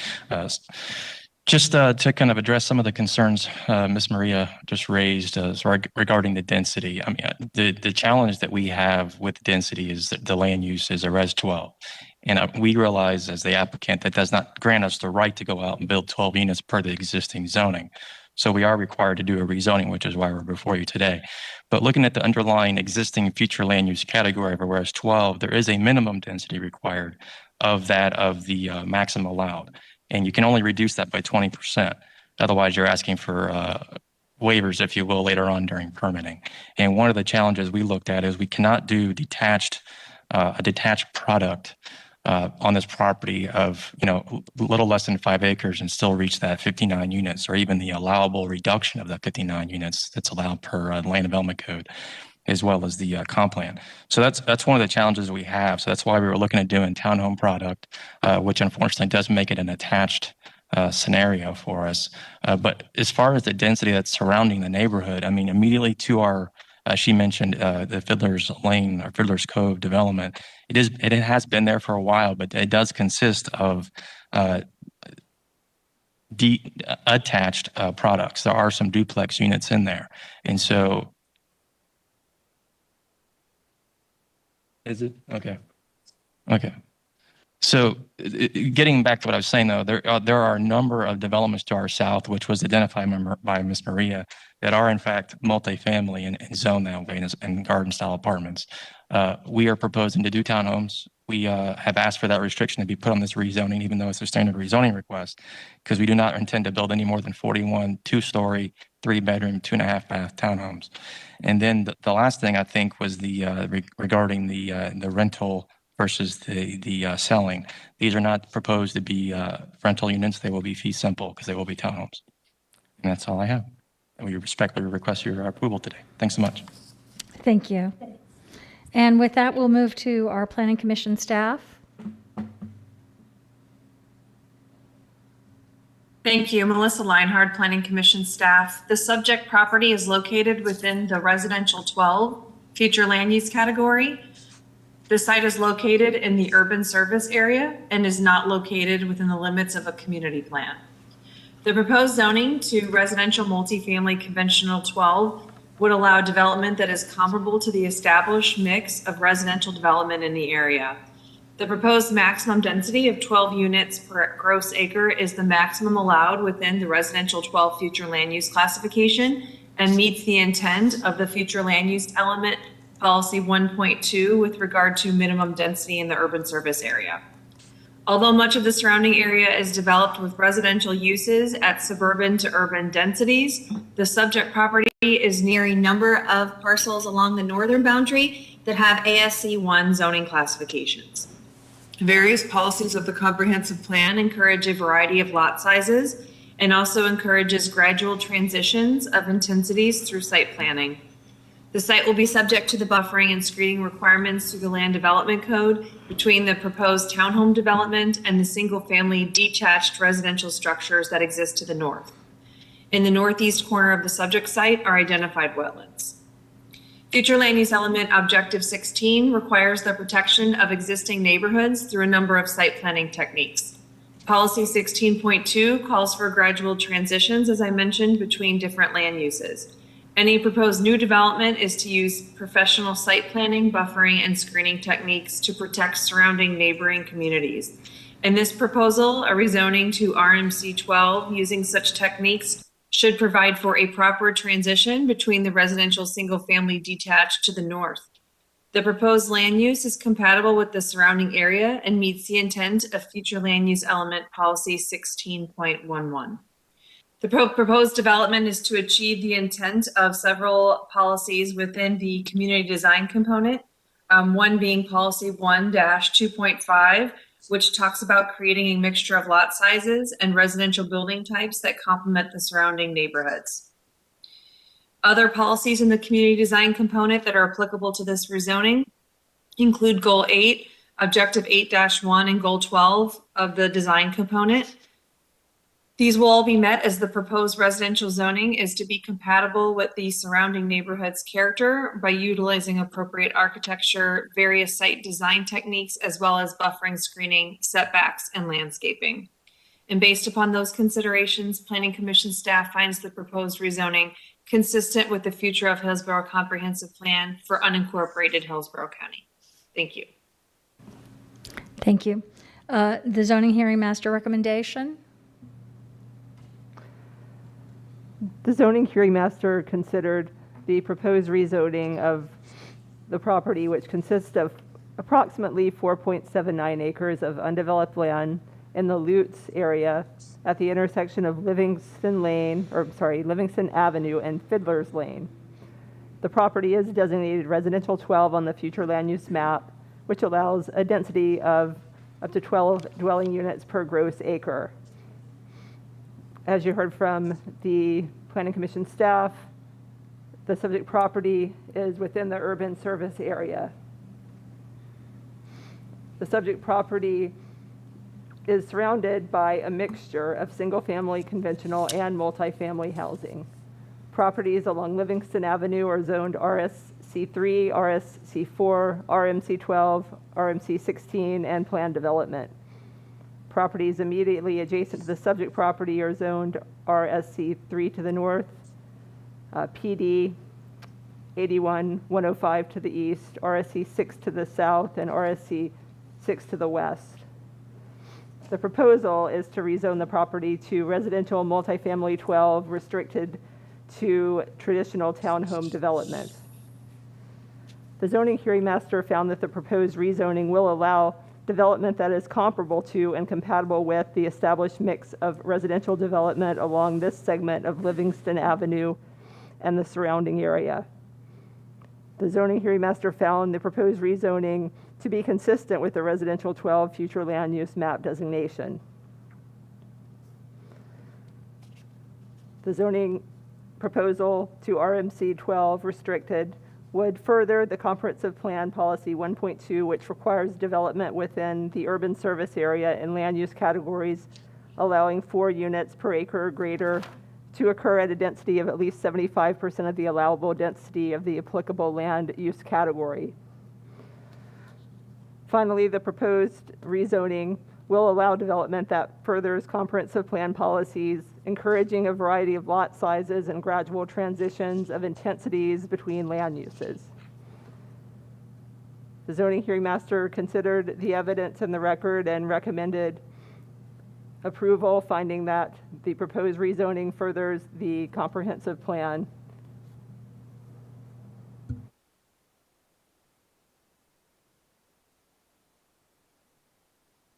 Wasn't sure. Thank you. And with that, we'll move to board discussion. I'll recognize Commissioner Hagan first. Thank you, Madam Chair. I want to first of all thank all the neighbors who participated in this process, those in attendance today. I know a number spoke at the ZHM hearing, those who sent emails and signed petitions. As we heard earlier, it's over 700 neighbors in opposition to this request. Rarely, if ever, do we see participation so great. Really speaks volumes to how you love your community and are willing to fight to protect the area's character and your quality of life. Not only is this project in my district, but I'm very familiar with Livingston Avenue. In fact, I drove it through the area just yesterday. Knowing Livingston, I must say I have significant concerns with the request to place 41 townhomes on 4.8 acres, which also has wetlands on the property. There are many issues with this high density development. However, for me, compatibility is the one that really stands out. Simply put, this project is incompatible with the surrounding development, which is predominantly single-family residential. The one speaker did a great job of identifying this, but again, the adjacent property to the north is residential single-family. Property to the east is comprised of 40 homes. The property to the south is vacant but zoned RSC 6, and development west across Livingston is single-family homes. So approval would not reflect the established development pattern in the surrounding area. Specifically, the project is inconsistent with policy 16.8 and objective 12.1, which states policy 16.8 requires the overall density and lot size of new residential development shall reflect the character of the surrounding area. And objective 12.1 requires new development to recognize existing community and be designed in a way that is compatible. So there are other issues with this project or this application, but the incompatibility is the biggest concern that I have, and so I'm going to move denial. Second. Okay, we have a motion by Commissioner Hagan to deny, seconded by Commissioners White and Smith. Okay, and Commissioner Smith, you're recognized. Thank you, and I agree with everything that Commissioner Hagan said. I would also just like to, for the record, point out a couple of other issues with this application. For one thing, it looks like they never met the requirement for having a school concurrency analysis included in the review. Is that correct? That's correct. The review that the school district does isn't quite the concurrency analysis, but they did not get that capacity review by the school district. That's correct. Because they didn't pay the fee? That's correct, yes, ma'am. Okay, so that's entirely missing from this application. And The last thing I want to ask about is the design exceptions. I see on page 25, it says Livingston Avenue is considered a substandard road. The developer will be required to improve Livingston to the county standards unless, and here's that unless, where they, it's the old process of saying it's going to get improved to the county standards unless they go through this kind of administrative process that is no longer public. So the public won't have any opportunity to participate in that. We will have no opportunity to participate in what those design exceptions may be. And there's a wide range of exceptions that could be granted during that process. Now, I can see here that there may be some thinking on staff part, but maybe I should let you explain about the Euclidean. Yes, that's exactly it, Commissioner. This is a Euclidean, a standard zoning district, so there are no conditions, there are no site plans. The project is governed by the land development code provisions, both for the district and for the development. Some of the details that you heard about the size and the configurations, none of that is regulated by the zoning. It is strictly the zoning district and it has a Euclidean standard district. So they're the only sort of condition type things that can be on these currently are restrictions restricting what would otherwise be allowed under that district. And those are things that the applicant can offer up, but it doesn't come in the same structure as a planned development with a set of conditions and prescribed rules specific for the project. So my suggestion would be in the future to have Euclidean, these are standard zonings that are not a PD when it's just the zoning, to have those say Livingston Avenue is considered a substandard road, the developer will be required to improve it, boom, no unless. And then if they want an unless, if they want some kind of other exceptions to that, they need to come back here in a public forum with public opportunity for public comment, and not be allowing that non-public process for design exceptions on our roads in any case. Is that possible? We could certainly change the comments that we put in there. The code, the land development code, does provide for opportunity to request administrative variances, and the transportation technical manual does provide the opportunity for applicants to request design exceptions. So right now, those processes don't require that they come before the board. So we could certainly modify the comments that we put, and your point's well taken, of the unless, that we're not trying to lead people per se to something that is less than what our standards would be, and we can certainly implement that. So that would be good. And then also, as we are currently reviewing the technical manual, transportation manual and land development code, we might also consider, ways that we understand what the limits are on that administrative process and do less of it. Thank you. Can that just be taken as direction, or do we need to do anything further? We will proceed as I described here, certainly, and we'll take any other direction that Great. the board might like. I see no one else wishing to speak at this time. So we have a motion by Commissioner Hagan on this, seconded by Commissioners White and Commissioner Smith. And seeing no further discussion, can we take a roll call vote? Kemp, Yes? Cohen, Yes. Myers, Yes. Overman, Yes. Smith, Yes. White, Yes. Hagan, Yes. Motion carried 7-0. Thank you. And I guess we will move to G5, if we can have a motion to open for oral argument. Second. I heard so moved by Commissioner Overman. I heard some Commissioner Cohen. Okay, is a second. And can we have a roll call vote? Kemp? Yes. Okay, I don't need to. I'm sorry. I'm sorry, yes, we're getting, We're getting it looks feedback like, from Saunders. okay, it looks like that's okay now. So yes, Okay. Cullen? Yes. Myers? Yes. Overman? Yes. Smith? Yes. White? Yes. Hagan? Yes. Motion carried 7-0. thank you. With that, we will move, Mr. Moreta, you are recognized.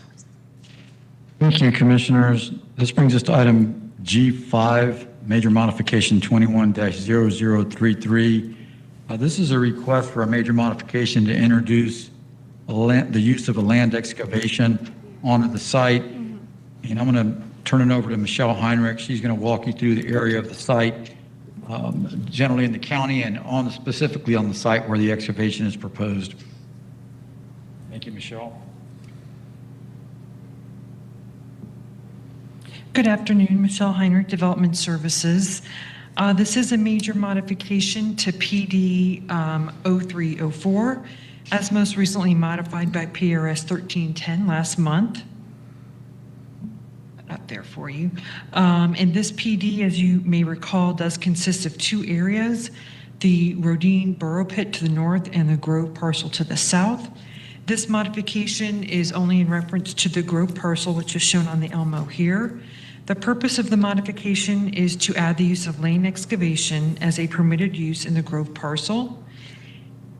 And this was approved under a special use permit 19-1026, which was approved last year. And that is a map from that staff report to show the specific areas of the lane excavation. And that permit allows for the removal of a maximum of 2.5 million cubic yards of material for the purpose of lake creation over the next 5 years. Part of that approval was to also approve distance waivers as a part of the permit, and that was to the required distance from residentially zoned property and to the required distance from churches and wetland areas. The special use permit was approved with a condition that the use needs to be permitted within the PD prior to the issuance of the operating permit. The review of the special use permit found that the site is located on a designated truck route and not within a prohibited or restricted area for lane excavations. The staff report for the special use also noted that the excavation pit areas are consistent with the area depicted for ponds on the rezoning plan, that the applicant proposed operational restrictions that exceed those required in the LDC. The driveway location was located in an area to reduce impacts to surrounding uses. Material stockpiles were to provide a 200-foot setback from roads and adjacent residential and church uses. And the entire site would be fenced with a 6-foot-high PVC or wood fence at a setback of 30 feet off the roadway and 50 feet from residential and church properties. And I'm available if you have any further questions. Thank you. We will move now to oral argument. We have our applicant. We have 10 minutes for the applicant. Good afternoon, Tammy Corbett with the law firm of Hill, Ward, and Henderson, representing I'm sorry, the applicant. 1 second. Sorry. Sorry, just a point of order, Madam Chair. Just like on G2, we have an additional evidence request. Oh, I'm sorry, I've missed that both times. It was from Mr. Harwell, and it was really basically the same request, and I did review it and advised Mr. Harwell that it wasn't going to be supportable. So again, I request that the board take the same action that you did on the request on G2. Okay, do we have a motion per the request for additional evidence? So moved. Okay, we have Commissioner White. Do we have a second? Second. Commissioner Myers? Okay, we have a motion by Commissioner White, seconded by Commissioner Myers, to deny the request for additional evidence. And is there any further discussion at this juncture? I'm assuming, Commissioner Hagan, that you have your hand up from prior. Yeah, I'm sorry. Okay. Seeing no further discussion, can we have a roll call vote? Kemp, Yes? Cullen, Yes. Myers, Yes. Overman, Yes. Smith, Yes. White, Yes. Hagan. Yes. Motion carried 7-0. Okay. And with that, we'll now move to the applicant. Go Yes, back to again, the good- applicant. You have 10 minutes. Thank you. Cami Corbett again for the record. As Michelle indicated, this is a request to make one modification to the PD site plan, and that is what we consider to be a ministerial and technical modification to allow the land excavation use. This is new because of a new staff interpretation of the Land Development Code. These are your land excavation regulations. Land excavation for lake creation is required when there's going to be more than 30,000 cubic yards for projects with an approved site development permit with construction plans. So basically, in conjunction with the approved PD, we need to remove more than 30,000 cubic yards in conjunction with our construction site plan. And special uses in your land development code are supposed to be approved with conditions and reviewed in accordance with section 10.0200. And that section directly at this time references the procedures of the land use hearing officer. I know you're in the process of changing your land development code, but this application was received and reviewed under your existing land development code. And I just want to show you the difference, the side-by-side comparison of the lakes that were shown in the PD plan. Those are on the left, and on the right are the special use site plan lakes. They are actually considerably smaller, and it is our position that it was reasonably foreseeable that we would be seeking a special use permit for land excavation to excavate these lakes. And historically, we had testimony at the special use hearing and at a hearing below that for decades, the county has allowed consideration of lake creation in all zoning districts, including PDs. That special use permit was recommended for approval by county staff. Land use hearing officer Finch recommended approval. It included special permits to address impacts. All of the issues that I believe were raised at the zoning hearing master hearing about noise and traffic and compatibility were all issues that were raised and heard during the special use permit hearing process. We have limited duration of this excavation to 5 years.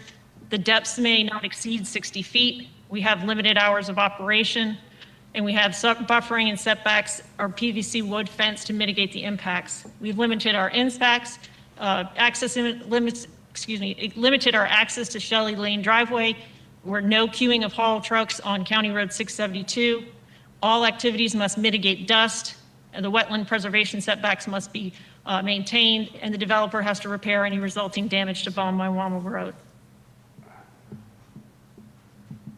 And again, this is an unprecedented modification of a PD.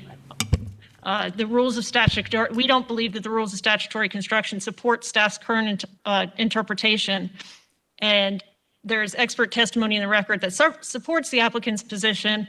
And we don't think that there's any legal or regulatory authority to require the applicant to seek this interpretation, a zoning interpretation. Staff's position that if we had a disagreement with their interpretation, we could have sought a zoning interpretation. There's no such legal obligation to do so. But we are here before you with this modification because we want to continue with our site development, and we want to continue as we were approved both in the original PD and with the special use permit approved by Ms. Finch. And we don't have to look any further than this PD itself to show how unprecedented this modification is. as Michelle mentioned, there's two separate parcels. There's the Rodine Pit parcel, which at the time of approval had an active land excavation. And you see the uses for both the Rodine Pit site and the Grove site are identical. None of them reference land excavation. So this demonstrates that the county has never historically required to recognize land excavation as a permitted use in a PD. That said, we are here before you seeking that technical modification, and we have findings of consistency and compatibility from the Planning Commission and Development Services, and the Zoning Hearing Master has recommended approval. And with that, I'm here to answer any questions, and we'll speak to you again on rebuttal. Okay, and with that, we have no one signed up in support, but we do have two speakers in opposition, and the first I'll call is Mr. Franklin, James Franklin. Good afternoon, Commissioners. Buddy Harwell, Baum, Florida. We're here today to ask for you deny on this petition. All the evidence we submitted, noise, wells going dry, extra traffic.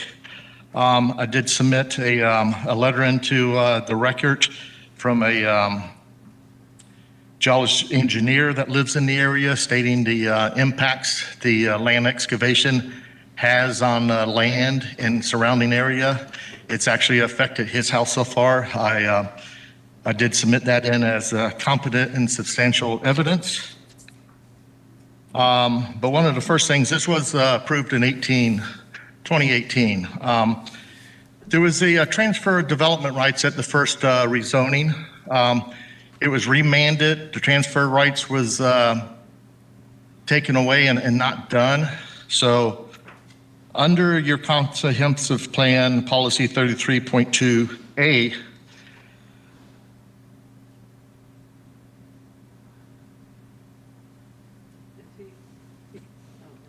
it says the two non-contingent parcels designated RP2 that each are at least 160 acres or greater may blend the density or intensity of those non-contingent parcel across their entire project through one planned development PD zoning, transferring up to 50% of density intensity from one parcel to the other through a PD.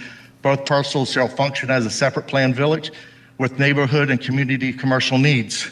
Since there wasn't no transfer of development rights, should these two parcels been approved under one PD? So I'd like for you at least to find one or both of them null and void and make them start from scratch.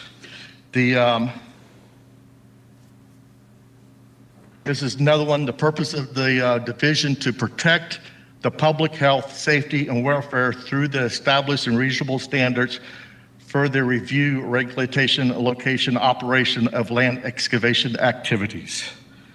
Also, they commented the Rodine piece in the north area was a borrow pit and then approved a PD, which is correct. This one was a PD first. Now they want to make it a borrow pit. It's the same thing, but it's just opposite. It's different. So it might look alike, it just don't sound alike. And by them coming in here now, asking for the lakes, they still get the benefits of the density for the whole piece of property. They should, if there's lakes on there, the density should be a lot lower than what it is. This is other piece of paper talking about the land excavation operating standards.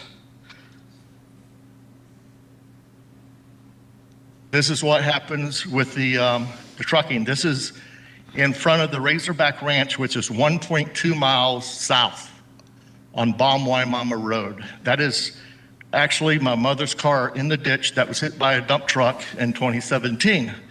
Luckily for them, she did walk away. They also get 6 variances for the first 20-20 or 1026 at the Luho meeting last year. There's 2 churches in the area. They stated the one was closed down. This is a sign out in front of the Good Samaritan Church that shows that it's actually open. The other issue we have is when they're digging down 40 to 60 feet, hitting the aquifer. This is Shelley Lake, that's just south of it. This lake was over 100 acres. It's a separate rezoning. But it hits so much water down there, it overflows over a million gallons of water a day out into the local streams and keeps the local property wet. The one above that, you can see in the background, that's the proposed burrow pit that is actually 15, 20 feet higher than Shelley Lake. So once they pump the water out of these, the lake's retentions to continue to dig, where is that overflow water going to go? Is it going to go in this lake and then continue to flood the area? 2.5 million cubic yards of dirt. Sounds like a lot. When you do the simple math, 18 yards of truck, that's 150,000 trucks coming to get dirt at 50,000 pounds apiece. 150,000 loaded trucks leaving at 80,000 pounds apiece. What's going to happen to our wells in the area? Who's going to pay for it? I've already had to spend over $2,000 on my well last year. Nobody's compensated me. And once again, Mr. Al Bruner did not file for oral argument, so I want to proxy some of my time to him. And I believe that's all I have to say for right now, but just consider this deny, please, and try to keep our area rural. There is, I commented that this is 1.2 miles away from Razorback Ranch. Your policy says it needs to be at least a mile away, so we're 0.2 miles difference. Sometimes, I mean, we need to waive the rules even for those little minor things. Thank you. Thank you. We have 3 minutes and 56 seconds. Jamie Franklin, Downtown Bomb. I got a letter here from Aquarius Water. We submitted it before. Hopefully every commissioner looks and reads this. It's very important. To start with, borrow pits, we really don't need any more. We've had plenty. They start about digging a lake. How deep do you need to dig a lake? 10 foot would be fine, not 40 and 60 foot deep, messing up the water. Let's talk about trucks. They start lining up at 5:30 in the morning. We know because we've put up with them since '85. They line up all up and down the roads. It's a mess.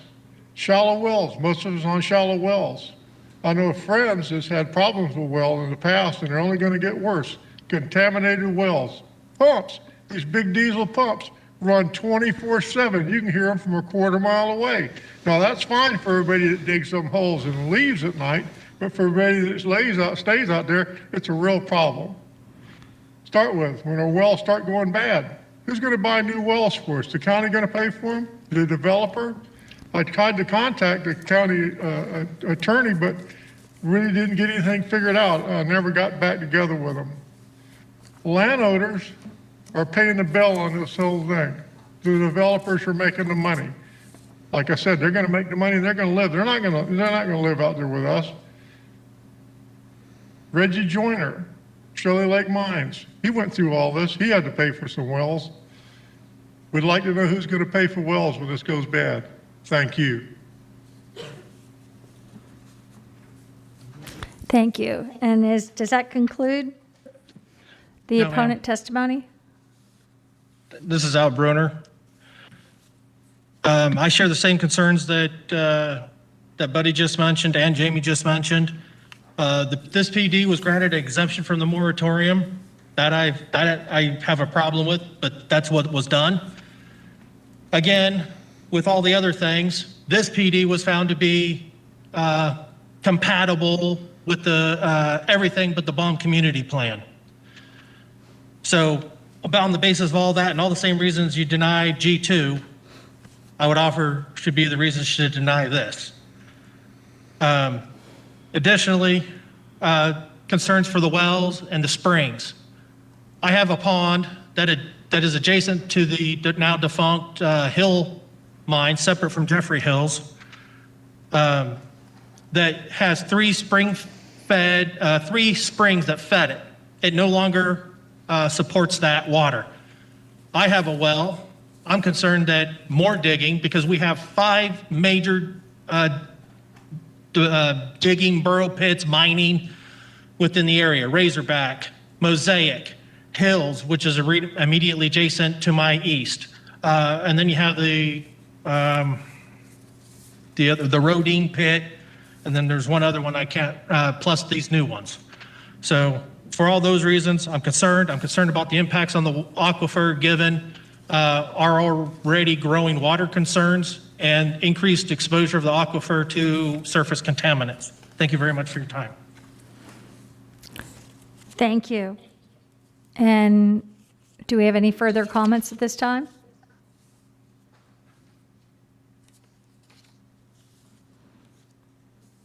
And hearing, yes. That is all. Okay, thank you. Hearing none, we'll move to allow rebuttal by the applicant, 5 minutes. Cami Corbett again for the record. Just to clarify a few things, ultimately there was no transfer of density between these two parcels. That was removed from the request, so that didn't occur. Also, the site with the lakes that were created are only comprise 22% of the land area, so the density calculation would be the same regardless. I think all of the testimony and evidence you heard today is the testimony and evidence heard by the land use hearing officer, and that was reviewed and considered in her consideration of approving the special use permit. And while yes, the land excavation in the Rodine parcel was existing, it's not recognized in the list of allowed uses. That's what the county's making us do here, is allow land excavation as an allowed use. It wasn't listed that way. This clearly shows a change in philosophy and policy on the county's behalf. There has never been any cross-reference to land excavation in PDs. We've scoured the records, we've asked staff to produce a record of same, and we have not been able to find any. And I think what you see before you this afternoon is an end run around an unpopular PD that was approved in 2018. And unlike the earlier item today, we're not asking for a brand new zoning. We are asking only to allow us to dig the lakes in the already approved subdivision. It's a totally different circumstance. It's a much more limited in scope. And this is not an opportunity and should not be an opportunity to try to get the land use excavation hearing in front of the Board of County Commissioners in contravention to your existing land development code policies. Again, all of the substantial competent evidence in the record supports an approval. And several of you cited, several board members cited the recent court decision. It is important to note for the record that case is on appeal. Many of us in the legal community feel very strongly that the circuit court erred in that decision, and that is pending appeal. And I just want to make all of you on the board aware of that as well. And with that, I respectfully request your approval. Okay. And with that, we will now move to Planning Commission staff.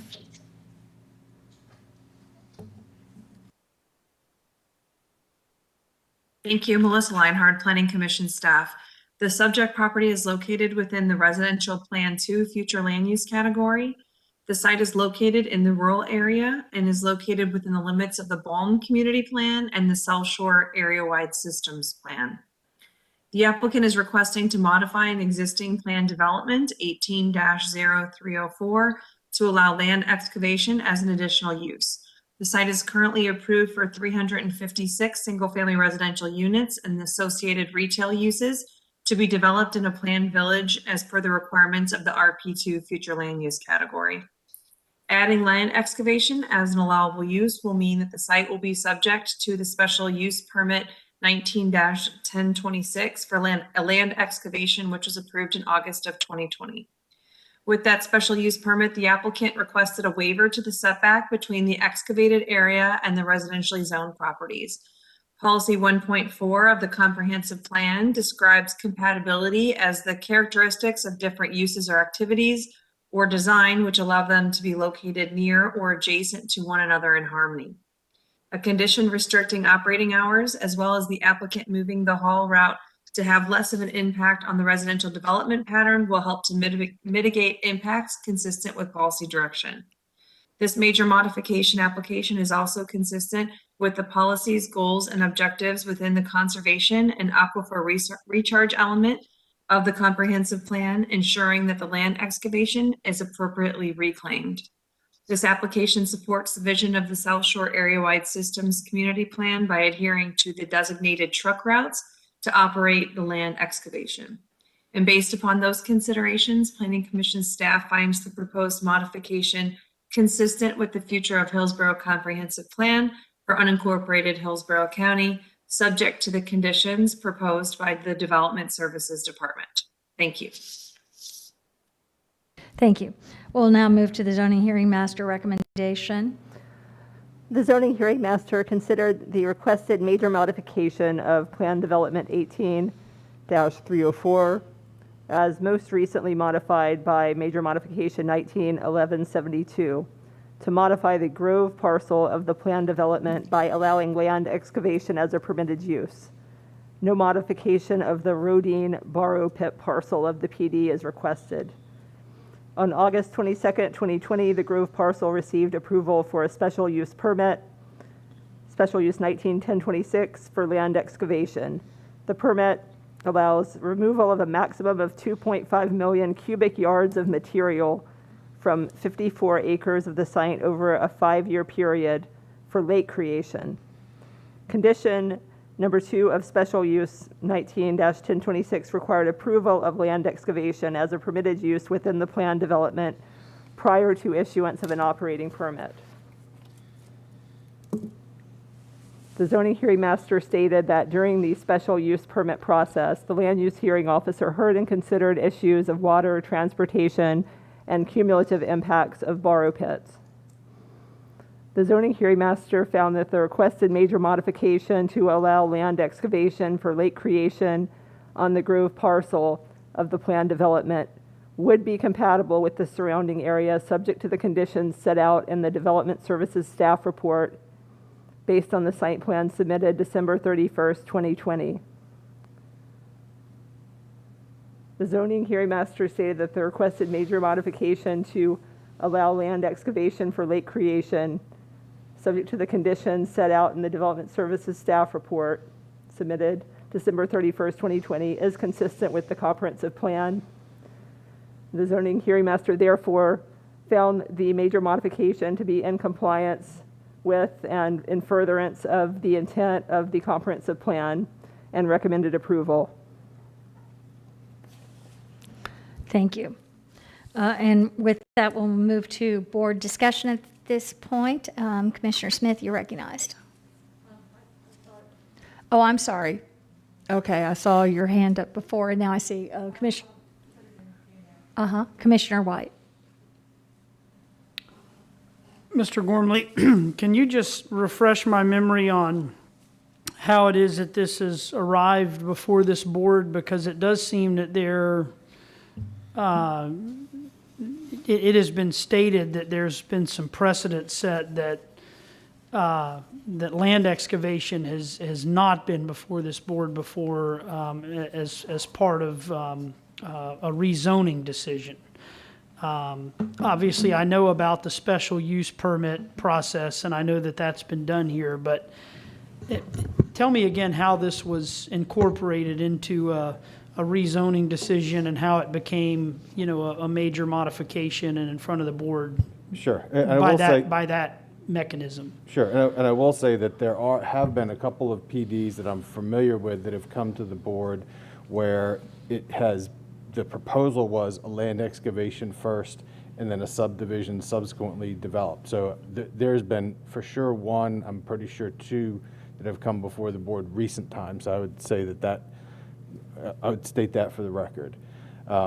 In terms of this application, the PD, it's true, did not contemplate land excavation, and as In contrast to the other project that was referenced, where there was a permitted ongoing existing land excavation and then the site was zoned, that land excavation then becomes a legal non-conforming use to that zoning. It's allowed to continue. However, it's not specifically allowed in the PD. As such time as that PD develops, then the use has to become conforming to that PD. I've heard from the applicant that under prior interpretations, let's say, there was a call made that if something wasn't contemplated in a PD but required a public hearing, then it could go through that public hearing process. I could not read the code to have uses not specified in the condition or on the site plan as being allowed in the PD. The project is proposed to do the land excavation in the area where the ponds are located on the site. And if this, I would probably been looked at this differently had the excavation been only what was necessary to develop the plan that the board approved. However, in this case, there's excess digging that's being done. So it's not simply creating the ponds. So I guess the short answer is I could not connect what was being requested, which in my view was going beyond simply developing the site in accordance with the approved site plan. I couldn't connect the land excavation activities to something that was allowed on the property and was viewing the PD as controlling that property. I can't speak to what prior people who were here rationale for doing it differently if it was done, but that's the rationale that I employed for this project. So let me just try to boil this down into just a summary and put it in very simple layman's terms and make sure that I'm understanding it correctly. So when you looked at the previous site plan that was approved by the board and you see the ponds on that site plan, you were interpreting that to mean stormwater ponds, and they would only have the slope and depth and everything necessary, only that necessary to capture the stormwater runoff. And obviously, with this land excavation request, they would be much different. They'd be deeper, probably a greater slope, so on and so forth. Is that right? That's correct. Okay, I think that's certainly deeper. Pretty reasonable interpretation. So the impact then of a denial here is that the ponds on the site plans, they just have to be built just only to the stormwater pond standards and yes, Okay. I think that if this were denied, I mean, I haven't actually addressed that scenario of what if we just wanted to dig the ponds, but just talking it through here, I think that. So that's actually my next question. So how does this rezoning interact with the special use permit that's already been granted? So what's a scenario whereby the landowner could do the excavation per the special use permit? So the special use permit has a condition that prohibits the issuance of an operating permit unless the zoning is modified to allow the land excavation use. If this application were just straight denied, one avenue would be to ask for a modification of that condition through the LUHO process to change that condition. Another, if the board were inclined, that is also something I think would be in the purview of the board to make that. If the board approved a land excavation sufficient to dig the ponds, then I think that. Hold on, let me just stop you there. So way back in 2018 or whatever the date was, when the applicant rezoned from a Euclidean zoning district to a PD, since the land excavation was not contemplated as part of that PD, they essentially gave up the right as a matter of zoning to do land excavation. So even though the special use permit would theoretically allow it, there's a problem on the zoning side of the equation. Yes, but I would draw a distinction between what's being requested to dig more than what is needed to develop the site plan the board approved, and something that is digging just what is needed to do that site plan. I think I'd be inclined to say that the digging of the ponds, while it might require still a special use permit if it's over 30,000 cubic yards. So if the board denies this rezoning, that means for right now, there's no land excavation allowed. But you had said there's a way they could go through the LUHO process, though, and not in front of the board? Well, either way. I mean, if this were just straight denied, an avenue that would be available to the applicant would be to ask for a modification to the approved special use to limit that land excavation to only what's necessary to dig the ponds. I think also that's something that would be within the power and purview of the board if the board were so inclined and wanted to have that level of control. I think it's reasonable to me that if to build a site plan that was approved, material needs to be removed to dig the ponds, and it may need to go off-site. So that digging of the material and hauling it off-site is the land excavation activity. So a land excavation, so I guess what I'm saying is the land excavation could be attendant to developing what the board approved. In this case, I think the land excavation is going beyond what the board approved because of the volume that's being sought. Right. So I understand what you're saying. I'm just trying to better understand, though, how a decision on this rezoning basically interacts with that special use permit. I mean, so where are we today? If this is denied and the applicant still wishes to engage in the excavation at the level that's approved by the special use permit, where does the applicant go from there? At the level that's in the special use permit, I think we would have the inherent difference of opinion as to whether that's something that's allowed by the zoning. And I think if this board were to deny this request today, that would certainly solidify that answer. Right. Okay, but what's allowed today is essentially stormwater ponds, is that right?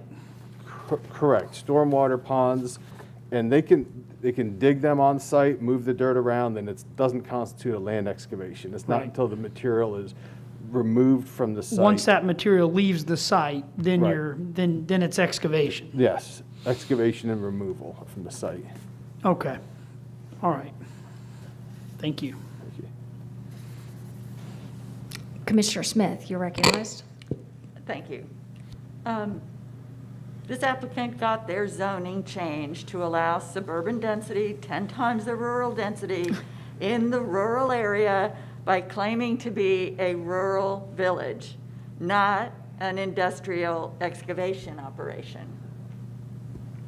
As Mr. Gormley noted, land excavation was not contemplated at the time the zoning for the rural village was granted. And they are asking to excavate more than they need to develop their site according to the rural village that was approved before I got here. Their RP2 land use is supposed to be granted to rural villages that are consistent with the surrounding agriculture and rural lifestyle and character. They can't have their cake and eat it too. Be a rural village and then come back and add on an industrial excavation operation. I know from my own experience that these excavation operations can have great impacts on the area. Road closures stall and reroute traffic, causing problems for the residents. You know, and it's one thing when we have to close the roads in your neighborhood for road improvements or for public utilities, for some sewer pipe to be improved, but to close your neighborhood roads and public roads just so a private entity can profit off of an industrial operation is quite a different thing. It is giving away the residents' rights to their public roads and their rural lifestyle for a private enterprise. And here, that company has claimed to be fitting into the rural area with a rural village. And as soon as we grant that, they come back to change it into an industrial excavation, really a mining operation. Their traffic will be bad enough from the additional density of 300 and I don't know how many houses they're putting in here. Now they want to add additional dump trucks rumbling around, spreading dust, tearing up the roads. This proposed modification is inconsistent with the comprehensive plan's description of the rural village this developer has promised to build, and it's not in keeping with the community character. Excavation operations like this, and again, I know from personal experience in my neighborhood by this same company doing these kinds of excavations, they have negative impacts on the so-called lakes, digging them too deep to actually function as natural lakes because the light doesn't reach the bottom. The sides are not sloped to allow natural habitat for aquatic life and wading birds. And in fact, the sides can be sloped so steeply that it becomes dangerous, as Mr. Harwell noted his mother had a very close encounter with. They justify not providing setbacks around their pits by calling them ponds, but will they function as ponds? They're really going to end up being borrow pits.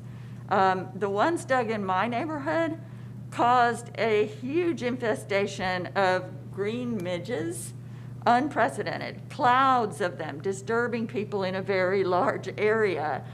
People could not literally open their doors in the evenings for these swarms of green midges that were breeding in these artificial, man-made borrow pits. And when we called and complained about it, there was nothing we can do. So there's weird phenomena that come from this. Mr. Harwell and another citizen noticed in the record that this would be the 5th borrow pit in a 2-mile area. And at a minimum, we should be seeing some evidence that this extensive excavation will not cause any dewatering of the wells and natural wetlands. In the rural area, people drink their water from wells that's outside the urban service area. So we have to see some kinds of information of when we're reaching a point of that, and I don't see that here, so I'll move denial.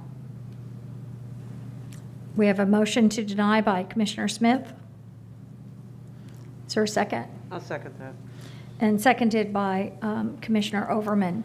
And Commissioner Overman, you're recognized. Thank you, Chair, I appreciate it. You said all the things I hadn't completely thought through. But I did hear great concern to the people that live in the community who are dependent on their wells for their water and their livelihood. Voice concern regarding the difference between building a stormwater pond and an excavation pit.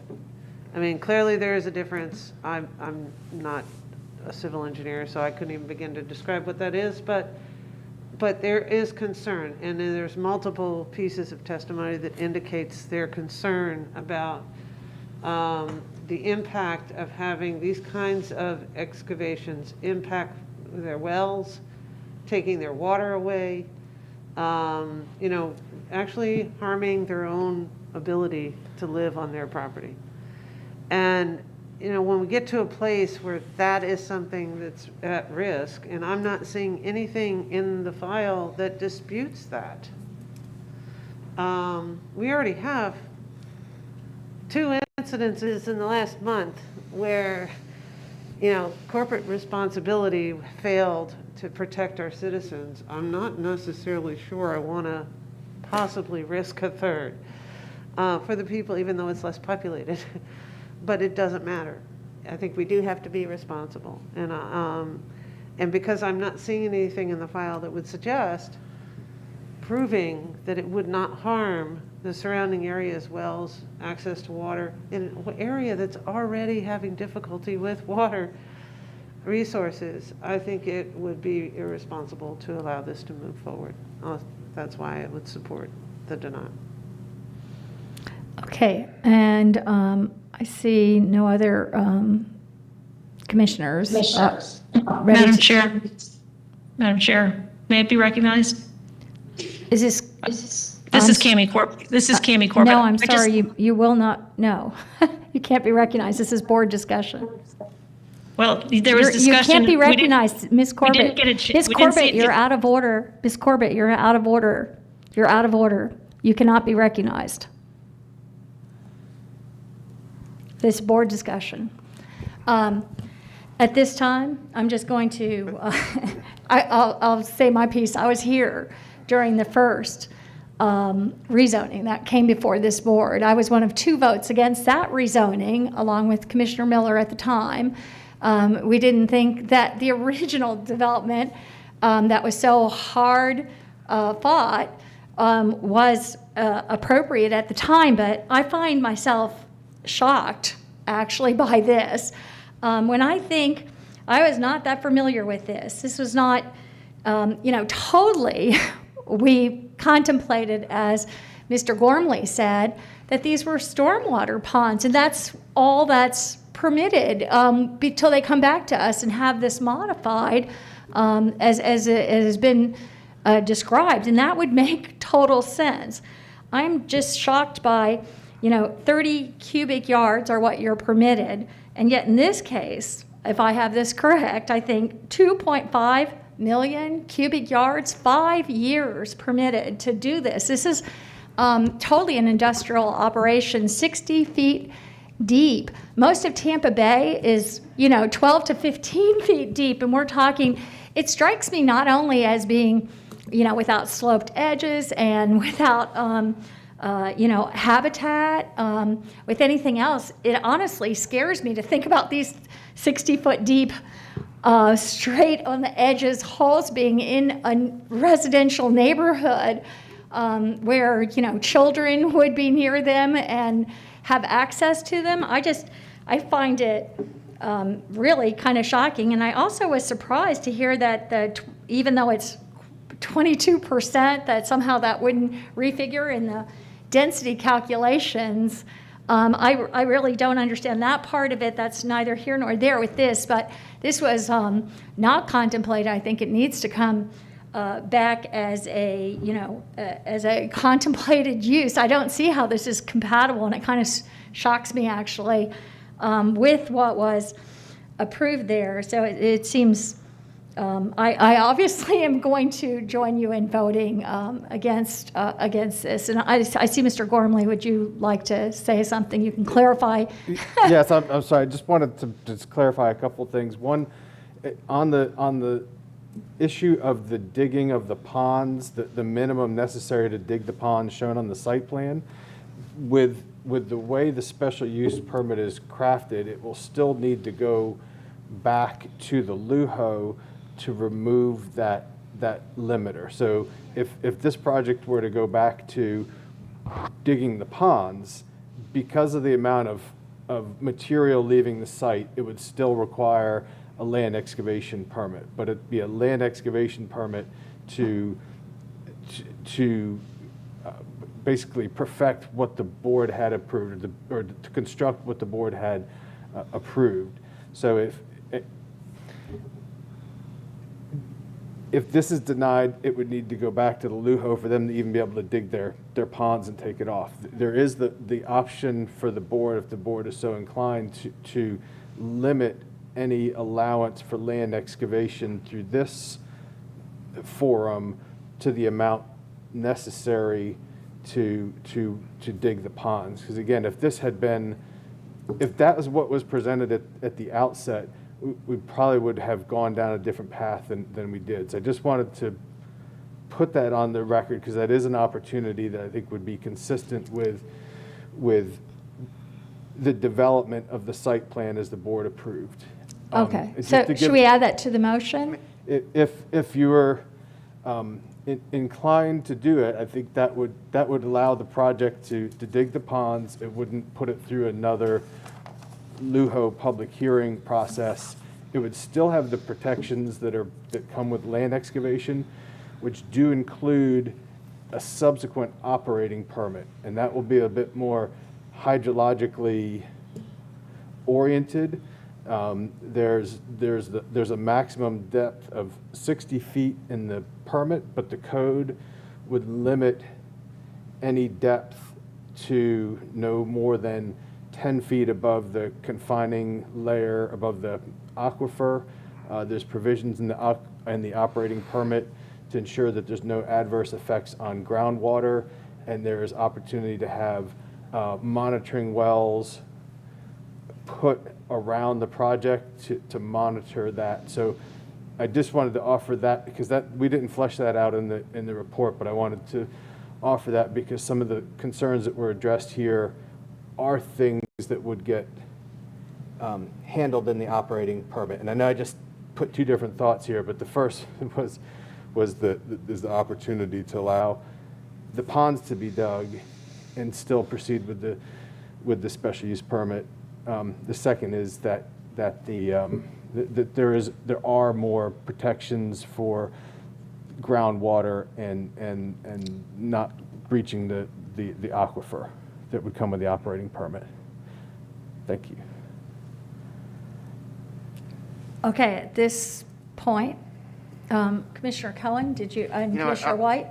I was hoping to go down the road that I think we're about to go on, which is just making sure that regardless of whether or not the original approval was correctly decided or not, that whatever the entitlement they had to build the stormwater pond, not this larger excavation pit, be somehow memorialized in our decision so that they didn't have to go back through an entire another process again with some unknown result at the end of it. So I just want to say for the record, I would be supportive of that type of a caveat to the motion that I think was being crafted.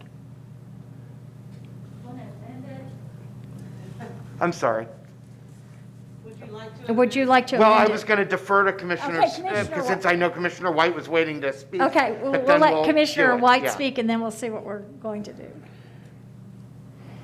Well, I think a nuance here is that a developer can do stormwater ponds without an excavation permit if they leave what's dug out of the pond on the site and use it, to create the necessary topography and everything that's necessary for the stormwater engineering. With the excavation permit, they could dig those, what we're calling stormwater ponds, but they would be able to take the material off-site. So, Mr. Gormley, with the specs of the ponds that were approved by the board versus, the full-blown, if you will, excavation permit, what kind of a difference are we talking about with respect to how much is excavated and taken off-site? Commissioner, we don't know the answer to that at this point because we haven't had the calculations done for how much storage would be needed for the stormwater ponds. I'd speculate that it's a fair bit less because of the depth of the proposed to go to 60 feet that's a lot of volume. Yeah. So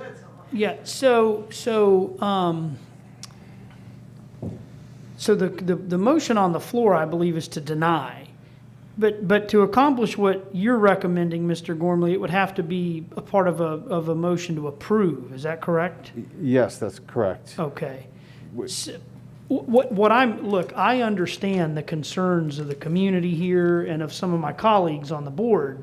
What I'm trying to figure out, I just want the board to be best positioned to not just have the applicant go back through the LUHO process and get whatever they need there, and then the board is just out. So that's why I'm so concerned about what just a straight denial today means. Yes. So as an alternative, another way to accomplish what was described of allowing the pond and the excavation would be to approve the application with a condition that the volume of material to be excavated and removed from the site shall not exceed the volume of material necessary to be excavated to construct the stormwater ponds in accordance with. Here's what I'd like to do. I think the board could benefit from more information on what we're talking about in terms of how much material would be excavated and hauled away in scenario A versus scenario B. So I think I'd like to offer a substitute motion to defer this item, and that could be to the next land use meeting. Is that correct? Yes, sir. May Okay. 11th. Okay, I'd like to make a substitute motion to defer this to the May 11th land use meeting. Thank you. And Mr. Gormley, a data point that I would most definitely want to have in front of the board is I don't want to beat a dead horse here, but you have a scenario A and a scenario B. Yep. How much material and how many trucks are we talking about? And then I guess commissioners like myself can just ask for more information on what ifs in our private briefings, on what various denials or modifications or whatnot would mean. So, thank you. Thank you. So we have a motion to defer until when? That would be May 11th at 9 a.m. May 11th, and that was made by Commissioner White, seconded by Commissioner Smith. And I don't know if, we've got a lot of hands up, but Commissioner Overman? Thank you. And in addition to that, they're coming back with at least an evaluation of surrounding areas. I mean, I want to know before I approve either whether it's an excavation or removal of the land from to create the ponds, what impact that might have on the surrounding wells in the area. Because I don't know that can be answered definitively, but I think it's critically important that we do no harm here by approving anything that would do that much harm, because that literally would take that property value to zero. And I feel that is our responsibility to not do.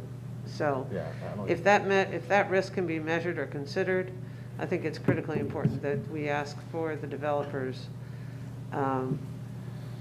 method of doing no harm to the surrounding wells in the area.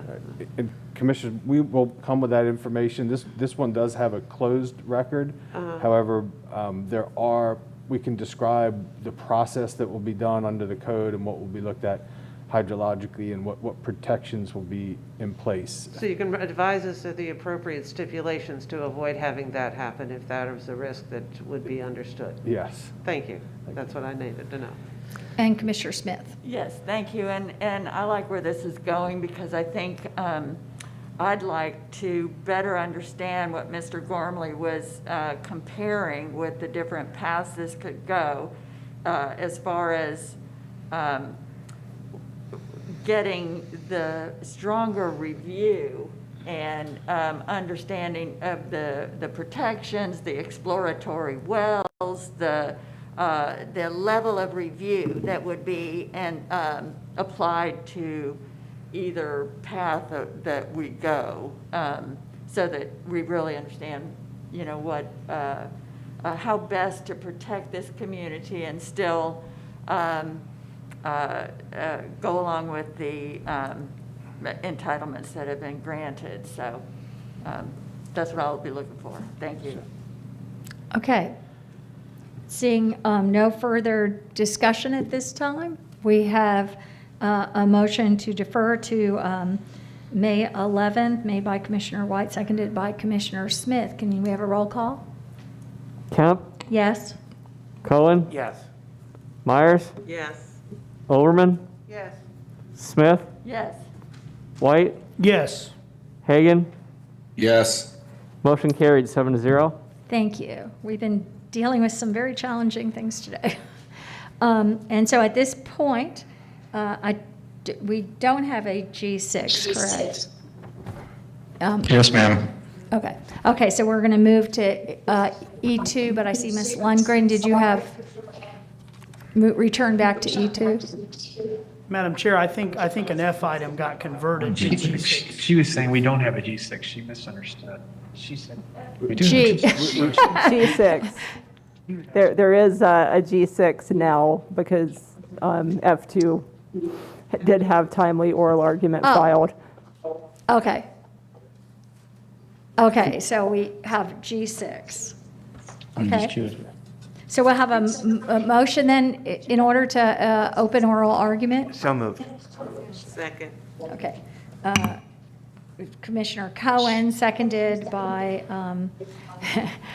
Commissioner Overman. Commissioner Smith. Okay. And with that, can we have a roll call vote? Kemp, Yes. Cohen, Yes. Myers, Yes. Overman, Yes. Smith, White, Yes. Hagan. Yes. Motion carried 7-0. Okay, thank you. I think we're getting some feedback. Mr. Moretta? We have. Thank you. Go ahead. Thank you, Commissioner. That brings us to item G6, formerly F2. So if the board desires to see any of the backup, then it would be queued up under F2 because it was moved today in the changes to actually item G6 because of the oral argument filing. The application is a rezoning. It's a plan development proposal, 20-1149. It's located 155 feet southeast of the intersection of Lithia Pinecrest and just north of Lithia Pinecrest and Bloomingdale on the on the northwest side. The current site allows 4,500 square feet of retail uses, but the retail use is very restricted down to a tax store and also allows agricultural use. The proposal is to slightly expand the retail use to go up in square footage to 12,425 feet, and also to expand that use from a tax store to also include hardware store, a pet store, and an antique store. That is the request. Michelle Heinrich of our staff is going to walk you very quickly through the site plan and the orientation of the site into the neighborhood. And I'll turn it over to Michelle. Thank you. The board has been on a deferred item, that the same motions are still on the floor. They just get picked up. Good afternoon, Michelle Heinrich, Development Services.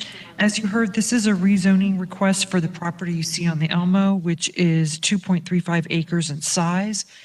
And it is zoned ASC 1 and PD. They're seeking to allow for a PD for the specific uses and square footage that Mr. Moreta stated. At the top there, you'll see the top portion of the property is zoned ASC 1. The bottom portion is zoned PD. And that is a copy of the PD site plan, which parcel A along the west allows for ag uses. And then parcel B along the roadway is specifically approved for a 4,500 square foot agricultural product distribution use. And on the site plan, it's noted as a feed and tax store. The site is located in the Res 4 future land use category and is subject to meeting the locational criteria policies of the comprehensive plan. A PD variation is included in the rezoning request, which is to reduce the suburban scenic corridor along Lithia Pinecrest from 15 to 10 feet. The applicant provided responses to the PD variation criteria, which notes that compliance cannot be achieved due to the parcel's irregular shape, the parcel size, the required right-of-way dedication, and necessary site improvements for the uses and square footage proposed. The project is located along the west side of Lithia Pinecrest Road, which is a 2-lane undivided substandard road. The applicant has requested an administrative variance seeking relief from improving the roadway, and that request has been found to be approvable by the county engineer.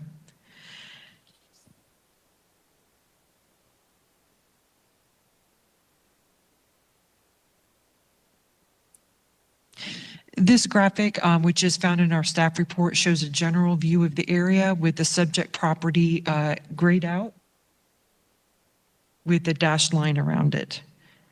The site is located almost a half-mile north of the Lithia Pinecrest Bloomingdale Avenue intersection. More intensive uses are found generally to the south, as envisioned by the comprehensive plan. Residential support and office uses are found to the west, east, and north of the site. Therefore, the location serves as an area to provide transition along the corridor. Property to the immediate west is developed with a single-family neighborhood, while properties to the east are developed with daycare and office uses. The site does not meet locational criteria, and a waiver has been requested. Planning Commission staff does not support the waiver request and has found the proposal to be inconsistent with the comprehensive plan. Development Services staff concurs with the Planning Commission's finding, noting that the expansion of the more intense uses found southward would be in conflict with the planning objective to provide appropriate transitions at locations such as these. Additionally, the project's acreage, proposed square footage, and necessary site improvements has constrained the applicant's ability to provide any additional compatibility techniques. Therefore, Development Services staff also did not recommend approval, and I'm available if you have any questions. Thank you. And with that, we'll move to oral argument. Is the applicant present?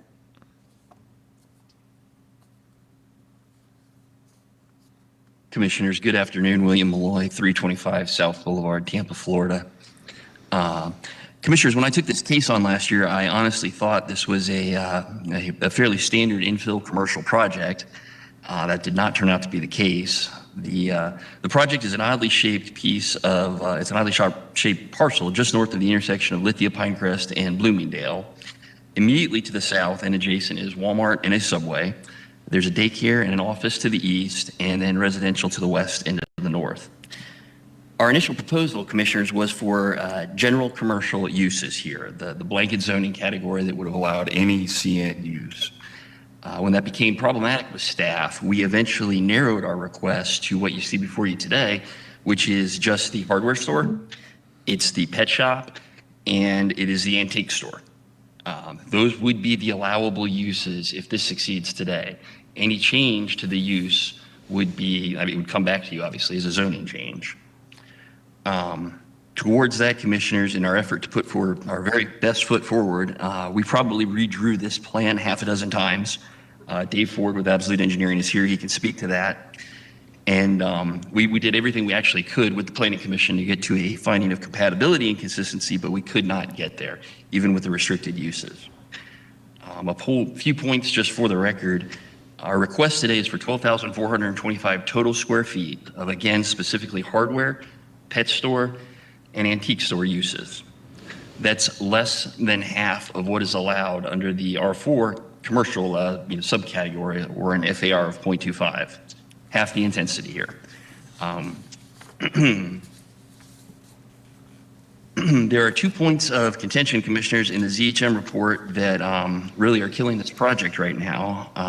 And I hope actually to convince you to embrace your position as the arbiters of the comp plan on both of these. The first issue is that of commercial locational criteria, and that really is the crux of this matter. As the staff report notes, the site is just outside the radius from the intersection of Lithia and Bloomingdale that would qualify it for commercial uses strictly. Therefore, we asked for this waiver, which has not been supported so far. Commercial location criteria exists to keep commercial development focused at appropriate intersectional nodes and to prevent commercial sprawl from encroaching upon areas of existing lower intensity.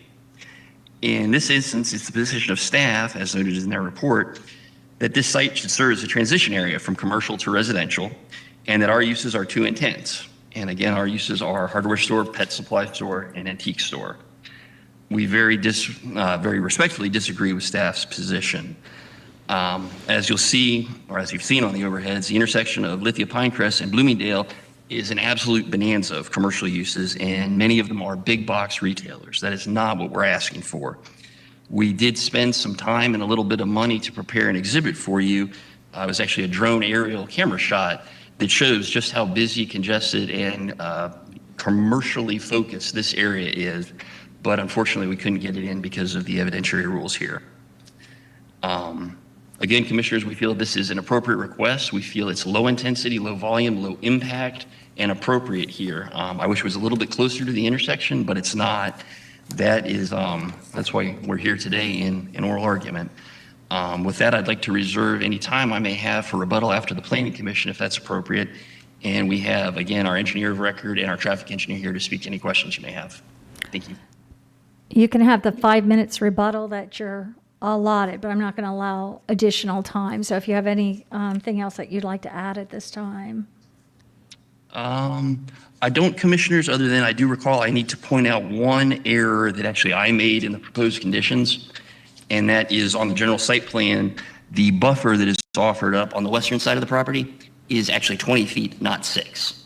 So between our project and the residential, we'd have a 20-foot buffer with a masonry stone wall. And that was drafted in error. Thank you. Thank you. Okay, is there any more? I'm assuming that the applicant testimony is finished here? Yes, ma'am. Okay. And we have no one filed for proponent or opponent testimony. So the rebuttal will not be available. And with that, we'll go to the Planning Commission staff. Thank you. Melissa Leinhard, Planning Commission staff. The subject property is located within the residential 4 future land use category. It is in the urban service area and also located within the limits of the Brandon Community Plan. The applicant is proposing to rezone the subject property to planned development. I'm sorry, can you hold on one second? We're getting Yes, some ma'am. feedback. I think maybe it's been solved. Okay, great. I'll continue. Thank you. The subject property does not meet commercial locational criteria. A waiver has been submitted for review. According to the waiver, the project is located directly northwest of the entrance to a Walmart plaza, which itself is located just northwest of the commercial node at Lithia Pinecrest and Bloomingdale Avenue. The waiver also states that the commercial entitlements possible under the residential 4 future land use category or being limited to 60% of the maximum possible that can be considered. The waiver has also cited that the project has undergone significant revision in the intent of achieving the greatest compatibility possible with surrounding uses. Planning Commission staff acknowledges that the applicant has attempted to improve the application. The applicant has increased the building setbacks. The applicant has also agreed to restrict the following uses on site: banquet and reception halls, charter schools, brew pubs, several other uses. And I do realize that the remaining uses that are committed to by the applicant are a pet supply store and an antique store. While the application has improved, the intent of the residential 4 future land use category is to designate areas that are suitable for low density residential development. In addition, suburban scale neighborhood, commercial, office, multi-purpose, and mixed use projects serving the area may be permitted subject to the other goals, objectives, and policies of the comprehensive plan. The application must also conform to established locational criteria for specific land uses, which this one does not.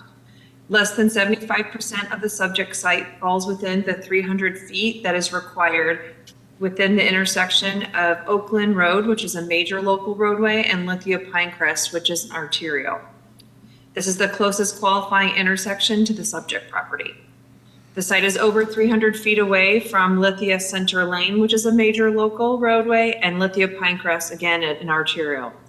The site is located approximately 1,800 feet away from Bloomingdale Avenue and Lithia Pinecrest Road intersection. Consequently, the subject property does not meet locational criteria. While the application has been revised to address compatibility concerns and has moved closer to meeting the intent of the compatibility policies, as outlined under Objective 16 in the future land use element, the proposed development is not consistent with Policy 16.1. This policy requires that established planned neighborhood and communities be protected by restricting incompatible land uses through utilizing locational criteria, limiting commercial development in residential land use categories to neighborhood scale, and requiring buffering and screening devices between unlike land uses. The subject property is located within the limits of the Brandon Community Plan. The property is located within the Garden Estates District, which usually consists of single-family homes on at least properties of half an acre in size. Goal 6 of the Brandon Community Plan seeks to attempt to buffer and transition uses in concentric circles where possible, with the most intense uses in an area at the node, which is an intersection, and then proceeding out from there. The site does not meet locational criteria and is not consistent with this policy. The Garden Estates District also states that demand for neighborhood serving uses like childcare and adult daycare is minimal. As a result, special uses should be located at intersections and would not be deemed compatible unless they met locational criteria for a neighborhood serving commercial use in the Land Development Code. Planning Commission staff has determined that if a daycare must meet commercial locational criteria per the Brandon Community Plan, then commercial retail uses must also comply with requirements. Consequently, the request is not consistent with the Brandon Community Plan, and Planning Commission staff recommends that the Board of County Commissioners not approve the waiver to locational criteria. Based upon those considerations, Planning Commission staff finds the proposed plan development inconsistent with the future of Hillsborough Comprehensive Plan for unincorporated Hillsborough County. Thank you. Thank you. ZHM recommendation? The zoning hearing master considered the request to rezone the subject property to plan development to allow for approximately 12,425 square feet of retail uses consisting of a hardware store, pet supply store, and an antique store. The property is located, as you've heard, within the urban service area and within the boundaries of the Brandon Community Plan and within the Community Plan's Garden Estates District, and currently zoned ASC 1 and PD 9737. The property is designated residential 4 on the future land use map.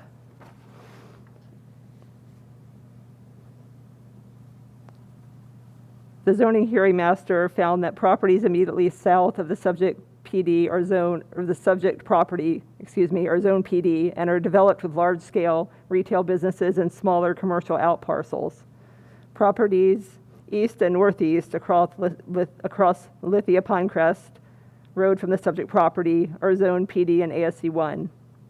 The PD zone properties are developed with one-story office uses, and the ASC 1 zone properties are developed with daycare and single-family residences.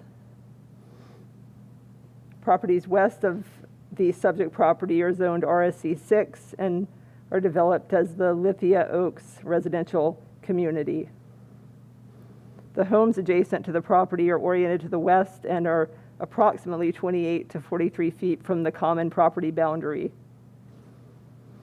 The zoning hearing master found that the proposed rezoning to allow the expansion of commercial neighborhood uses to allow for a hardware store, pet supply store, and antique store would result in the extension of commercial uses and expand the area of commercial development beyond the commercial node, and found this to be inconsistent with the objective of creating appropriate transitions of lesser intense uses between residential and non-residential uses. The zoning hearing master found the proposal to be inconsistent with several components of the comprehensive plan. First, with the residential 4 future land use category.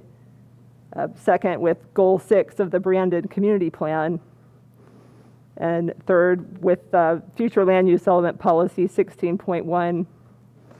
As you've heard, the Planning Commission does not find that the request for the locational criteria waiver is supportable and recommends that the the proposal be denied. The zoning hearing master finally analyzed the requested variations from the Land Development Code and found that the variations do not satisfy the requirements of the code. And for the reasons that I've summarized, the zoning hearing master recommended denial of the proposed rezoning.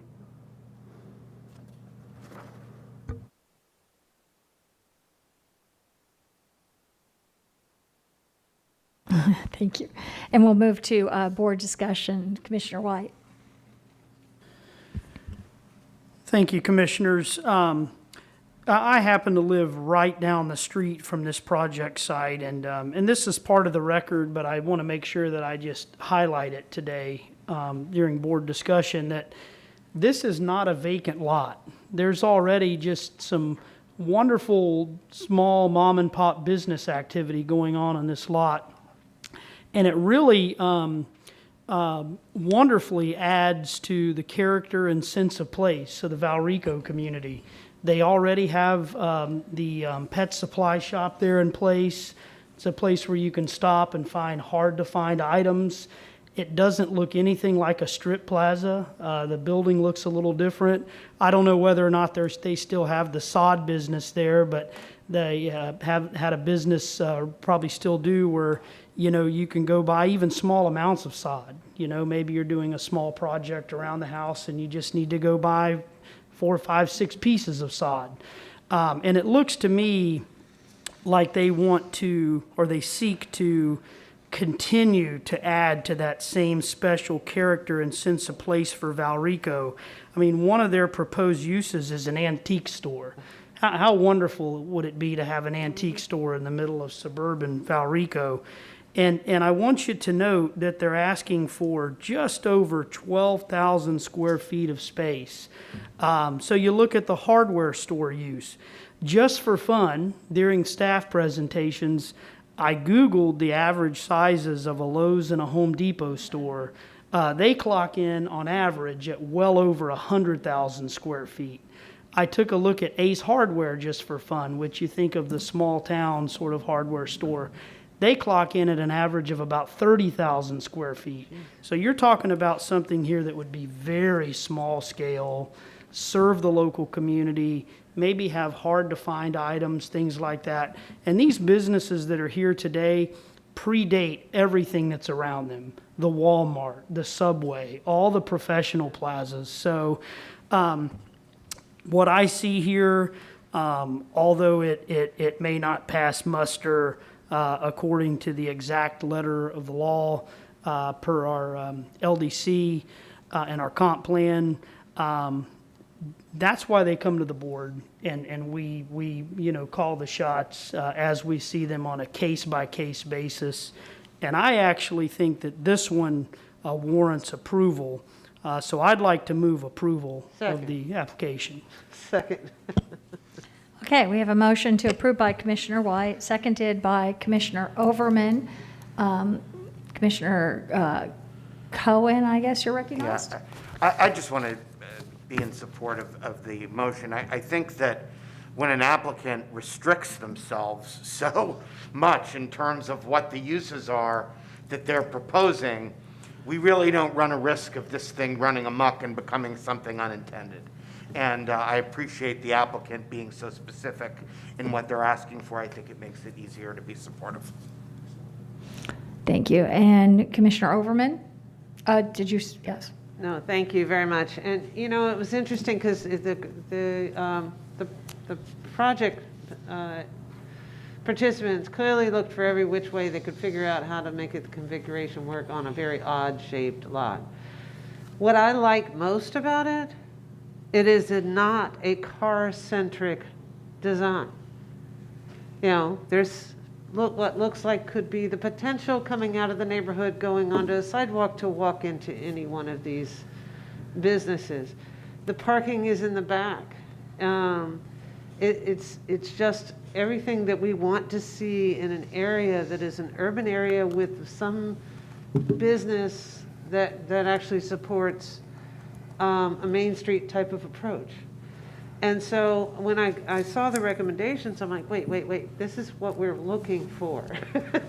It just doesn't happen to be a small business office, but it is, as Commissioner White mentioned, small existing businesses antique store, pet store, things that you might go out to just a quick trip, but you could also walk down the street or ride your bike too to pick up a small item at a store when you're working on a project.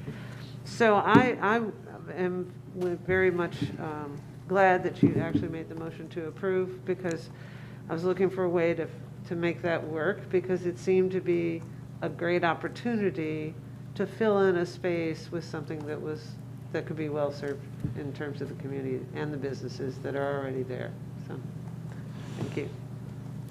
And I don't see any other comments, but I would like to, thanks for, I think, adding that color and personal touch that you bring, Commissioner White, to this. And it's one of the things that I have really, I've read a lot about overlay districts and small, strong towns actually, and some other ways of developing, like what I imagine to be downtown Waimama, and where I wanted something like an overlay district over that. And one of the recommendations that I read about in these smaller areas is to have no retail over 10,000 square feet. Well, this almost makes it 12,000 square feet, but that's the idea. They even warned that some applicants, to get around that, started applying for multiple 10,000 square feet so they could have a bigger store. But this is exactly the kind of thing that if we could organically encourage as is being done here, it's kind of the growth that we want to see in a way that we want to see it. I just wish we could figure out now how to transfer that to some places like downtown Waimama, maybe when we get dealt with that low-pressure sewer system, to Ruskin, to Gibsonton, to, just all kinds of places. I think that is the kinds of things that we've been looking for. So with that, I don't see anybody else that wants to make comments at this time. Yes? Just one, I'm sorry. Sorry, one clarification for the record. Mr. Malloy did correct, we do have conditions in the record that the applicant provided. He corrected the one condition that it's going to be a 20-foot landscape buffer, and just for the record that it will be a type B screening landscape. Thank you. Thank you. Okay. So seeing no further comments, and we will go to then a roll call vote. Kim? Yes. Cohen? Yes. Myers? Yes. Overman? Yes. Smith? Yes. White? Yes. Hagan? Commissioner Hagan? Motion carried 6-0. Thank you. And now, and I could check in with Mr. Moreta, but Moreta, I think we go back to E2 at this time, and I will recognize Commissioner White will pick up where we left off earlier today. Thank you, Madam Chair. And I don't want to steal Mr. Gormley's thunder, but it's my understanding that he's going to go over some proposed language for some conditions that will make that traffic signal a definite. It is my understanding that there is some angst among our traffic engineering and traffic safety professionals about actually flipping the switch and turning that traffic light on before it's warranted. So I just want to state for the record that I'd like to sort of meet Commissioner Overman in the middle with your motion, that we, as Mr. Gormley's going to state, that the traffic signal, it'll be an absolute must that it's built and in place at stage 1, but that we work with our experts and not physically flip the switch and have it go live until such time that it's warranted. And I personally think that's the right way to go and the right middle ground. But if I haven't said anything correctly, Mr. Gormley, please let me know, please correct me. But that's my position, is let's go ahead and pass the motion to mandate that it's built, and the engineers at the appropriate time will flip the proverbial switch, turn the light on. Okay, we have a motion by Commissioner White that's been clarified. You might, Mr. Gormley, you want to speak? And we might just refresh anyone as to where that this traffic issue, just a quick summary so people know what we're talking about here. Yes, this is for item E2, and it deals with the condition for installation of a traffic signal at 672 Shelley Lane and Baum Boyette Road with the Baum Waimama leg rerouted south to Shelley Lane that feeds into that intersection. In order to take out, to make this a certain requirement on the applicant, would suggest that amend condition 40.1.4.1 to delete if such study determines the signal will be warranted then, and then leave the condition, say the developer shall design the signal infrastructure and adjacent interconnects concurrent with the initial phase. The adjacent shall design the signal infrastructure, the adjacent interconnects, and install the signal with the initial phase of development. With that, we would then delete conditions 40.1.4.1.1 through 40.1.4.1.4. And there's more. And there's more. Can you repeat that 3 times fast? No, I could. And then also delete condition 40.1.4.2 through 40.1.4.2.3, and add language that the signal shall not be activated until warrants are met. Thank you. I have a question. Okay. Commissioner Overman, you're recognized. Okay, so I'm making sure I understand what warrants turning it on. So what I hear is we are going to have a signalization plan in place as the project develops, correct? And then someone decides when to turn it on based on what? A history of accidents? On the traffic, on the traffic volume flow? coming through the intersection being achieved that would meet the warrant. That will be the deciding factors when the traffic is actually there. So the signal will be ready. We now have the next vehicle volume that meets warrants, and the signal would be turned on. Okay, so let me rephrase my question. So the intersection will be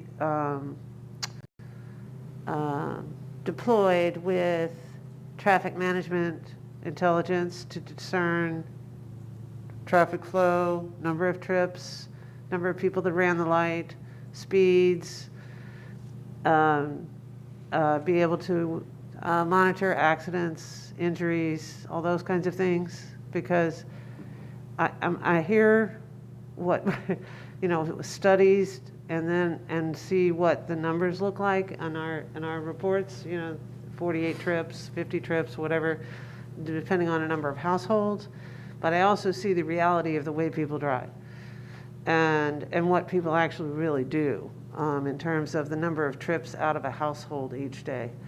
So I'm curious as to the process of the warranting that you're describing, because granted, if it were moved to a flashing red, to a flashing yellow, to a full-on signal once the traffic demanded it, that's another option. But bottom line, we are, I think, pretty much in agreement that there's going to need to be a way when people start, not even when they all live there, because part of it will be under construction and there are people there, and we still have a truck route with a lot of people coming and going at times. So I'm just trying to help with those traffic engineers, help me understand when that trigger gets pulled and how it's going to get pulled, because if it means doing an 18-month study, that's not going to answer my question or my concerns.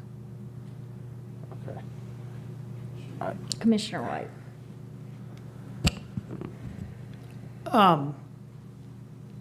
Commissioner Overman, if I can just call upon a personal anecdote, I brought up an issue out in my district some number of years ago about an intersection that I thought, in this particular case, it was an intersection that was already signalized, but I felt that some changes needed to be made, some arrows needed to be added, things like that. And I mean, it took the traffic engineers days to weeks to know that it was warranted and get that programmed in.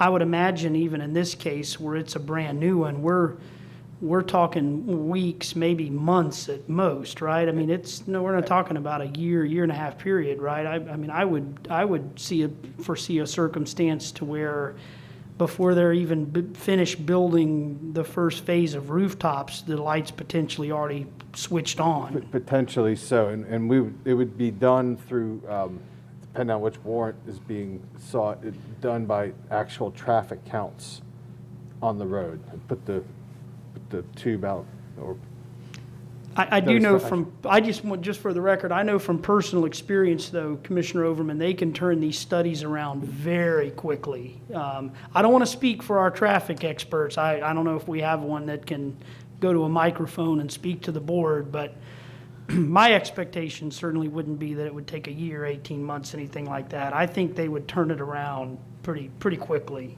And I truly appreciate that because I've actually been waiting for, 3 traffic signals inside the city of Tampa on an FDOT road that I've been promised it'll be this year for the last 6 years. So there's my perspective. This is not it, right? I get it, and I'm very happy to hear that. Madam Chair, if I may, just for the record, I just want to remind the board, this is not an FDOT road. Right. It's a county road. Right. So. And that I'm very glad to hear. And therein lies a big difference. Yes, Commissioner Cohen.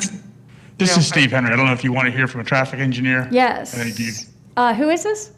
This is Steve Henry with Links and Associates. We're the traffic engineers for the Right. I think we need to actually hear from our staff on this. Okay. Yeah, so problem. I do have Mike Williams is on the line, and I'll ask Mr. Williams to address that.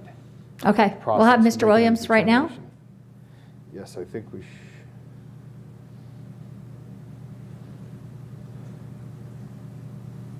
Oh, his computer just shut down for no reason.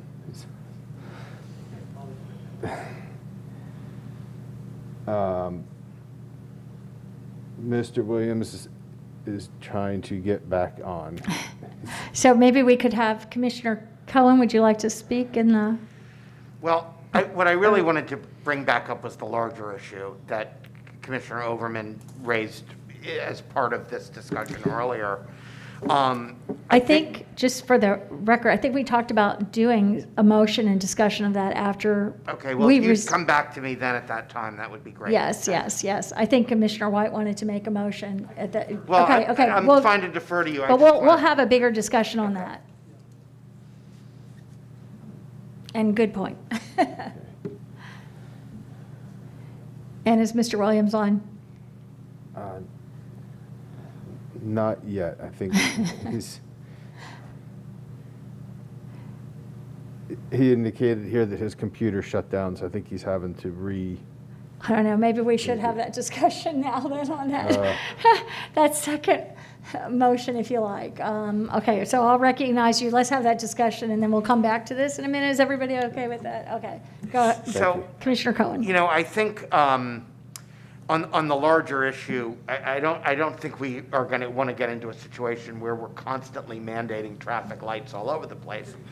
But if we do give ourselves the ability to do that, I think that we ought to define the criteria that we ourselves have to cite in order to justify it. I think that we ought to say, I'm proposing that we require some developer to add traffic signalization here because of X reasons, and put those reasons on the record, and that they be part of the policy. Because, to Mr. Gormley's earlier point, if we do it in a way that seems to be arbitrary, I think we do open ourselves up then for some I don't want to say litigation as much as just being second guessed I think it's very important that, whether it's citing a history of excessive speeding in the neighborhood, if it's citing to the actual testimony of people that come to talk to us, we can come up with a list of objective criteria and then cite to that when we make that decision so that we have something to back up what it is that we're trying to have happen. And I was just hoping, Commissioner White, when you make that motion, or Commissioner Overman, whoever, that you add that as part of what you're going to ask the staff to bring us back. Is Mr. Williams available yet? Yes, he is. Okay, let's have Mr. Williams, and then we can, Yes, I'll ask Mr. Williams to address. The question is how we determine that warrants are met and the time that would take. Okay, thank you. Sorry, my computer just shut down, and I don't know why, but anyway. So there's several warrants that can be met. Most of them involve volume, so that some of them are specific to things around schools and things like that, which isn't necessarily appropriate here. But most of them are hourly warrants. Crashes can go into the warrants, but it's mostly volume. Normally, a warrant study involves going out and doing counts and pulling crash records. The counts can be pulled within a day. I mean, you'd have to get them scheduled. And then the actual analysis would take maybe a week. So the whole thing could probably be done within a couple weeks. Thank you. And maybe less if it was necessary. that clarified a lot of questions that we had, so thank you. Yeah, sorry about that. That's okay, thank you. So with that, that's good information, and right now we have a motion by Commissioner White. Was this at this? Do we have a motion on this at this? Oh, okay. And that was to. That's right. I'm sorry. Require like. Mm-hmm.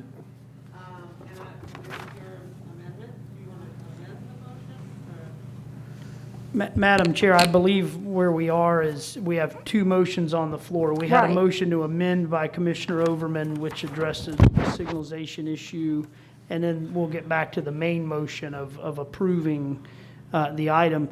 Mr. Gormley, correct me if I'm wrong, but I wanted to get the issue of, flipping the proverbial switch and turning the light on the record, but I don't think that needs to be rolled into the motion in any way, right? No, I Based think- upon board discussion. Yes, I think what the suggestions I put on the record would capture that.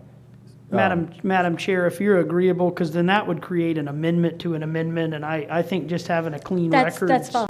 suffices. Okay. That's fine. With And the we've certainly had discussion. ample discussion, and I'm sure it's clear, too. Actually, yeah. To include that provision that the option to turn the light on when the traffic warranted. Is that, Can you please turn on your microphone? I'm sorry. Okay. So if I were to restate my amendment to include the warranting of the traffic signalization activation, is that the right? It's Yes, probably the yes, wrong ma'am. words, but with that intent? Yes, ma'am. Okay, so we would, the amendment would include requiring a traffic signalization at of the described intersection with activation of that signalization as traffic, the traffic management area would warrant. When the warrants are met, yes, ma'am. Warrant, okay. Okay, so we have an amendment, and it's made by Commissioner Overman and seconded by, Who seconded that? Second. okay, we have a second here, by Commissioner Myers, thank you. And with that, I think, there's nobody else that wants to speak to this at this time, right? Just to clarify, the conditions that I read into the record to change and remove are incorporated. Those conditions, yes, thank you. It's to conform the conditions to what you're achieving. Yes, thank you. Thank you. Okay, so with that, may we have a roll call vote? Kemp, Yes. Cohen, Yes. Myers, Yes. Overman, Yes. Smith, Yes. White, Yes. Hagan? Motion carried 6-0. Thank you. And now we're back to the main motion I believe it was a motion to approve Commissioner White with this condition in it. Is that correct? Okay. So we have a motion by Commissioner White and a second on that. I'm sorry, I don't have that. Who, the second on that original motion? That was Commissioner Hagan. Oh, okay. I think he's not present now, though, so. Second. Okay. Thank you, Commissioner Myers, for filling in there. And I know we have had a lot of discussion, but I don't know if, I see your hand up. Commissioner White, did you? No? No, ma'am, I Okay, just is there forgot anybody to else? lower. Everybody else is okay with this? Okay, we'll go to a roll call vote on the original motion. Kemp? Yes. Cohen? Yes. Myers? Yes. Overman? Yes. Smith? Yes. White? Yes. Hagan? Motion carried 6-0. Okay, and now I think we'll return to the general policy matter. I think that was raised by Commissioner White and, Again, Cohen. An Overman, I mean, whatever. or Commissioner Cohen. I'm not sure how. Yeah, actually, I think Commissioner Cohen actually worded it Oh, I'm more sorry. correctly. So Okay. we did want to address these particular issues, but understand the due process and necessary, and in order to make sure that we were addressing due process. Yes, and that we would ask the staff bring us back language for a code amendment that would explicitly give the board authority over the requirement that traffic signals be added to certain developments, given setting out some criteria by which the board could cite in order to impose that on a project. Great. So we have a, And that's a motion. I'll second it. okay, we have a motion by Commissioner Cohen, seconded by Commissioner White. And did you have further discussion, Commissioner Cohen? No, Okay. and I think that commissioners could each talk to staff individually about their ideas about what the conditions ought to be that we ought to be able to cite in order to do that. Mm-hmm. Okay. And seeing no further discussion, can we have a roll call vote? Kemp? Yes. Cohen? Yes. Myers? Yes. Overman? Yes. Smith? Yes. White? Yes. Hagan? Motion carried 6-0. Great. It's good we took lunch. And so now we're at commissioners' items. And again, the echo is on? Okay, and I guess I have planning commission staff on this?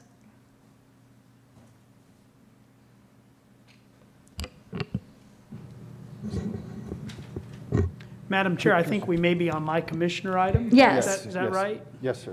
Okay. Yes, that's our only remaining item. You're recognized. I thought Okay, maybe okay. they were going to say something Oh. generally on this from, okay, I'm sorry. Go ahead. Excuse me. That's okay. Thank you, Madam Chair. There is a lengthy proposed motion in your backup material, and just to be consistent with past practice, I probably will read that entire lengthy motion into the record when it comes time. But if you look at the motion, if you look at the background material here, it's clear that I'm trying to kickstart a meaningful TDR program in Hillsborough County. Creating a more meaningful TDR program on a broad scale is a heavy lift.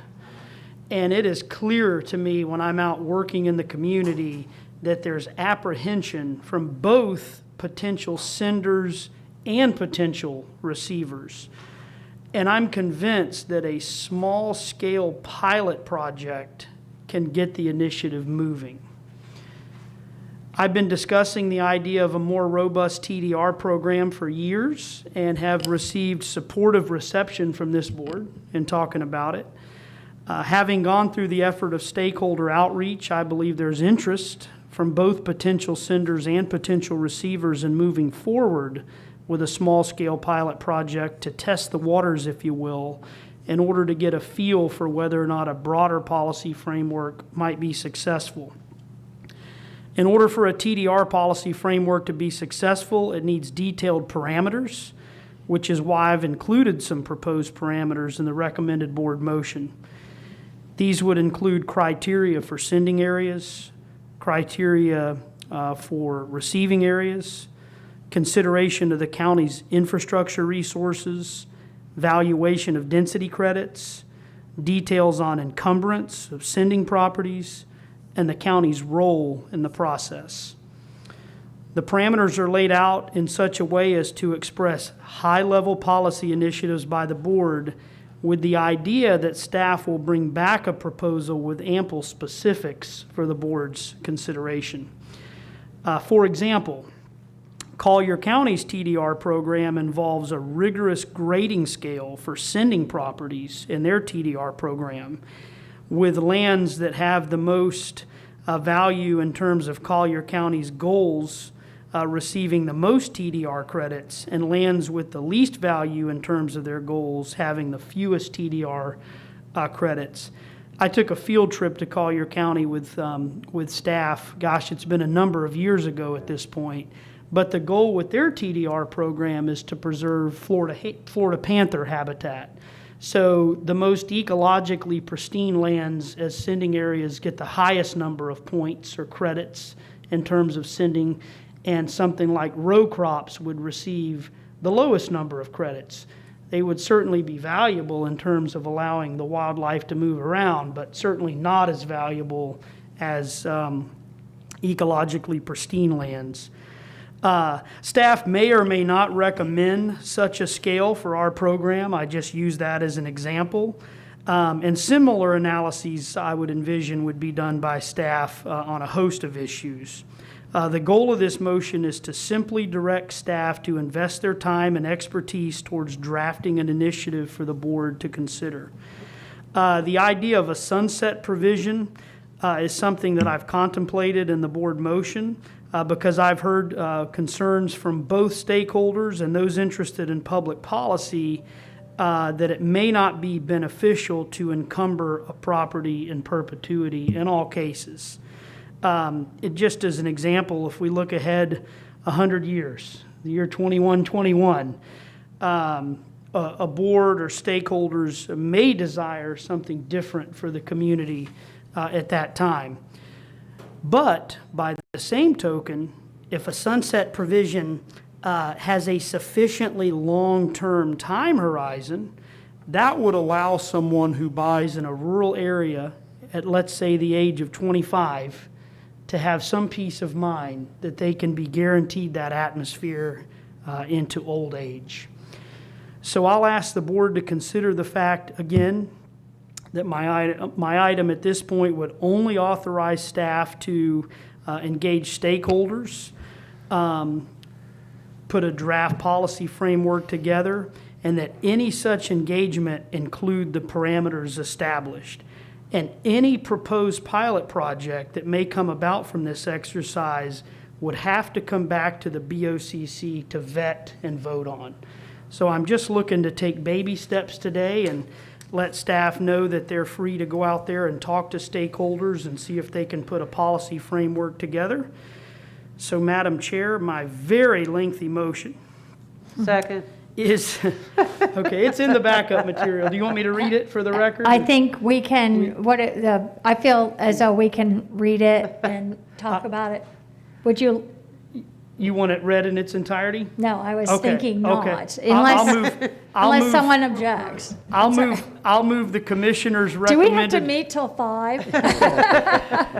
I will move the commissioner's recommended board motion and the backup material for my item J1. And I will offer the second, please. Okay, we Thank have you. a motion And I have and a second, and I don't know at this time. I have Commissioner Overman, You're recognized. Thank you. And thank you for actually putting this on the land use agenda. And we have done this sort of on the BOCC agenda. And I know for over a year, it seems, we've had a consultant working on bringing this to us. So if I'm eager to see it move forward, I have also been looking at how we could marry this, or at least make it palatable as it works within our comp plan, as well as with a transit-oriented development type of plan. Because the sending zones and the valuation of sending zones is an integral part of the receiving zones is an integral part of the sending zones. And so in multiple conversations I've been having with staff and with our consultant that's working on the TDR, those were some of the elements that I brought in there. I do agree that the timeline of the TDR is an integral part of the valuation, but also is the land. And what I have continually asked for in my trying to understand TDRs is, what's the equation? Who determines the equation? And it has to be one that works. Because our history of using TDRs hasn't been defined enough that we've had a receiving zone, sending zone relationship that made sense, I think, for several of us. So I'm eager to see this move forward.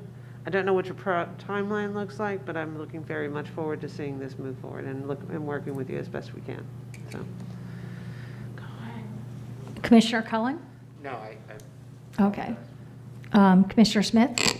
Yes, and thank you, Commissioner White. I know you've been working very hard on this, and it shows, and I really appreciate your bringing forward this thoughtful baby steps package and working so hard and long with staff. This is something I'm very excited about and happy to support. I know it will be, we can form this to do some transit-oriented development on the receiving side as we do rural protection.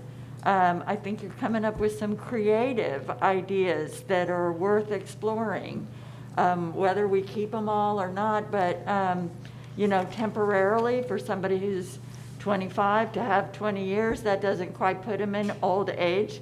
But at least... And it does say a minimum of 20 years, Commissioner Smith. But at minimum. least you're raising a family or you're going to be farming for a generation or something. These are things, we're going to have to start thinking outside the box on a lot of these ideas. The flip side is if we keep, like we've said before, if we keep giving away density increases everywhere, like we just did 20 per acre in the university area, wouldn't that have been a beautiful receiving zone for this kind of transfer? We're not going to have that market if we keep giving it away. The last thing I'll note is I've been looking into very little, but have noticed and read a little about the Farmland Trust program, and so I just throw that out there as something that might dovetail into this. They do kind of purchase of development rights and to protect agriculture. So while we're researching this, we might look into what they do, whether they can help us or whether we can do something that mirrors that.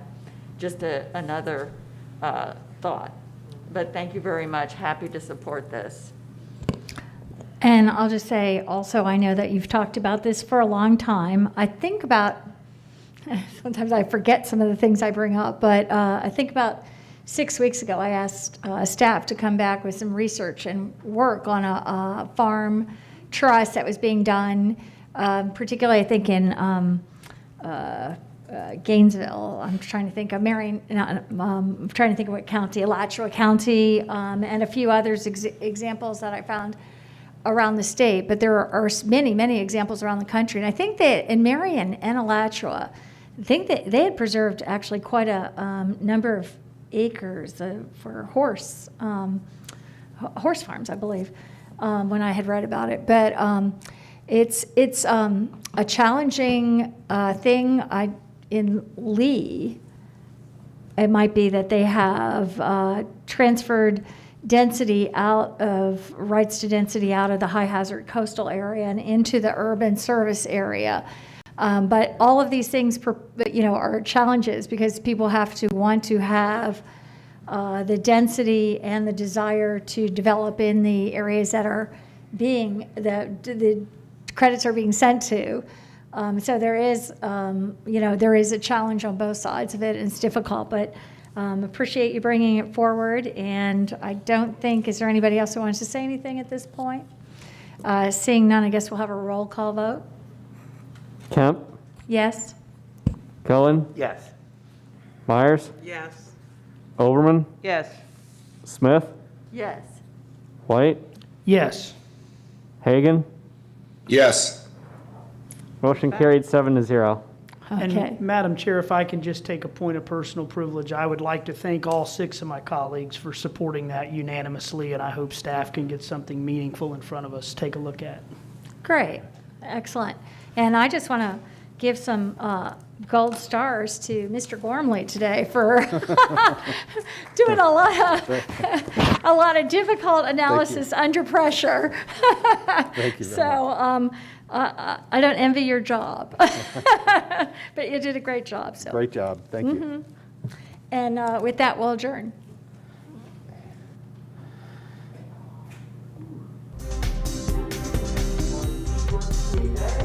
You